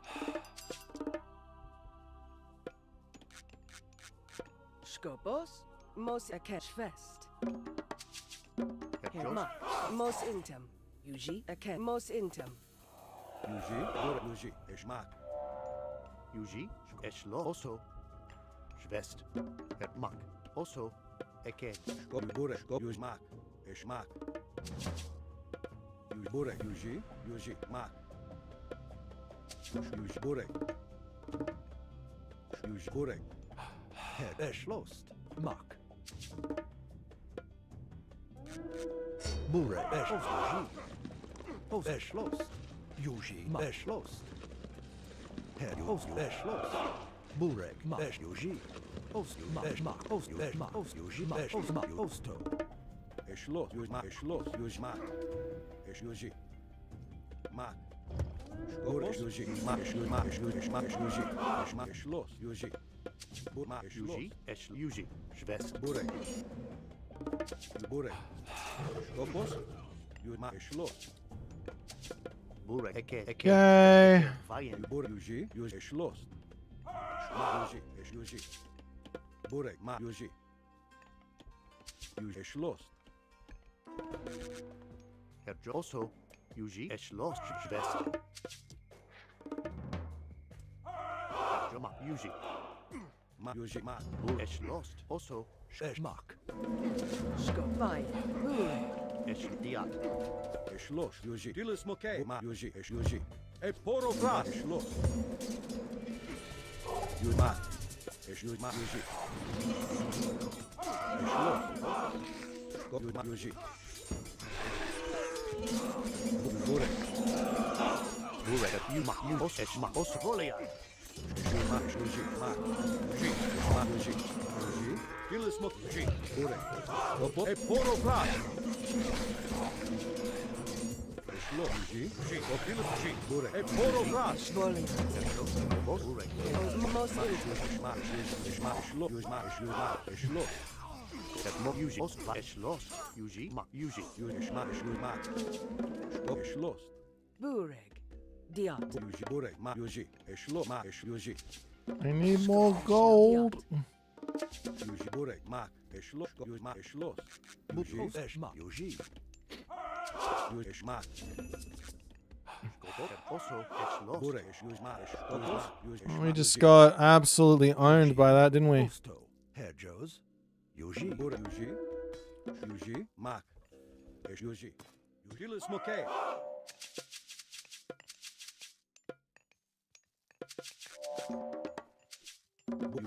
Yuji Yuji Mak Yuji Eschmak Yuji Eschmak Eschlos Yumak Eschlos Yuji Eschlos Burek Yuji Mak Yuji Eschlos Skopos Mak Yuji Burek Yuji Bur Mak Esch Skopos Mak Yuji Yuji Eschlos Yuji. Aked. Yuji. Burek Mak Yuji Mak Esch Yuji Mak Skopos Yuji Eschlos Yuji Mak Skopos Herr Aked Diot. Skop Yuji Eschmak Burek Bureg. Mak. Burek Skopos E Porofras Yuji Skopos Burek Skopos. Yuji Dile Yuji Mak Esch Yuji Mak Yuji Yuji Eschlos Skopos Yuji Yuji Mak Eschlos Mak Yuji Eschlos Mak Yuji Eschmak Yuji Burek Mak Eschlos Yuji Yuji. Herr Eschlost. Mak Yuji Eschlos Mak Schos Mak Yuji Osto Yuji Eschlos Bur Yuji Mak Esch Yuji Bu Diot. Bur Yuji Mak Eschlos Mak Burek. Yuji. Yuji Eschlos Burek Yuji Skopos Yuji Yuji Yuji Eschlos Yuji. Mak. Most symptom. Skopo. Osto. Yuji. Eschma. Eschlost. Mak Herr Osto. Yuji. Esch Eschlost. Yuji Mak Eschlos It's lost. Burek Mak Herr Joes. Bureg. Yuji Mak Eschlos Mak Hedge Mak Yuji Skopos Yuji Mak Eschlos Yuji Yuji Osmak Terjos. Eked. Ma. Yuji. Diot. Skop Yuji Mak I need to get something happening back here. Mos in. Burek Yuji Eschlos Mak I'm hoping I can catch him over on this side. Eschlos Did he just run? No. Yuji Eschlos Dile Smoke Yuji. Aked. Herr Jma. Yuji. Osto. Aked. Aked. Mak. Eked. Yuji Skopos Yuji Yuji E Porofras Bureg. Aked.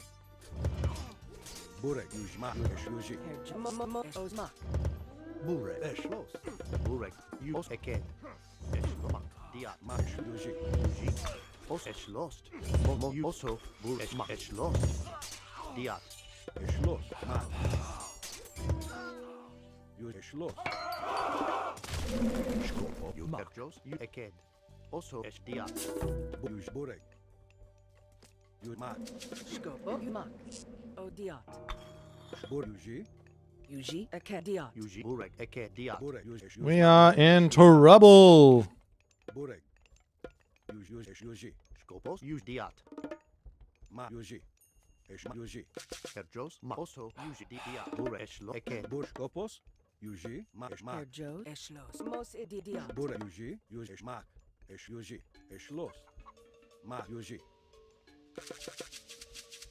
Skopo Eschlos Mak Yuji Yuji Eschlos Dile Smoke Mak Eschlos Yuji Mak Yuji Mak Eschlos Why are my villagers in this fight? Like, I didn't bring them here. They're just, like, here for no fucking reason. I think this game's done. Yuji Mak Esch Yuji Esch Mak Eschlos Yuji Esch Mak Yuji Mak Yuji Mak Esch Yuji Mak Yuji Eschlos Yuji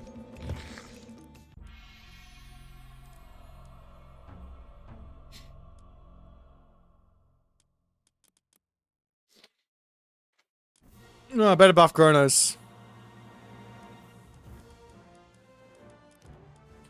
I'm going back to my Oh, I forgot about my other strat. You're so right, Young Oath. Why didn't I not go for Automaton?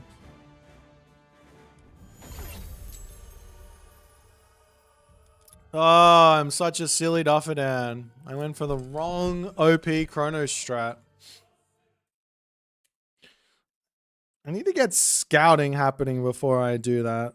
I sent my army out into the middle of nowhere and got caught for no good reason.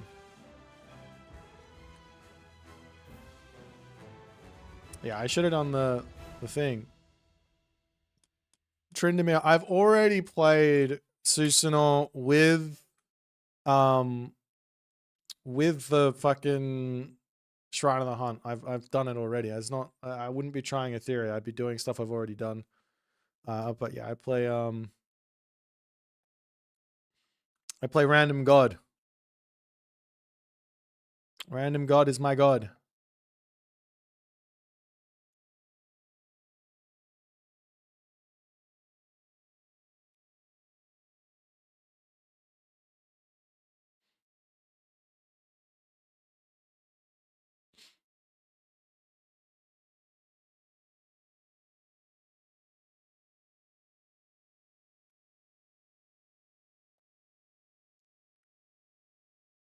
And man, even if we get Susanoo, it's not like I just jump into a game and say I'm playing X strat. That's not what we do. You have to sort of look at the actual matchup and the map and make some decisions based on that. If we just run a random strat on a random map, you don't take anything away from it because you're not in the right, like, you don't have the right parameters.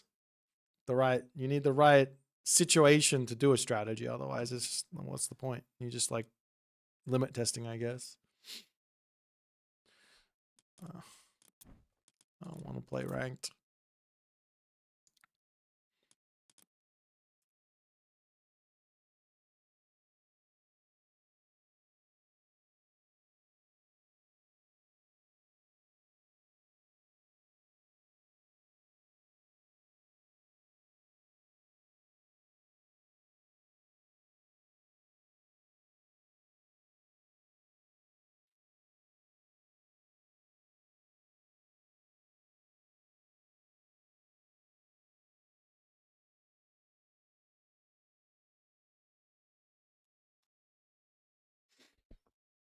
Oh.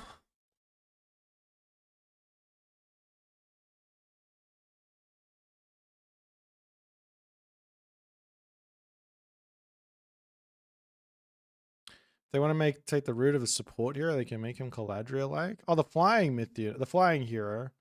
Actually, that makes some sense. But what would it do?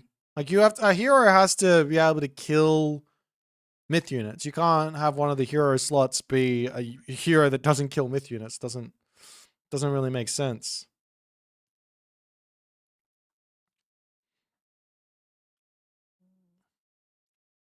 Unless it's like, nah, because imagine giving a mythic age healer in the unique slot. They make the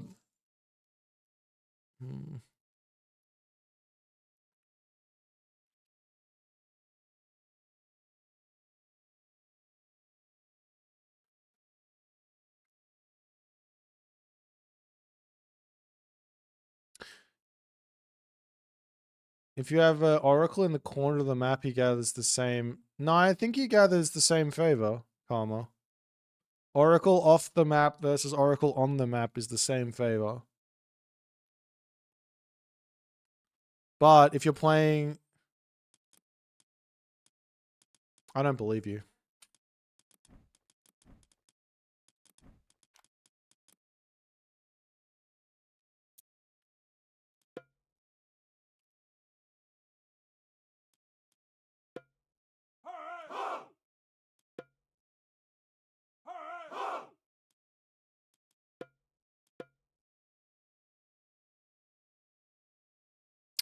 We shouldn't do it like this. Do them both with Chronos.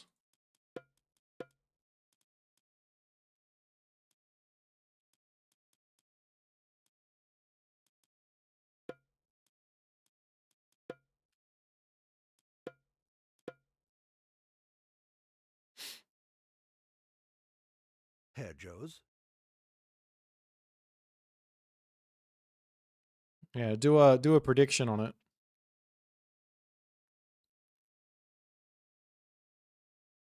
We should have the same score here. What the hell? The score is going up exactly the same. We are gaining exactly the same amount of resources here, no? It's also 0.06 at 1 minute. At 1 minute, we're exactly at 12 favor. I don't know exactly. Let me see when this goes to 13. 108. All right, let's restart. Actually, I need to go on to the player 2.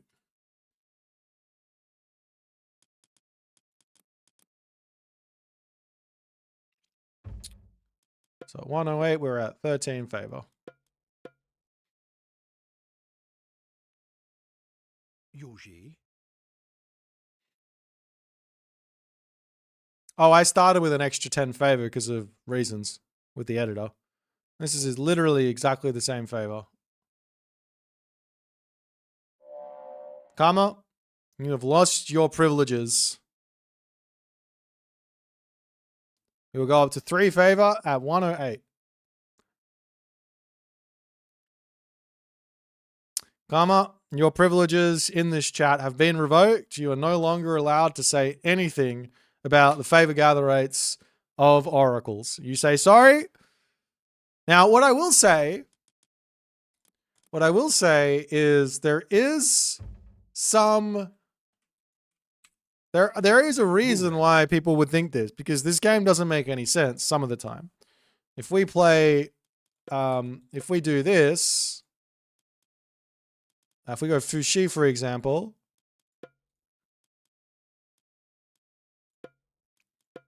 and we put our, hang on, I can do it like this. Maybe I should get a different hero. Just give me a bloody unit. Yeah, Asura will do. We got Asura and Asura. I just put one over here, and I put the tree over the corner here. Of course, I need to have a town center. This doesn't prove anything, but this here is going to gather less favor. This one does. Nah, the +8 line of sight relic doesn't give the Oracle more favor.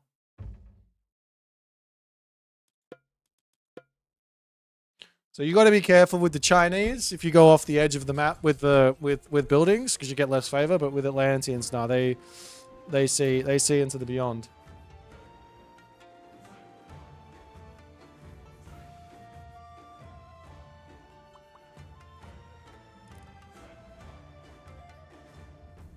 That kind of makes sense. One's got line of sight. The other one is just doesn't have any land. They're not claiming any land. It kind of makes sense.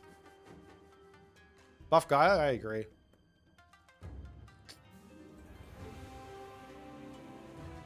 Guy needs big buffs. Big buffs.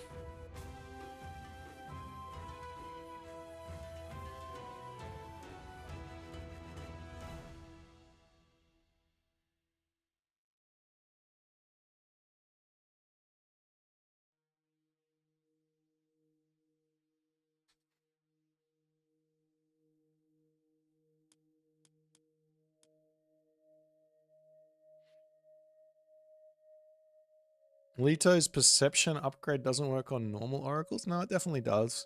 I think you're just looking at the number.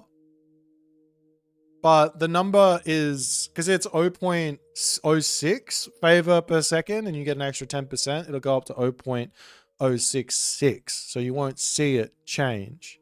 Now, it's just the decimal's not there. You just don't see it. But yeah, it's you're getting the extra 0.0. You're getting the extra 0.06 favor. 0.006 or whatever it is. Yeah, it's working.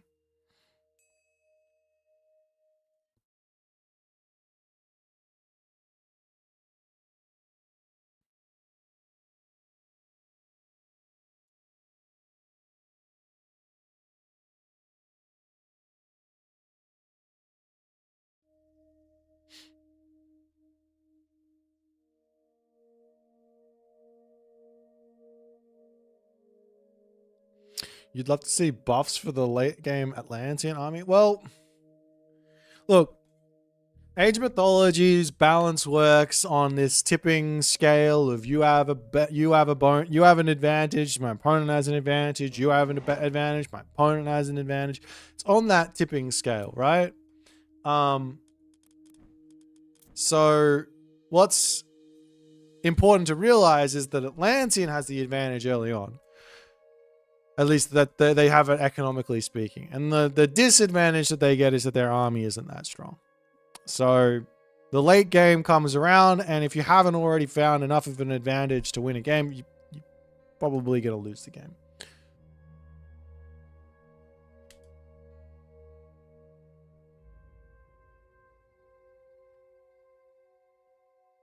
Warcrawl, Ra OP, man. Ra just won.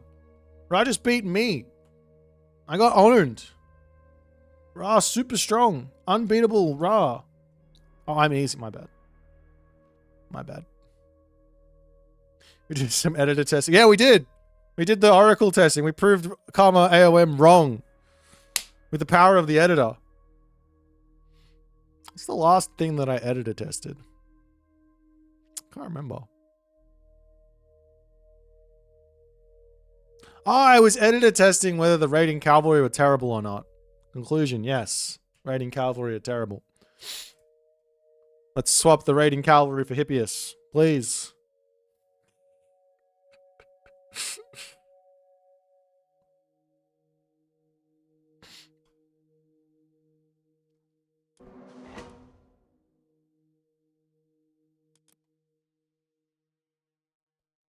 Off to the races. We want slower horses? Yeah, slower, stronger. Not dying in one hit to a villager. What's my favorite god to play these days? I honestly, none of them. I want to play random. Playing one god for... I tried to do the one god series and I just got bored. It was too much.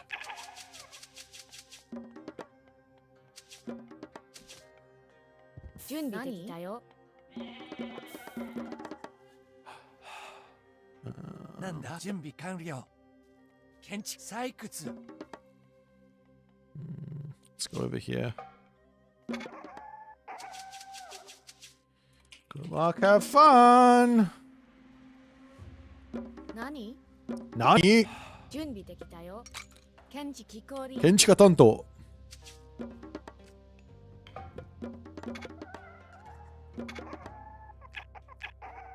Ryan Empowerment Priest gives 1 resource, Fair gives 2, but Fair... Nah, the way that Ra and Priest's Pharaoh Empowerment works is based off percentages. I thought for the longest time it was like equal or something, but I was super stupid and young. Canopic Jar of City. Alright, this position here is like insane for a shrine, but you don't go for that one early on.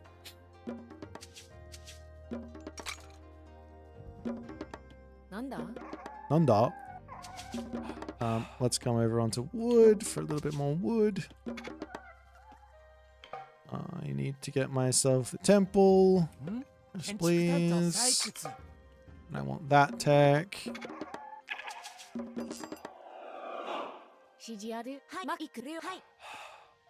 Nerf Japan. Okay. Leave it with me. I'll work on it.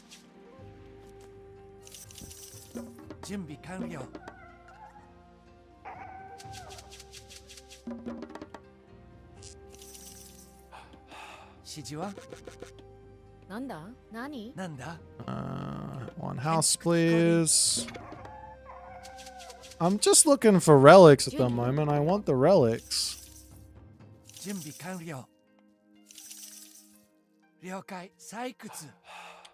Okay, now we're off to the races where that's concerned. There's one over there.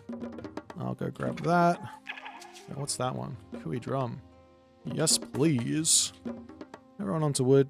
Have ourselves this thing here.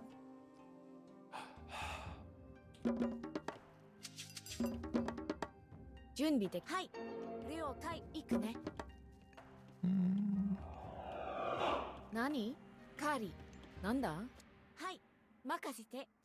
了解。行くね。はい。指示ある。何？任せ。準備できたよ。なんだ？行くね。 Do this. We drop this here. 了解。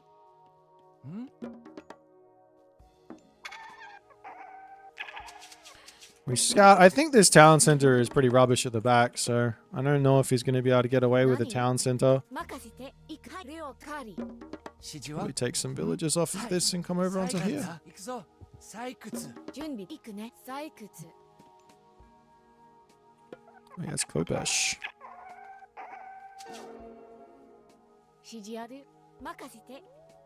なんだ？行くね。了解。はい。 Let's see if I can get over here in time with the 何？ guy, because he's probably doing the Vaults of Erebus build, which does mean I get some time here. はい。はい。 It's super worth it to grab that. 準備できたよ。リクマク。はい。リクマク。了はい。任せて。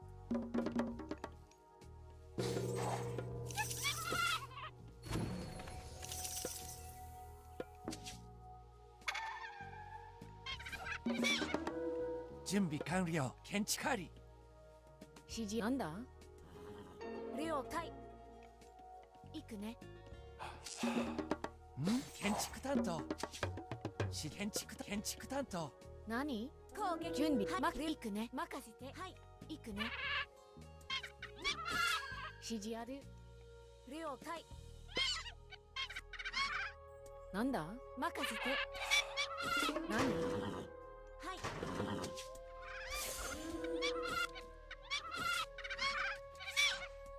なんだ？了解。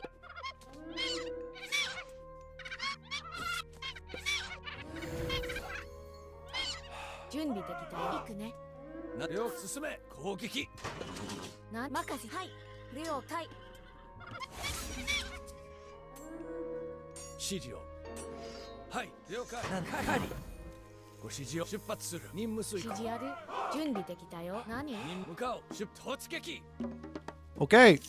何？ガガグラ。準備完了なんでしょう前進なんだ？はい。なんではい指示ある。行くね。なんでしょうガグガグラ。はい任務遂了了解何？準備で。任せ。建築担当。準備建築担当はい指示はかり採 You 掘 go this way. 任務遂行了解しました There's not a town center over here. He might be over here. なん了解 Oh, did I let him get the Ull's bow? I totally did. 建築担当 Whoops. 準備完了了解任務遂行準備完了建築機構りなんだ？了解。行くね。任務に従いますなんでしょうはい Okay, so we're one town center to some degree. Oh, he's going for these guys. Okay. 出発するはい任務遂行準備完了はい任務に了解しました任務遂行了解戦闘開始はい向かおう任務に従いますはい任務遂行何？はい。任せて。建築担当。指示をはい了解指示をはい任務遂行何でしょう指示は赤崎こり何？指示ある。了解。何です了解しましたなんで向かおう出発するはいカリ指示をはい任務遂行何？行く。任せ。建築担当。木こり。ご指示を向かおう何ですはい了解指示を出発する何でしょうはい了解指示をに向かおう I don't think he'll be here, but I should probably just look just in case.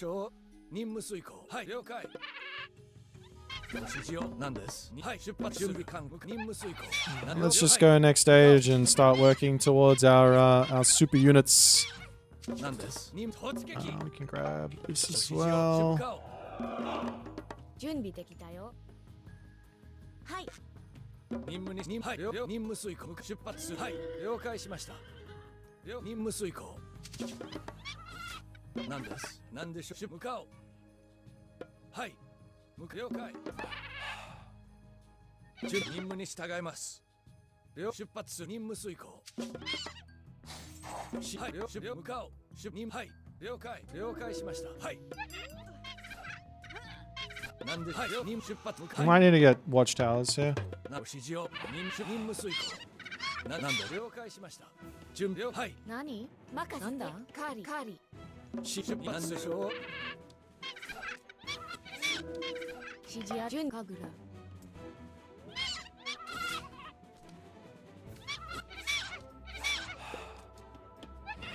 指示を了解しました了解出発するはい何行くレオカーリ任務に従います何はい行くねマクレオ指示を了はい任務遂行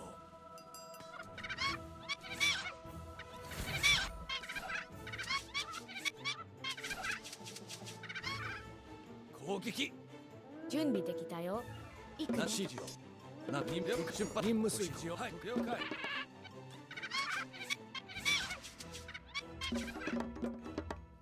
なんだ任せろ木こりなんでしょう了解しました任務遂行進めはい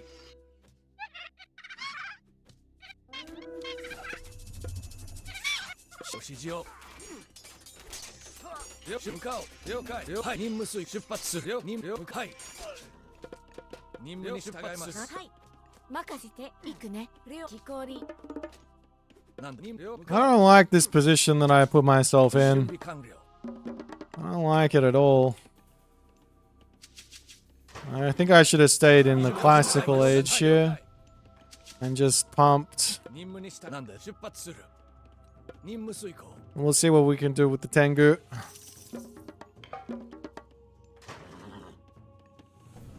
準備完了了解しました了解準備いろんなない参るぞはい任務遂行指示を指示神楽向か了解はい任務出発する何神楽準任せて攻撃よはい了解 Oh shit. なんだ行くねはい家畜 Why did I take everyone off of food? 任せて建築担当よかろう指示まよ何レオ任せて参るぞ阻止すなんだいろん参るぞいろんなないよOkay. 準備できたよはい最終何阻止するか任せてくれよしなんだ向かおうぞいろんなない準備は任せてくれなんだ参るぞなんだ建築担次は何よ我が行く参るぞいろんなない次は何だ建築担当阻止する我が行く次は何だ指示を何参るぞ我が行くいろんな阻止するよかろう我が行く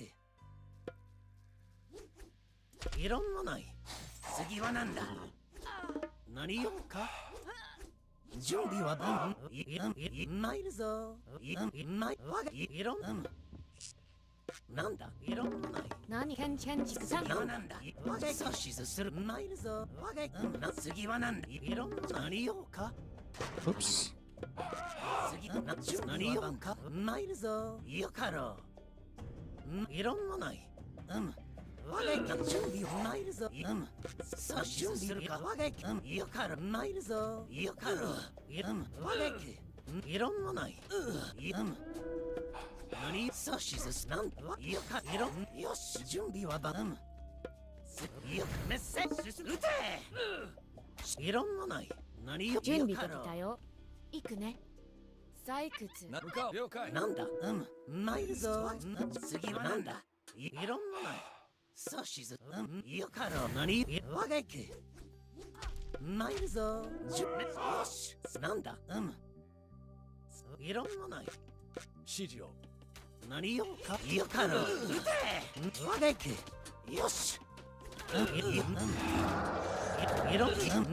ろんなないいろんな準備我が行く We need less gold? 何任せて採掘なんだ準備は万端。いろんな参るぞ。よかろう。なんだ指示ある。はい。建築担当。 Sorry, when I say gold, I mean the other one, didn't I? 準備敵対建築担当。なんよし。なんだ次はなんいろんな参るぞ。何だなんだはい任せろ任せてくれ。なんだよし。さしずす。なんだ命令任せてくれ。準備了解行くぞ建なんだ準備で何任務何遂行行くね。なんだいろんな参るぞ。よかろ命令よし。なんだ。はい。準備任せてくれ。指示建築何よ担当よかろう。我が行け。命令指示ある。行くね。向かうぞ。任せてくれ。なんだ次はなんだ。準備はめっせよ。なんださしずするか。よし。準備で次はなんだ。準備 Kill は him! 進命め。令準備敵対何飛行り。何了解。はい。なんだ次はなさいろんな我が行け。よかろう。準備で命令なんだ任せてくれ。よし。何。命令命令準備我が行け。木こり指示ある。なんだ指示は建築担当なんだ準備向かうぞ。準備的建築担さしず命令するか。任せて命令準備でなんだなんだ。何だ準備で命令よ撃てよかろう。向かうぞ。はい了解しました任務出発了解はい了解しましたなんだ。任務に従います準備は万端。 Got him! 準備戦だ He took his heroes home.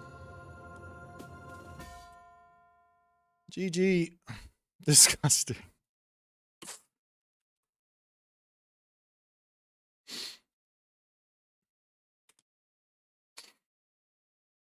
Oh.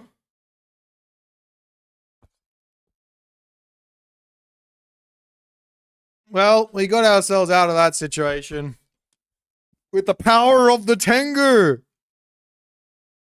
Hope they remove Tengu from the game. True. And I'll start using Oni.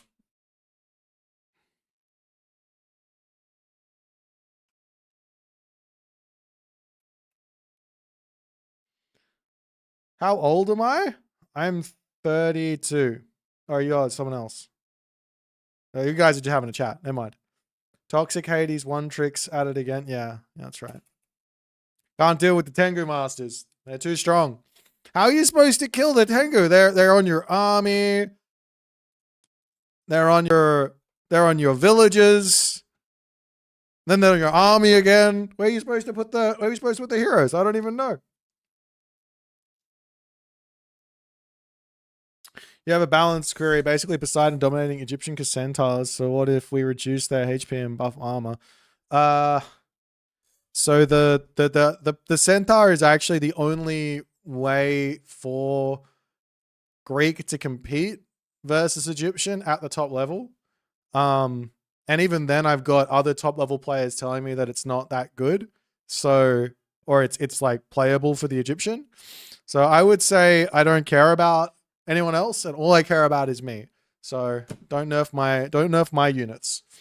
Don't nerf the units that I'm good at using. Nerf the units that I'm bad at using. That's how the balance should go.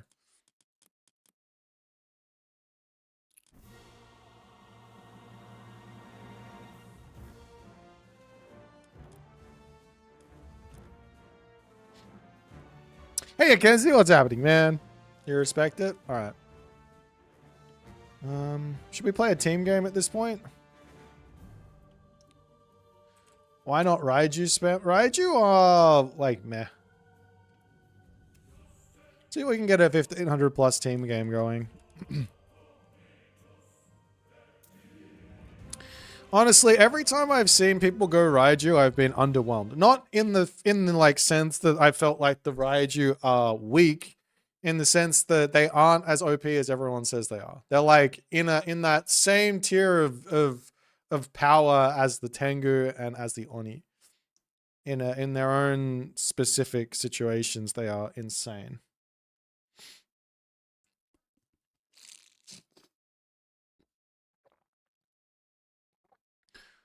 I could also cast a game, but we'll play a thingy and then we'll go on. Oni, do not die. You can send them instantly in your enemy's base.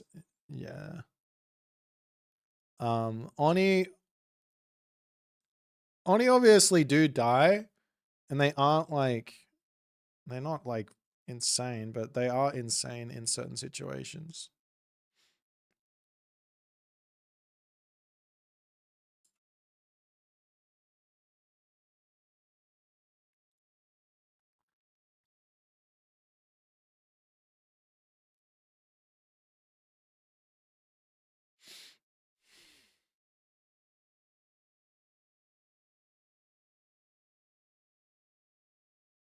Oni are slow, yeah, exactly. Oni's weakness is their speed. So basically the way that I think about them is if I can ever get myself in a position where my opponent can't use mobility, so for example, on a water map, where the map's smaller, where there's like only one point where you want to be fighting for. Okay, we got 1, 2, 3. Okay, this is fine. If you're on a water map and the map's small, Oni are really, really good. If you're on like a cliff, like a closed off map that you can wall off, and then you can prevent your opponent from getting around the map because you've got the walls there, the Oni are really good there as well. If it's on a really open map, Oni are really bad.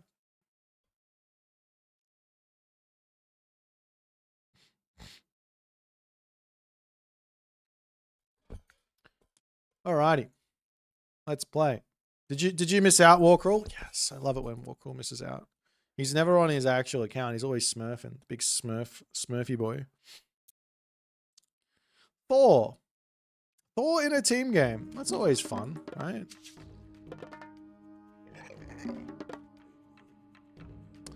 Oh, we have Nuwa and Isis on our team. Okay. Já, ég vil, satt. I'm going to build an ox cart in this one. I just want to see how much it sets me back. Maybe I should chop just enough wood down. I mean, this is fine because I can share this ox cart, but I'm cooked. I'm against... Yeah, that's true. He's going to send his centaur in to kill me. Tilbúið something.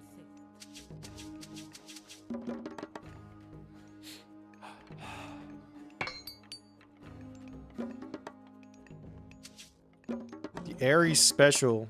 Now, that'd be pretty brutal.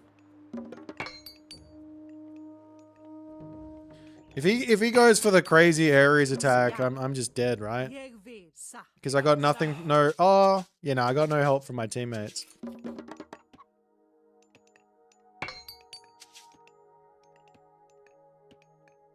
Til skipan, tilbúin. Ég satt. Ég vil.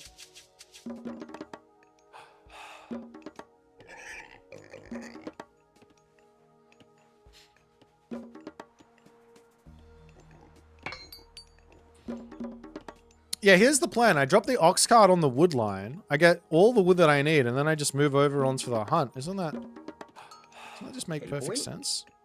Skip, satt. Já, ég vil. Skipan. Hver það? Ég timbersveit. Oh, but then I can't get this. Uh-huh. I see. Well, in that case, I'll just move these guys over onto food. We should build another ox cart, and then we'll go back over onto gold. Skipan. Hver það? Samþykkt, já. Veiðimaður. Já, timbersveit. Hver satt veiðimaður? Tilbúin. Já, something, satt. Ég vil. Skipi grjótsveit. Tilbúin. Yeah, I think this is working for me. This seems like a... Oop, never mind. We went a little bit too soon on that. Let's go this one, and then this one. Ja, something. Sa. Tilbúin, hver þar? Já, grjótsveinn. Veiðimaður. Tilbúin í samþykkt. Já, samþykkt. Já, Grjótsveinn. ég vil til samþykkt. Já, ég vil Just need to get some til já, ég vil. Skipans some more stuff here. What's that? til skipan. Skipan. We'll go for another gatherer, and then we can get our temple down. Yeah, I think this works. No? Ég timbursveinn.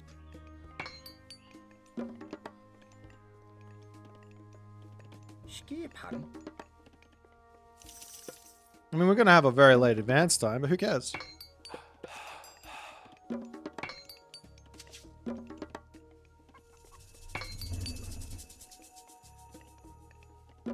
Hver þar? Veiðimaður. Can I afford this dwarf? I think so, if I just force drop. Já, grjótsveinn. Perfect. Skip samt. Ég vil samþykkt. Satt. Ég vil.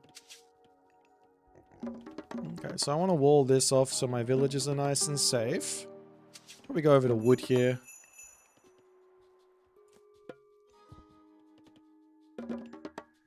Já. Samþykkt. Satt. Ég vil. The latest advance you can possibly go. I am worried I'm going to die here. Til sam. Ég satt. I was kind of hoping to have this protected so that Centaur can't kill me. Hver satt? Veiðimaður. Very slow here. Skipan.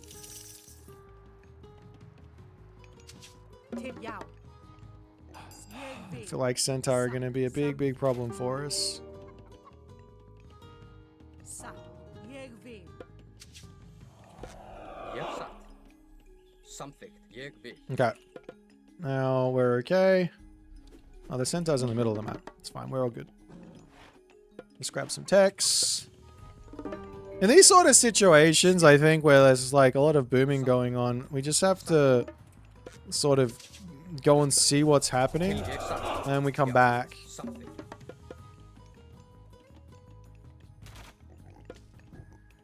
Skip.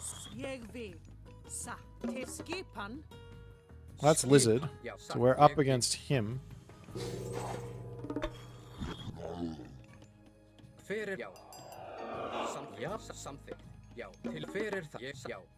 Okay, we'll just have a little look-see around here. He's got a guy. Jesus, this guy's been blessed with all of the nice things. I don't think I can hang here. I think he's well and truly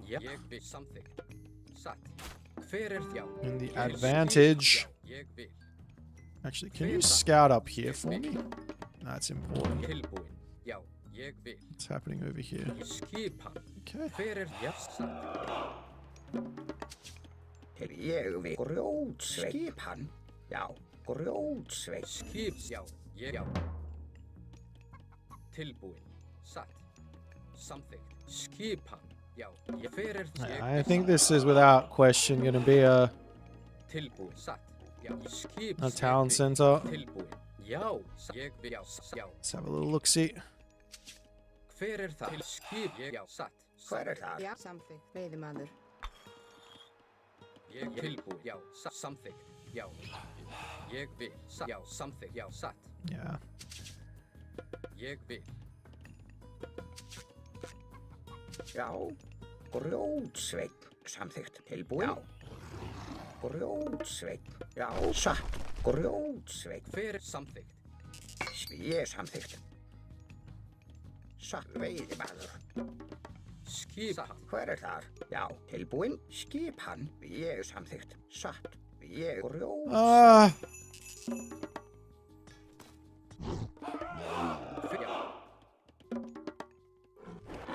I'm having some troubles here, guys. Life is not super good for me. Not super crash hot. Tilbúin. That might be his second town center, actually. I'm super confused. Whatever. Samþykkt. Já, I just keep playing, and we'll just be where we're at. I'll grab that tech because I can. Tilbúin. Skip. Já, samþykkt. Are we sure that this is locked off? Til samþykkt, já. Hver ég vil. Samþykkt. I need to make sure. Já. Tilbúin. Ég vil. I feel like I'm in the 1v1 and these guys are in the 2v2 in this sort of situation. Skip. Já. Hver samþykkt? Skip. Ég vil. Tilbúin. Satt. Já. Já. Hver þar? Tilbúin. Skip. Já. Já. Satt. Samþykkt. Já. Satt. Hver ég satt? Yeah, alright. Let's wander over here. Tilbúin. Já. It's the worst that can happen. Skipan. Já. Samþykkt. Tilbúin. Satt. Hver já. Ég vil.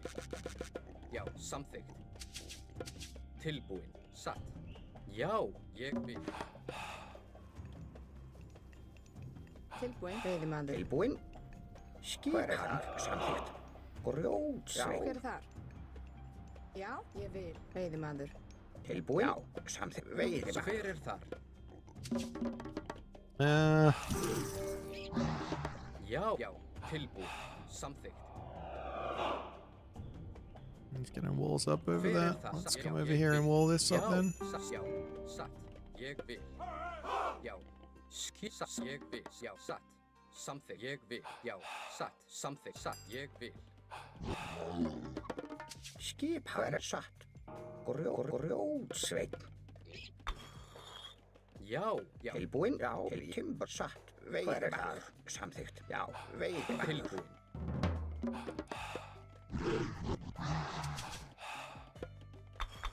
Skip. Ég vil. Samþykkt. Tilbúin. Just need to get that walled off there, and I think we're relatively safe. Tilbúin. Já. Satt. Skip. Samþykkt. Ég vil. Skipa til samþykkt þar. Ég veiðimaður. Skipan. Grjótsveit. Já. Hver er þar? Satt. Skipan. Grjótsveit. Grjótsveit. Hver þar? Já. Já. Til satt. Ég vil. Samþykkt. Skip. Ég vil. Já. Ég vil. Skip. Satt. Já. Tilbúin. Já. Hver er þar? Tilbúin. Satt. Ég vil. Samþykkt. Ég. Já. Samþykkt. Tilbúin. Já. Já. Hver þar? Já. Okay, so we might get hit here relatively soon. I need to get next stage so I can freeze him. I feel like he's on 2 TCs, but he might not be. Já. Tilbúin. Já. Ég vil. Hver þar? Satt. Skip. Tilbúin. Já. Hver þar? Já. Ég vil. Alright, we will be there very shortly. Tilbúin. Now, I feel like maybe the unit comp is going to be something like throw an axe spin Jarl. Hver er þar? Timbersveit. So let's start getting ourselves our upgrades. Tilbúin. My guy's got walls up already on the front. Ég satt. Já. Já. Satt. Actually, let's just get another one of these first. Oops. Something Tilbúin. over Ég here. vil. Hver tilbúin? I really don't know what's going. I feel like super useless in this game. I'm not gonna lie.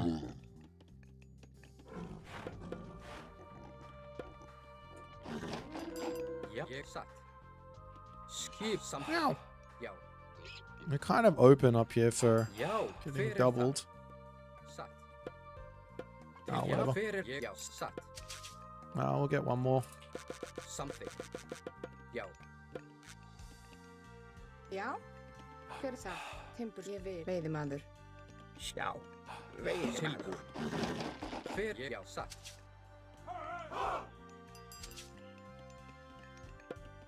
Ég vil. Já. Samþykkt. Já. Tilbúin. Satt. Ég vil. Skip. Oh. Í samþykkt. Tilbúin, ég vil. Hver það? Satt. Skip, timber, samþykkt. Já, til, já, satt. I forgot there's transport ships. Hver það? Sick. Well, Hver there goes any advantage we had. Skip atrás. Ég vil. Samþykkt. Já, hver þar? Satt. Ég satt. Hver satt? Tilbúin. Tilbúin, ég vil.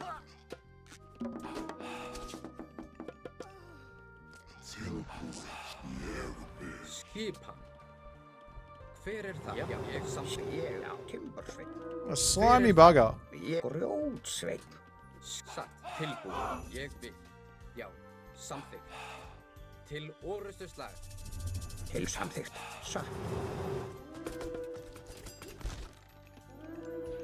Hver þar? Ég, já, satt. Atrás. Hver samþykkt? Skipan. Ég grjótsveit. Já, satt. Já, ég vil.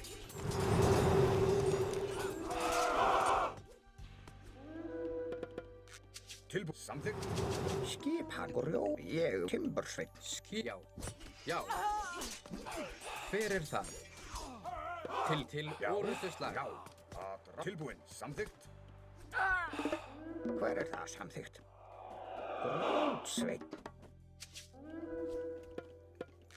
Samþykkt. Já. Skipan. Hver þar? Tilbúin. Já. Sætið Ég, já. fram. Já, atrás.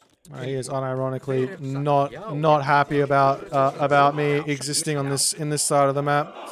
He is like, let's just kill everything, hey? Já, Já, samþykkt. Já. I think I need to put one of these up. Skipan. Ég vil.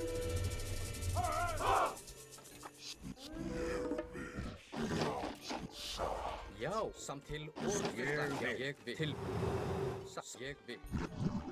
Skipan. Já, já, satt.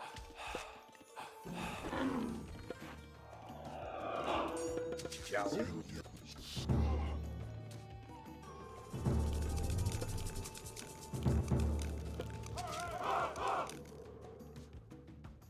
Tilbúin.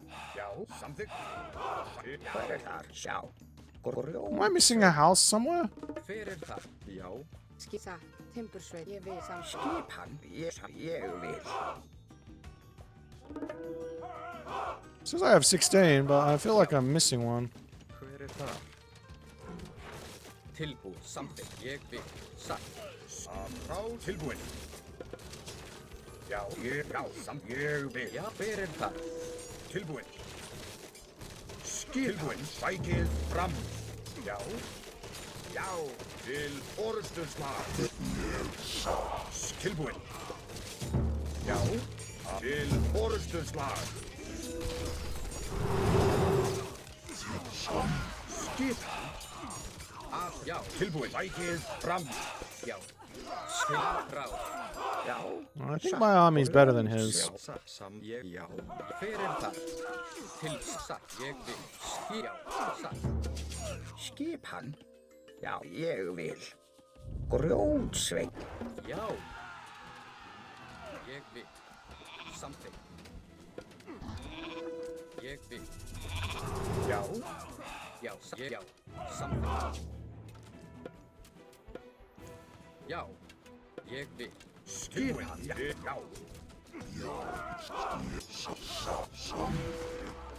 Hver atrás.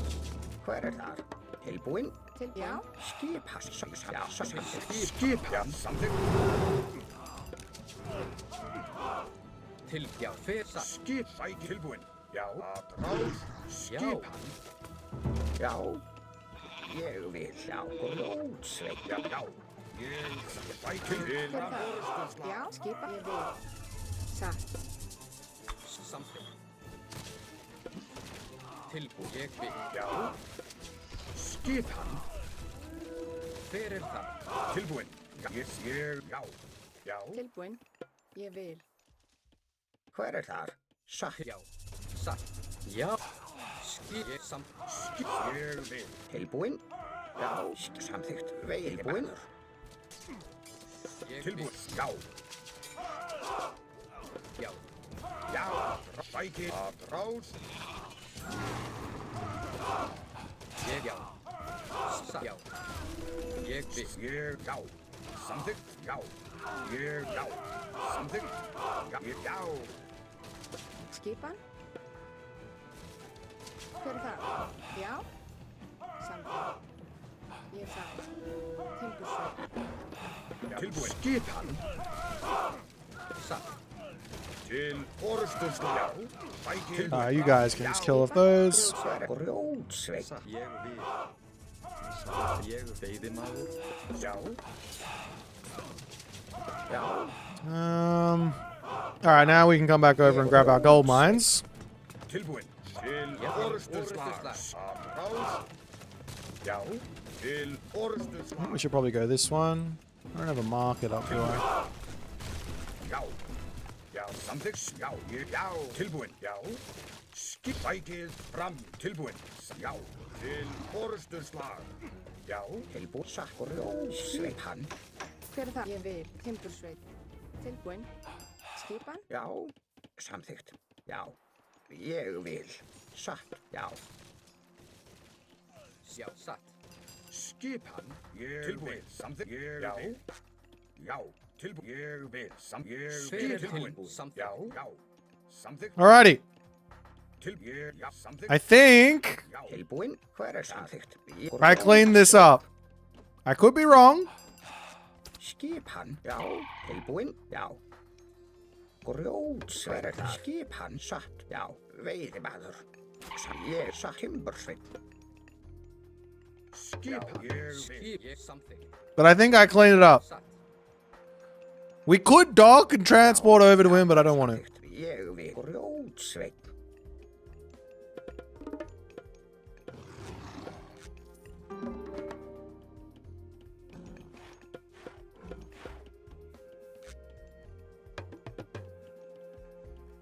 Tilbúin. Já. Samþykkt. All right. Onwards and upwards. Já. Skipan. Já. We're coming this way. Samþykkt. Tilbúin. Timbur. How's my team going? I feel like they're going fine. Já. Tilbúin. Oh. Atrás. Ég vil.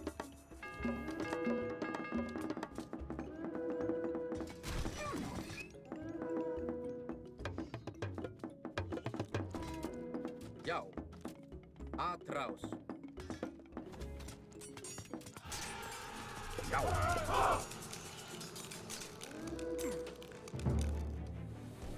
Já, ég vil. Já.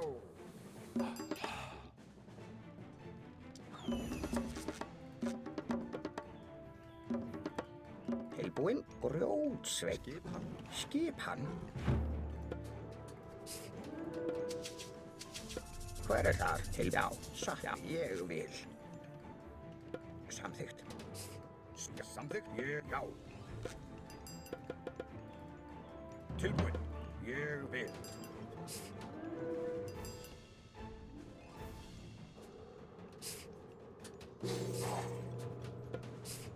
Revenge!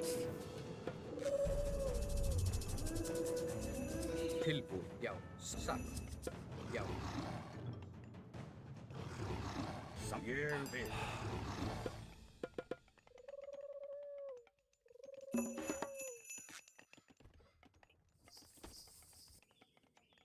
Já.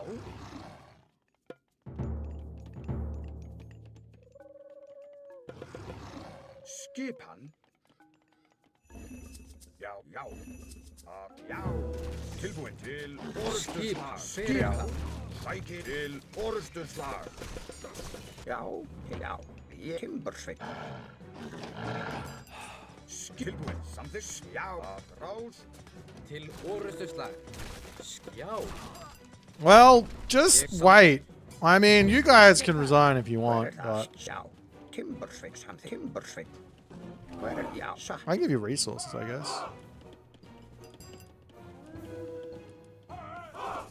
Hver er það? Ég satt. Já. Já, satt. Já. Well, that's the type of day. Já. It's always use your god powers on me, regardless of what's going on in the game. Ég vil. Jeg vil. Now I have to rebuild. Já.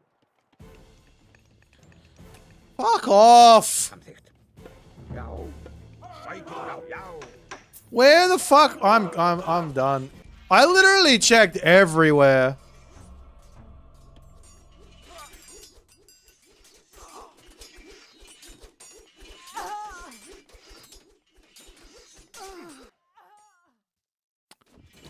How disappointing.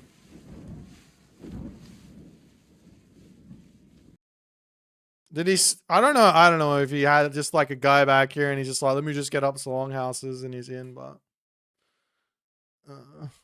I resigned because Bachi already called GG. He's like dead. And now I have to walk all the way back here and deal with this bullshit in my backside when I want to just push through and kill him.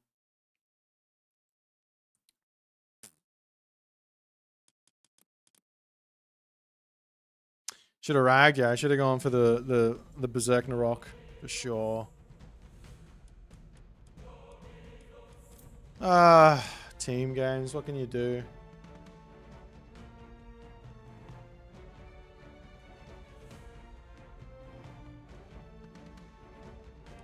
No one wants to fight straight up like a man. They all want to be sneaky buggers. Nah, we don't play more than one team game.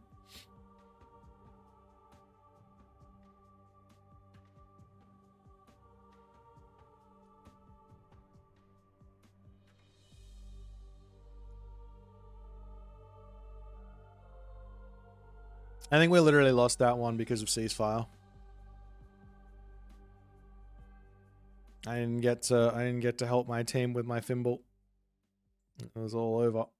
All over Red Rover.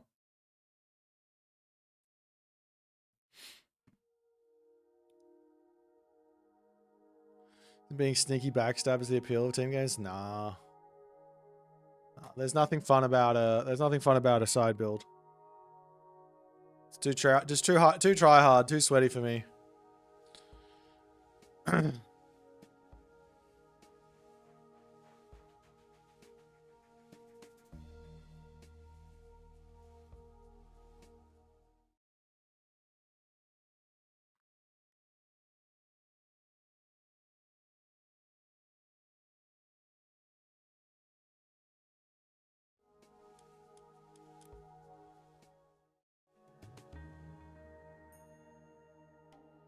All right. Let's see how we go on Anatolia. I haven't played this one forever. FFA only stream? I don't think so. Am I playing against? No! Bure. Mos intem. Mos intem. Mos intem. Skopos. Osto. Herjos. Skopos. Herjos. Yuji. Herjos. Burek. Os Yuji. Eshlos Yuji. Eket. Skopos. Buresh. Osto. Is there like a forest here? Yuji. Mak. Osto. Oso Vest.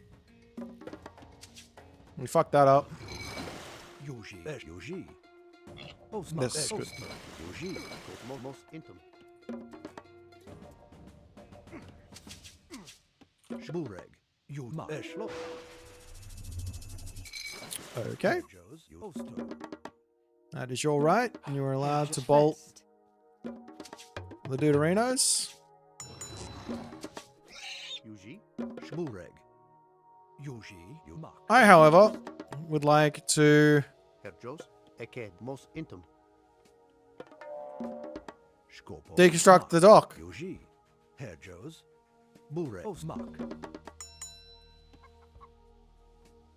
Skopo. Eshlost.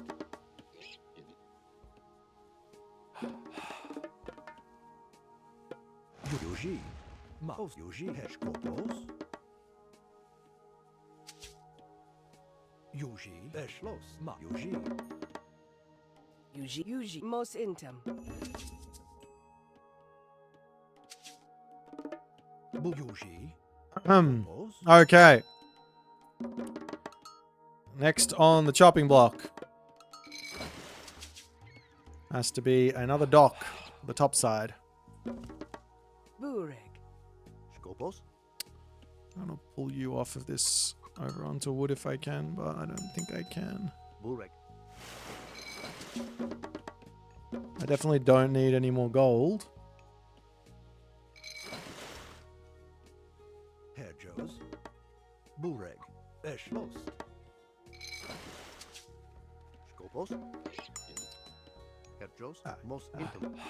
We don't need this guy on food anymore. You can go over to wood and we can work towards this next dock. Skopos. Bureg. Mak. Herr Jos. Eked. Eked. Eked. Most intim. Skopo. Osto.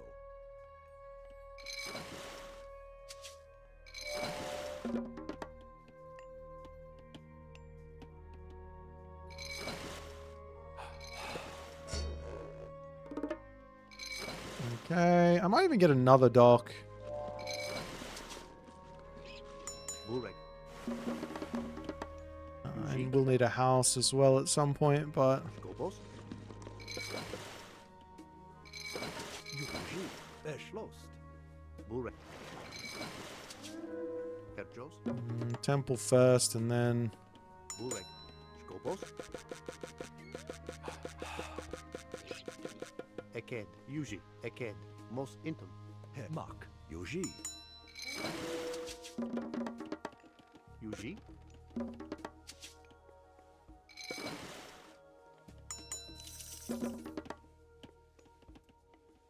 Bureg. Eked. Eked. Herr Jos. Eschlost. Bureg. Osto. Skopo. Eked. Diat. Yuji. Most intim. Eked. Most intim. Bureg. Herr Jos. Yuji. Yuji. Mak. Also. Eked. I want to advance it. Herr Joe. That's Diat. Skopos. Diat. Yuji. Eked. Most intim.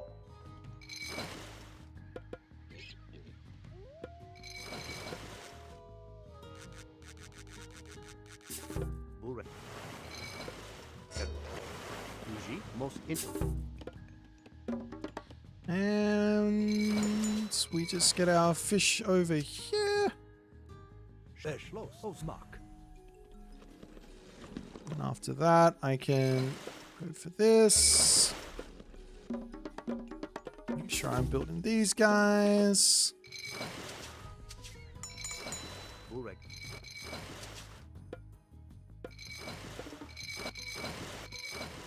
Let's get my last fish in. Maybe another house down. Herr Joe. Okay. Most intim. There is that there.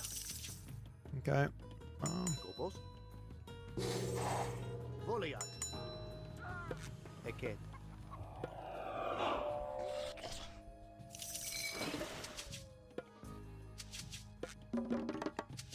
Diat. Bureg. Yuji. Herr Jos. Yuji. Eked.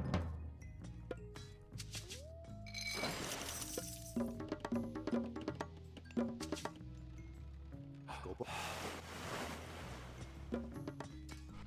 Yuji. Osto.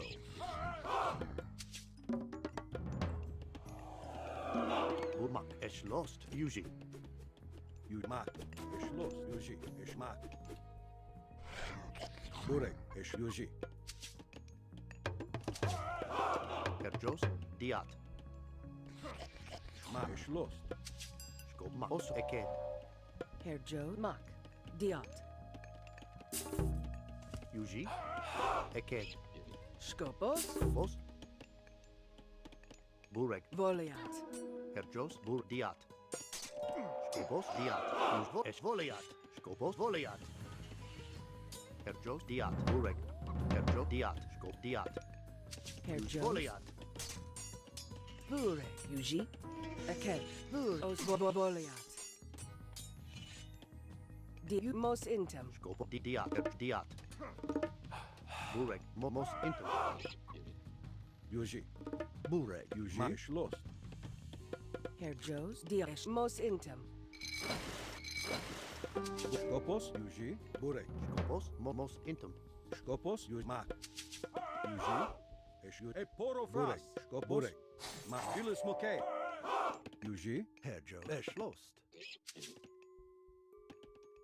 Skopos. Burek. Yuji. Yuji. Skop. Porofras. Yuji. Eked. Diat. Yuji. Skopos. Yuji. Burek. Dilis moke. Yuji. Burek. Yuji. Burek. Skopos. Yuji. Yuji. Burek. Skopos. Yuji. Dilis moke. Yuji. Scopos. Mos diat. Yuji. Eked. Diat. Yuji. Skop. Eshlo. Porofras. Yuji. Eshlo. Burek. Skopos. Yuji. Ma. Yuji. Burek. Eshlo. Dilis moke. Yuji. Ma. Yuji. Burek. Poro. Yuji. Skop. Yuji. Dilis moke. Burek. Shma. Yuji. Skopo, Oma, Yuji, Diat. Maybe some houses. Skop. Yuji. Skopos. Ma. Burek. Skopos. Yuji. Yuji. Dilis moke. Burek. Skopos. Yuji. Yuji. Yuji. Yuji, Esh, Aken. Skopos. Burek. Ma. Eshlos. Burek. Skopos. Eshlos. Burek. Eked. Burek. Yuji. Ma. Eshlos. Skop. Yuji. Osto. Eshlos. Joes. Burek. Ma. Eshlos. Yuji. Burek. Ma. Yuji. Ma. Eshlos. Yuji. Ma. Eshlos. Burek. Ma. Dilis moke. Yuji. Ma. Yuji. Burek, Ostmak, Diat. Yuji. Burek. Yuji. Eshlos. Yuji. Eshlos. Skop. Ma. Dilis moke. Yuji. Eshlos. Burek. Yuji. Skopo. Yuji. Skopo. Yuji. Eshlos. Burek. I'm not gonna lie, Centaur is really strange on this map. Skopos. Eshlos.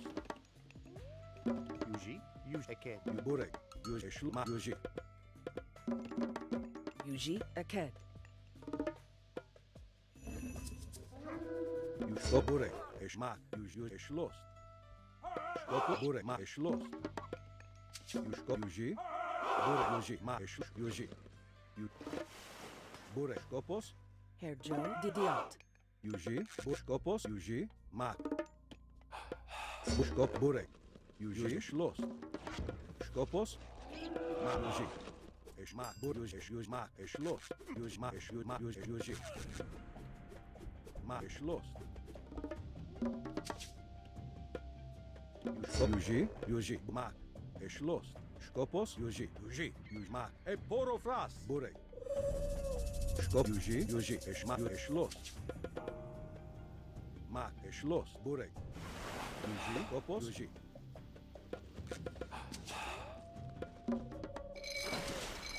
Burek. Skop. Ma. Skopos, Skmak. Eshlost. Schwest. Skop. Burek. Yuji. Eshlos. Skop. Oso. Eked. Yuji. Skopos. Yuji. Eshlos. Yuji, Skopos. Schwest. Burek. Yuji. Skopos. Ma. Yuji. Eshlos. Skopos. Yuji. Yuji. Ma. Eshlos. Skopos. Yuji. Ma. Yuji. Skopos. Eshlos.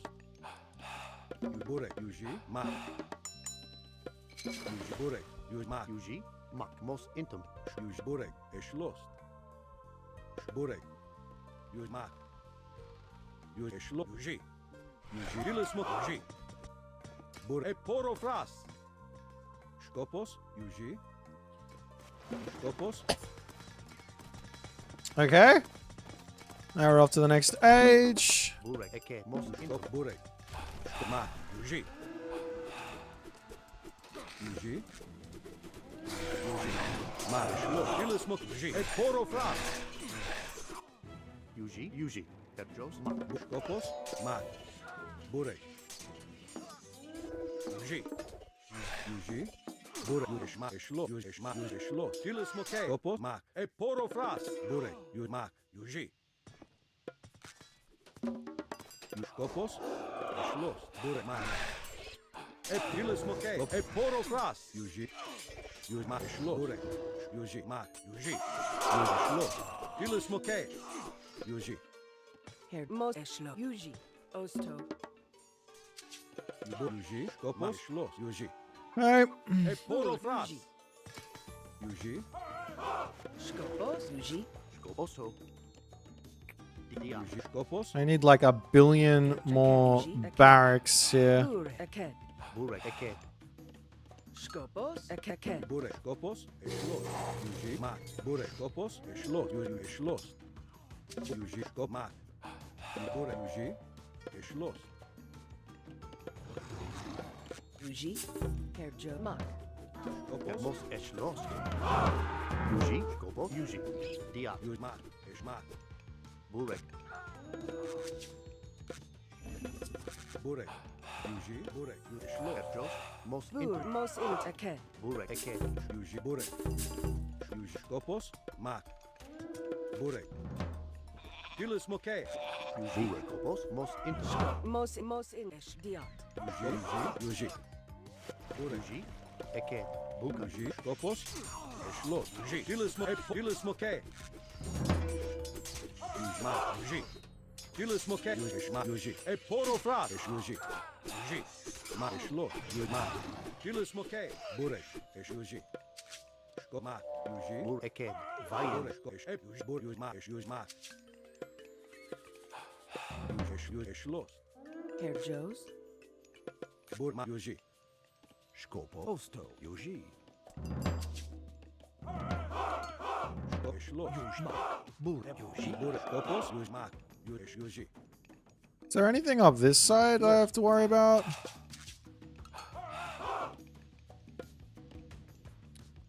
I really shouldn't be making these guys without upgrades. It's really, Kopos. not good. Bure. Head. Osto. Shkomak. Yuji. Bure. Yuji. Bure. Mak. Okay, I think I have line of sight on everything here. Let's go into Yuji. Bure. Kopos. Bure. mass fortress. Eket. Here, Osto. Vayan. Scopo. Yuji. Mak. Mos Inter. Kopos. Yuji. Move some of these forward. Grab this. Kopos. I'll just do that. Yuji. Bure. Kopos. Yuji. Burek. And we'll look to just hold this center for Epros. as long as we can. Scopos. Epros. Yuji. Mak.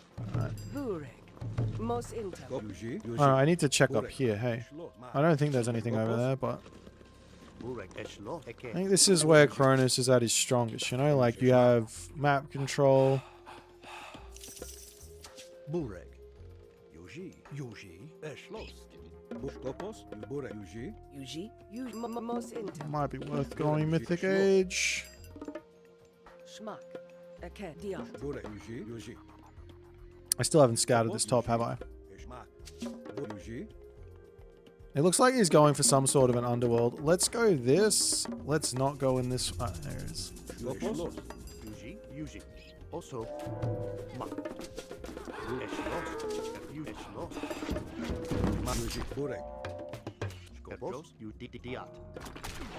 Oh, Eshlos. Buros. Mak. Spicy. Mak. Yuji. Yuji. Mak. we just run. He's one town center, so he has to get like so much value from all of this. So I just have to spam units and try and stay alive. Mak. Yuji. Voliat. Voliat. Kopos. Yuji. Bure. Tilis. Epor. Tilis moke. Voliat. Kopos. Bur. Most intel. Eshlos. Burek. Kopos. Yuji. Also. Kop. Mak. Yuji. Bure. Yuji. Yuji. Eshlos.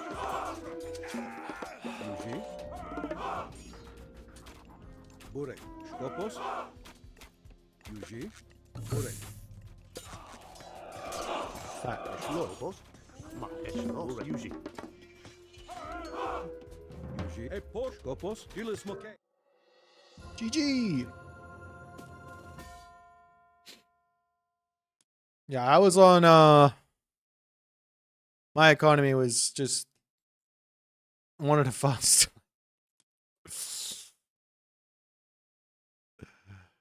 Fast Titan. What the hell?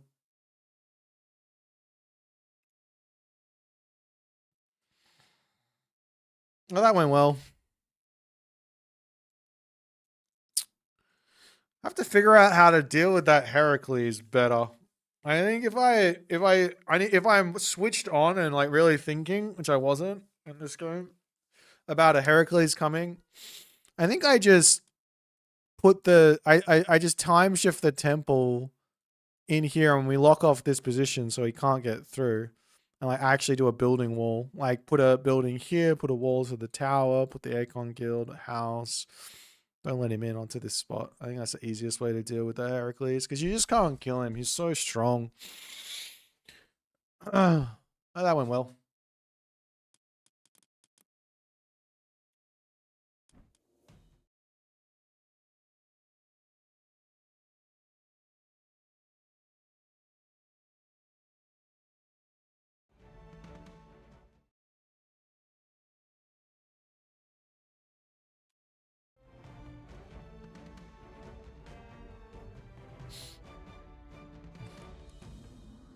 Wouldn't the game be more fun if the archers had 100% tracking? I don't think it really has any. Obviously, there's like Age of Empires 4 has got the archers tracking in a specific way, right? The Age of Empires 4 has got them with 100% accuracy, and Age of Empires 2 has got the same system that Retold has. So